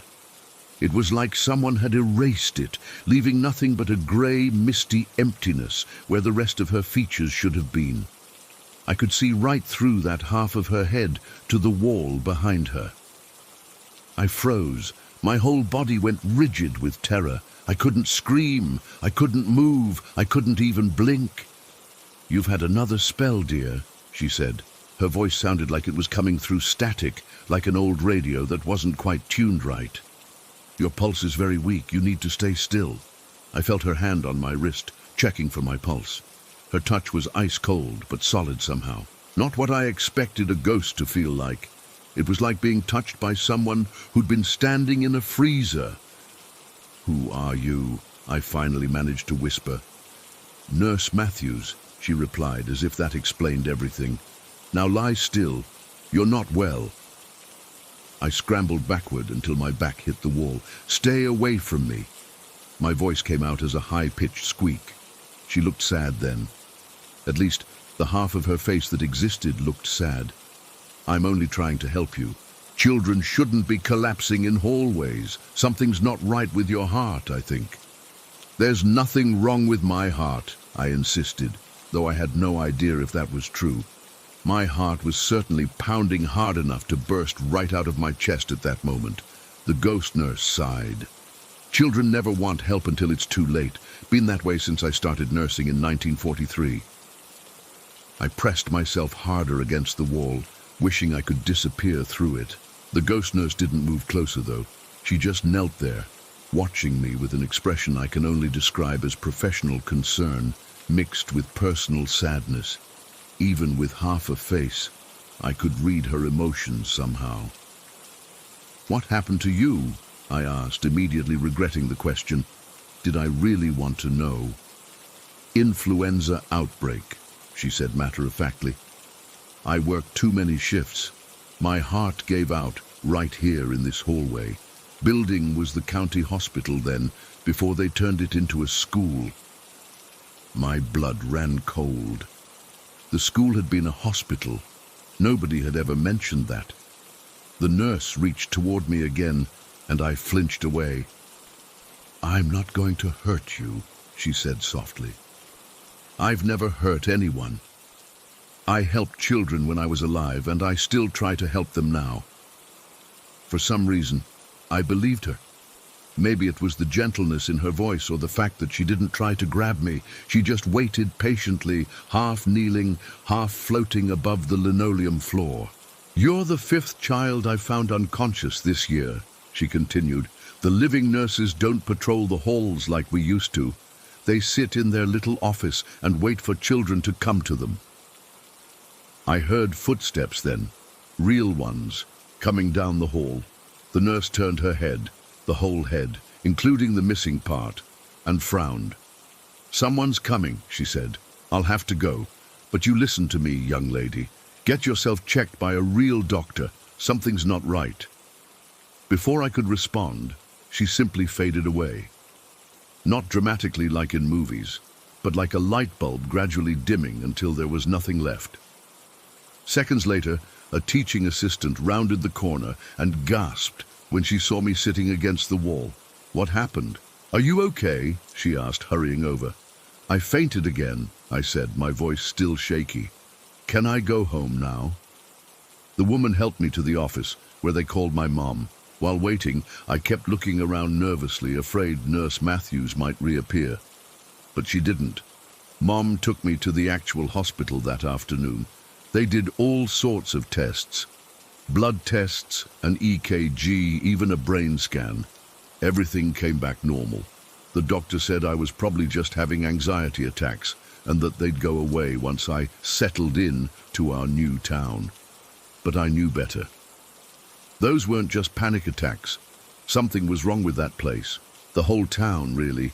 I later found out from a library book that the entire area where Ontario now stood had a pretty dark history. The land had changed hands many times over the years, and lots of people had died there. Native Americans, pioneers, patients in that old hospital. The book didn't say anything about ghosts, of course, but it didn't need to. I was living with the evidence. The fainting spells continued for about 6 more months. I'd sometimes see Nurse Matthews watching me in the hallway afterward, but she never approached me again. She'd just stand there with her half face, looking worried, before fading away. It was like she was keeping an eye on me, even though I'd rejected her help. We moved away the following summer when my dad found work in another state. The fainting spells stopped as soon as we left Ontario. Just like that. Completely gone. The doctors had no explanation, but I did. I still think about Nurse Matthews sometimes. I wonder if she's still there, helping kids who collapse in that hallway. I wonder if anyone else sees her, or if they just wake up feeling mysteriously better after fainting. I wonder if she's lonely, half existing in a place that doesn't even remember what it used to be. I've seen many ghosts since then, but none that tried to help me like she did, none that seemed so sad when I was afraid of them. I wish I could go back and thank her, tell her I'm okay now. But I never will. That trailer park in Ontario is the last place on earth I'd ever return to. So if you're ever in a school building that used to be something else, and you feel suddenly cold or dizzy in the hallway, pay attention. Someone might be trying to help you. Someone who's been there a very long time. Someone who only has half a face. Story 22. I still get goosebumps when I look at that photo. It's been almost 10 years now, and I've shown it to dozens of people. Some see it right away, others take a moment, but everyone has the same reaction. They go pale, their eyes widen, and they ask me if it's fake. I wish it was. Let me start from the beginning. About 10 years ago, my mother was staying at the hospital in Puerto Peñasco, or as the tourists call it, Rocky Point in Sonora, Mexico. She wasn't the patient. She was there with my aunt, who needed some routine tests. The hospital was old, probably built in the 70s, with those typical faded green walls and the smell of disinfectant that never quite covers up the underlying scent of sickness. While waiting for my aunt, my mum decided to walk around a bit to stretch her legs. The hospital wasn't very busy that day, and she found herself in a quiet hallway on the second floor. At the end of this hallway were two heavy metal doors with small windows at eye level. A sign above them read, "Quirófano, operating room." My mum has always been curious, maybe too curious for her own good. She wandered closer to take a peek through the windows, but before she could, something happened that she still can't explain to this day. One of the doors slowly creaked open, just a few inches, as if someone was peeking out. The thing is, the operating room wasn't in use that day. The lights were off inside, and as far as my mum knew, no one was scheduled for surgery. She froze, staring at the door. She told me later that she felt a cold breeze coming from inside, which made no sense because hospitals always keep operating rooms warm. Something about the whole situation felt wrong. But instead of running away like any normal person might do, my mum did something that would eventually lead to my sleepless nights. She took out her digital camera and snapped a picture. It was one of those early digital cameras, a Kodak with terrible low-light capability and only about 4 megapixels. My mum wasn't trying to capture anything supernatural. She just thought the operating room doors looked interesting, with the light from the hallway creating a shadow. She took the picture and then quickly walked back to my aunt's room, feeling suddenly uneasy without knowing why. We forgot about the picture for several weeks. It wasn't until my mum was cleaning out her camera's memory card that we found it again. She was showing me some family photos she'd taken, clicking through them on the camera's tiny screen when we came across the operating room doors. "Oh, I took this at the hospital," she said casually.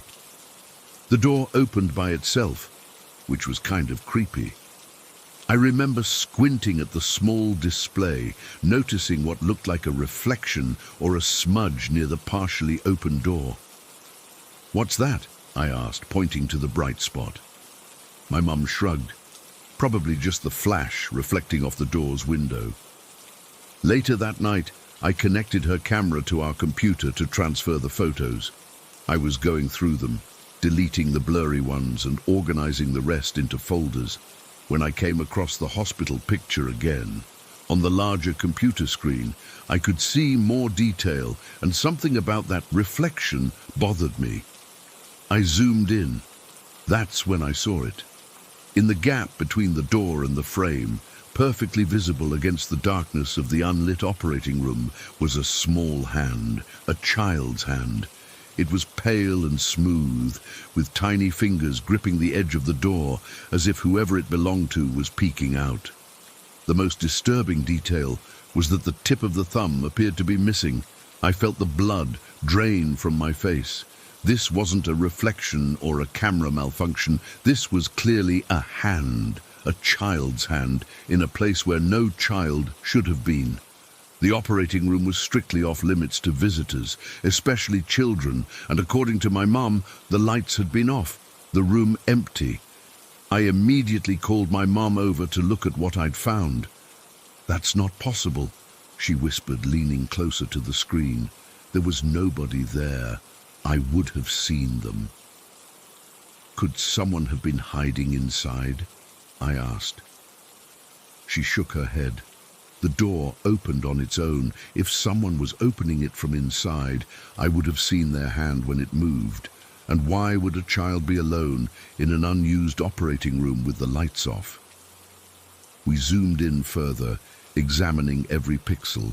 The hand was unnaturally pale, almost glowing compared to the darkness around it. The fingers were slender, definitely not an adult's hand. And that missing thumb tip. It looked like an old injury that had healed over. My first thought was that someone had manipulated the image. I'm the only one in our family who knows how to use Photoshop, and I certainly hadn't touched it. The file came straight from the camera to my computer. There was no editing, no manipulation, just a raw image showing something that shouldn't have been there. I started researching the hospital online, digging through local news articles and forum posts. What I found chilled me even more. That particular hospital had a history. Over the years, numerous patients had died in that operating room, some during routine procedures gone wrong, others during emergencies when they couldn't be stabilized in time. Among them were several children. One story in particular stood out. About 20 years ago, a 7-year-old boy died during an emergency appendectomy when the power went out and the backup generator failed. Another account mentioned a young girl who lost too much blood after a car accident in the early 90s. The operating room had seen more than its fair share of tragedy. I've always been skeptical about ghosts and the supernatural. I'm the person who looks for the rational explanation, the scientific reason behind strange occurrences, but this image defied explanation. I checked the camera for malfunctions, examined the photo for signs of digital artifacts or light tricks, but found nothing that could explain away what I was seeing.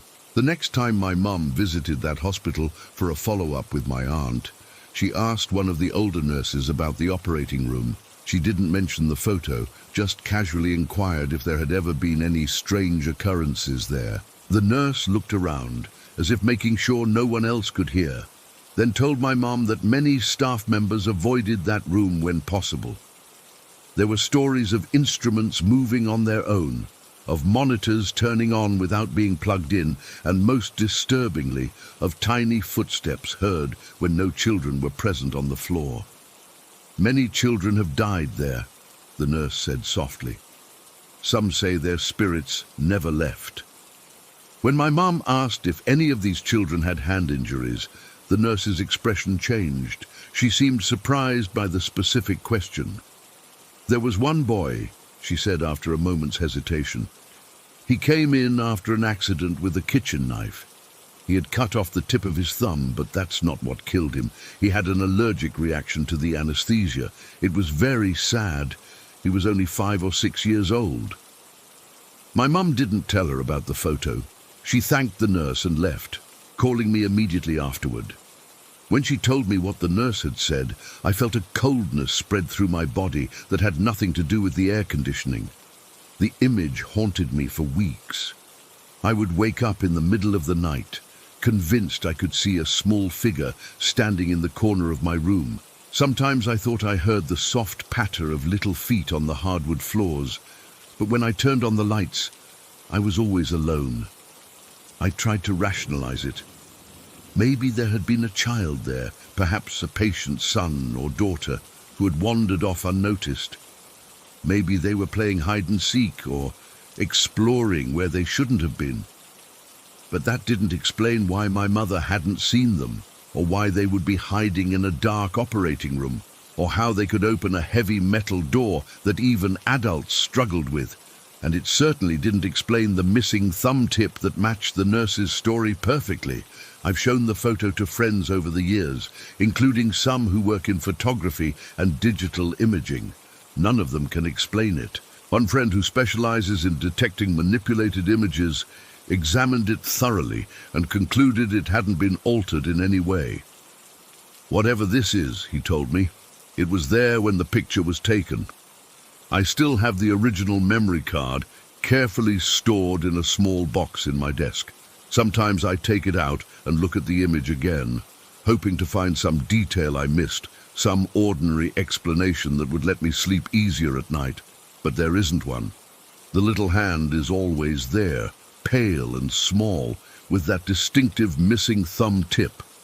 Sometimes I think I can see the faint outline of an arm extending from it, disappearing into the darkness of the operating room. Other times, when I look at it late at night, I swear I can see the fingers moving slightly, as if beckoning. What bothers me most isn't just the existence of the hand in the photo, it's the implications.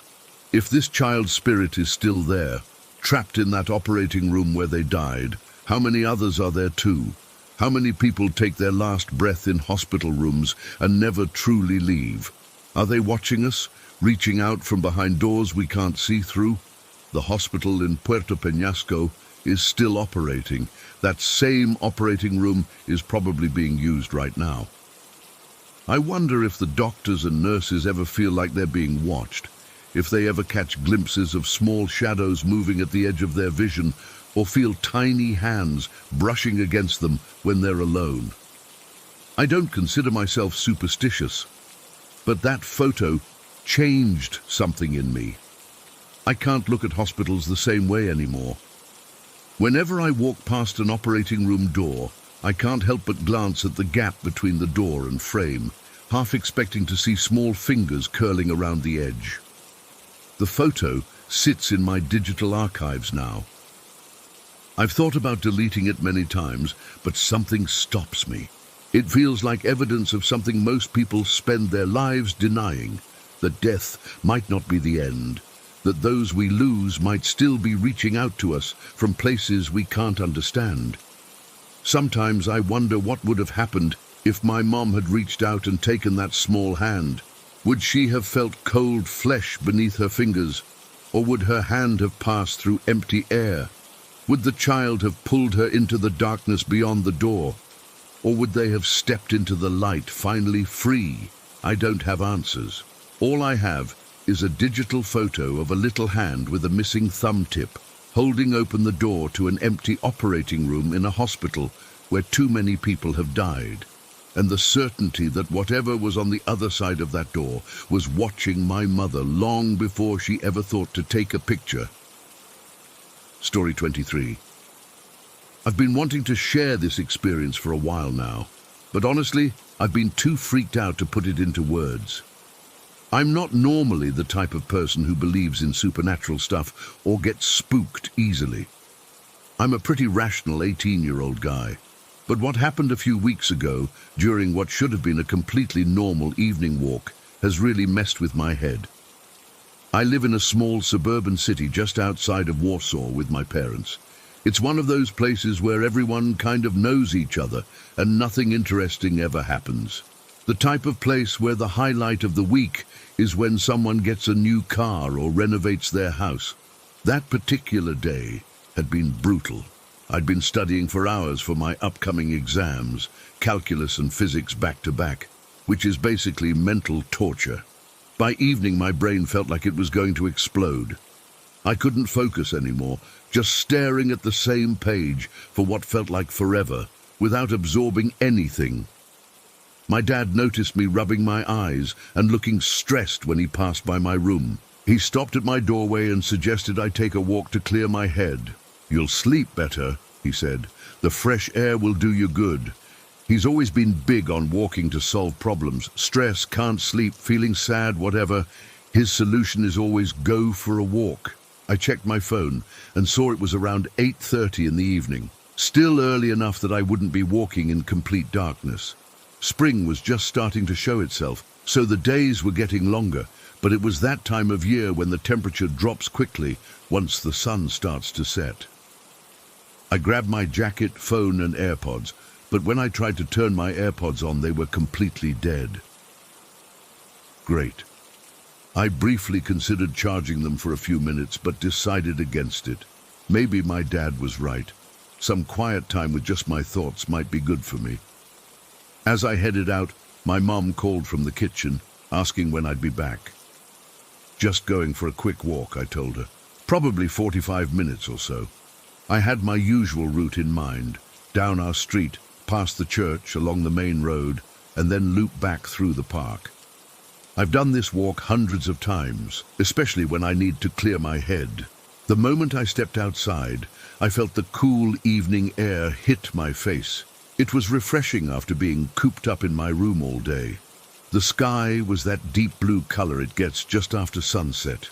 Not completely dark yet, but getting there. A few streetlights had already turned on, casting orange glows at regular intervals down the street. The neighborhood was quiet, as it usually is on weeknights. I could hear a TV playing through someone's open window, a dog barking in the distance, the occasional car passing by. Normal stuff. But about 10 minutes into my walk, I started getting this weird feeling.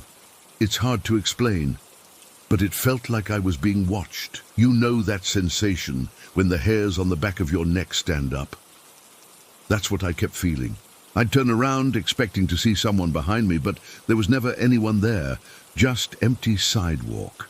I tried to shake it off, telling myself I was just on edge from all the studying. When I passed by our local church, I noticed Father Marek standing outside, locking up for the evening. He's been at the church since before I was born, and I've known him my whole life.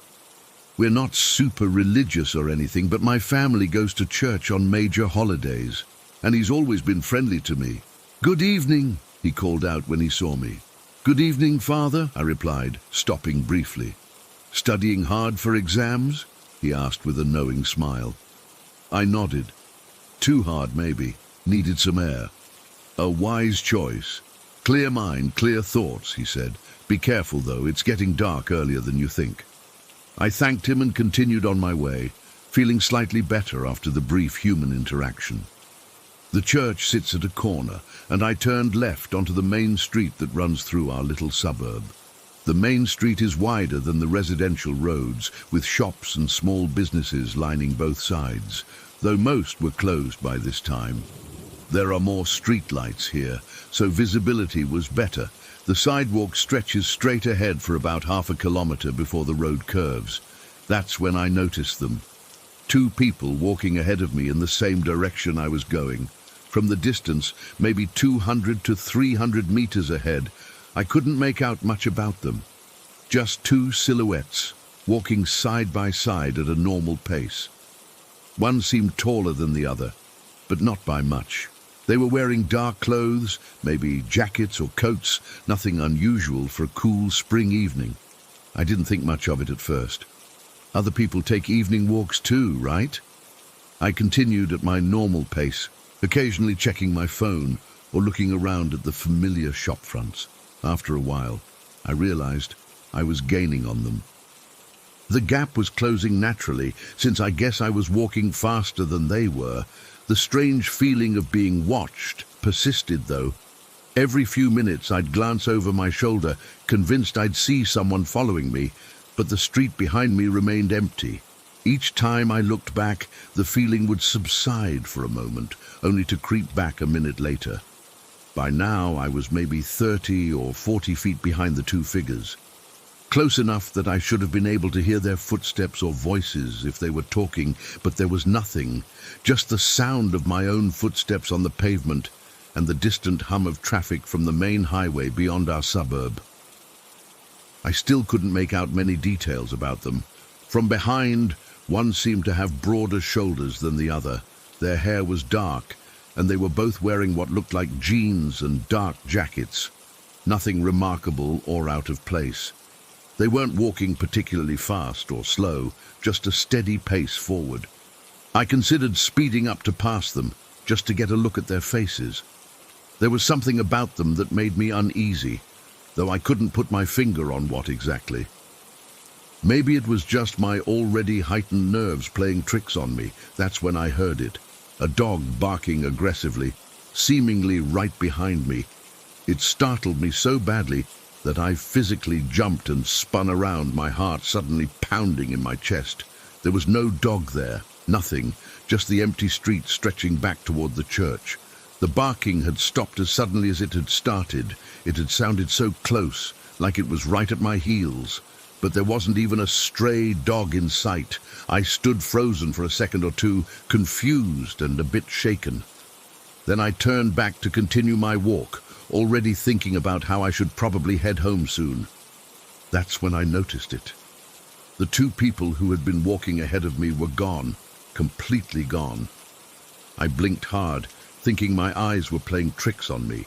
But no, the sidewalk ahead was completely empty. Where seconds before there had been two people walking, now there was nothing but empty pavement stretching ahead under the streetlights. My first thought was that they must have turned off the main street. There was a right turn about 20 meters ahead, leading to another residential area. But I'd only looked away for a few seconds. Even if they'd suddenly decided to run, I would have seen them turning the corner. I quickened my pace, reaching the intersection in seconds. I peered down the side street, expecting to see the two figures walking away. Nothing. The street was completely deserted. My mind raced to find a logical explanation. Maybe they'd entered one of the buildings, but all the shops were closed at this hour. There were a few apartment buildings, but they all had gates that make a distinctive sound when opened and closed. I hadn't heard any gates or doors. They couldn't have crossed the main street either. I would have seen them. The street was well lit and straight. There was nowhere for two people to vanish to in the span of a few seconds. My skin went cold, and I felt a knot form in my stomach. It wasn't possible. People don't just disappear into thin air. I stood there for maybe a minute, frantically looking in all directions, trying to spot them, but they were gone, as if they'd never been there at all. The feeling of being watched came back, stronger than before, but now it felt different, more menacing somehow. The street suddenly seemed darker despite the streetlights, the shadows deeper and more threatening. I don't remember making the conscious decision to go home, but I suddenly found myself walking very quickly, almost jogging back the way I'd come. My heart was pounding so hard I could feel it in my throat. I kept looking over my shoulder every few seconds, convinced I'd see those two figures behind me now, following me. I passed the church again, but Father Marek was gone. The building stood dark and silent. I picked up my pace even more. When I finally reached my street, I was practically running. I burst through our front door, startling my mom, who was watching TV in the living room. "That was quick," she said, looking up. "Are you okay? You look like you've seen a ghost."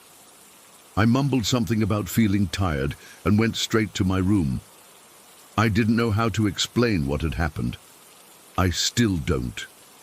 How do you tell someone that you saw two people vanish into thin air? They'd think you were making it up or that your mind was playing tricks on you. But I know what I saw, or rather, what I didn't see. Those people couldn't have disappeared like that. There was nowhere for them to go. That night, I couldn't sleep. I kept replaying the scene in my head, trying to find some rational explanation. Maybe they ducked into an alleyway I hadn't noticed. Maybe I was more tired than I thought, and they'd turned off earlier without me noticing. But none of the explanations fit what I'd experienced. It's been weeks now, and I still get chills thinking about it. I've walked that route during daylight since then, carefully checking for any place two people could have disappeared to so quickly and quietly. There's nothing. I've tried to convince myself that I imagined it all, that the stress of exams and lack of sleep made me see things that weren't there. But deep down, I know what I saw was real. I don't know what those figures were. I don't know why they disappeared or where they went. All I know is that I've been avoiding that stretch of road after dark ever since. And every time I hear a dog bark, my blood runs cold. I'm not a religious person, but I've started praying before bed. I pray that whatever I encountered that night, whatever those things were, they won't try to find me. Story 24. I've never really talked about this outside of my closest circle, but it's been over 15 years, and I still get goosebumps when I think about it. I was 13 at the time, in my first year of secondary school. I wasn't the type to believe in ghosts or anything supernatural. My parents weren't religious, and I'd always been the skeptical kid who needed proof for everything. But what happened that day after school changed everything for me. It was a Tuesday in late October. The weather was starting to get colder, and it was getting dark earlier. Our school had this program where you could stay after the regular dismissal at 3:15 to play sports from 5:30 to 7. A bunch of us would hang around in those 2 hours between school ending and sports starting, usually just messing around or doing homework in the library. That particular day, my friend Miguel had brought in a homemade Ouija board. Nothing fancy. Just a sheet of notebook paper with letters written in pencil in a semicircle with yes and no in the corners and some numbers at the bottom. He'd drawn a little sun and moon in the opposite corners too. We planned to use a coin as the planchette. There were 7 of us all together, 3 first years like me, 3 second years and 1 third year. I remember thinking the whole thing was stupid. I mean, a pencil-drawn Ouija board on notebook paper? Come on. But everyone else was excited about it, so I went along with it. We initially tried to use the board in an empty classroom, but one of the cleaners came in and told us to leave. Then we tried the back of the library, but the librarian spotted us and said we couldn't hang out there unless we were studying. We kept getting interrupted, which was honestly a relief to me because I thought the whole thing was a waste of time. Eventually, someone suggested we try this little alcove near the school chapel. Our school was pretty old, with all these weird nooks and corners. This particular spot was kind of hidden. It was this L-shaped area behind the chapel that connected to a rarely used bathroom. The bathroom door was usually locked from the other side, but the alcove itself was perfect, out of sight from the main hallways, with a small bench where we could all crowd around. So we squeezed into this space, the 7 of us huddled in a tight circle, and Miguel laid out his paper Ouija board on the floor. We all sat cross-legged around it, our knees touching in that cramped space. The only light came from a small window high up on the wall, and the dim emergency exit sign from the hallway around the corner. Everyone put 1 finger on the coin, Miguel instructed. Lightly, just the tip of your finger. I rolled my eyes, but did as he said. The coin was just a regular 50-pence piece, nothing special. I expected someone would start pushing it around, and we'd all have a laugh about it. "Is there anyone here who wants to speak to us?" Miguel asked in what I guess was supposed to be a spooky voice. Nothing happened for about 30 seconds. We all just sat there with our fingertips on this coin, on this stupid hand-drawn board in this cold corner of the school. Then the coin moved. I immediately looked at the others, certain someone was pushing it, but everyone seemed as surprised as I was. The coin slid slowly across the paper, stopping on the word yes. "Who are you?" Miguel asked. The coin started moving again, more confidently now. It went to T, then H. Then O-M-A-S, Thomas. "Are you a student?" one of the second years asked. The coin moved to no. "Are you a teacher?" Again no. "Did you die here?" The coin moved to yes. That sent a chill through me. I was still convinced someone was moving the coin, but I couldn't figure out who. Everyone's fingers were barely touching it.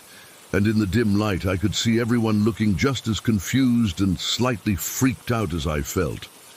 "How did you die?" Miguel asked. The coin started moving rapidly now, spelling out WALL. Wall? That didn't make sense. "When did you die?" another friend asked. The coin moved to spell out 1957. By this point, I was getting seriously uncomfortable, not because I believed any of it was real, but because I couldn't figure out the trick, and there was something about being in that secluded corner of the school, the light getting dimmer as the afternoon wore on, that was making me jumpy. "What do you want from us?" Miguel asked. The coin started moving again, SEE, then it stopped. "See? See what?" someone whispered. The coin moved again. "OU, see you." Right at that moment, we heard a sound. It was the bathroom door, the one that was supposed to be locked from the other side, creaking open. We all froze, our fingers still on the coin. I remember thinking it was probably a teacher or the janitor, and we were going to get in trouble for being in a part of the school we weren't supposed to be in. But there was also this primal fear taking hold, this instinct telling me something wasn't right. The door opened fully, and a man stepped through. He looked normal. That's what made it so terrifying afterward. He was wearing what looked like a dark suit, or maybe coveralls. It was hard to tell in the dim light. He was tall, with short hair, and he moved with purpose, like he knew exactly where he was going. But his face, I couldn't make out his face clearly. It was like there was a shadow over it, even though there was no reason for that part of him specifically to be in shadow. We all huddled closer together, still keeping our fingers on the coin, like it was some kind of lifeline. I remember thinking that if we stayed very still and quiet, maybe he wouldn't notice us, or he'd think we were just waiting for someone and not doing something we shouldn't be. The man took a few steps forward, and then something happened that I still cannot explain to this day. He walked straight into the wall, not like he bumped into it by accident. He walked directly into it, as if he expected to go through it, and then he just disappeared. 1 second he was there, and the next he wasn't. There was no sound, no flash of light, nothing dramatic. He simply ceased to exist right in front of our eyes. For about 5 seconds, none of us moved or made a sound. I'm not even sure we were breathing. Then one of the first years let out this choked sob, and suddenly we were all scrambling to our feet, falling over each other in our panic to get out of that corner. I remember running down the hallway, my heart pounding so hard I thought it might burst out of my chest. I didn't stop until I reached the main entrance, and even then, I only paused long enough to make sure my friends had made it out too. We all stood there in the fading daylight, gasping for breath, looking at each other with wide, terrified eyes. "Did you see that?" Miguel kept asking. "Did you all see that?" We all had. All 7 of us saw the same thing. I didn't stay for sports that day. I called my mom and told her I wasn't feeling well, which wasn't a lie. I felt physically sick from fear. When I got home, I went straight to my room and turned on all the lights. I couldn't shake the feeling that something was watching me. For the next month, I had trouble sleeping.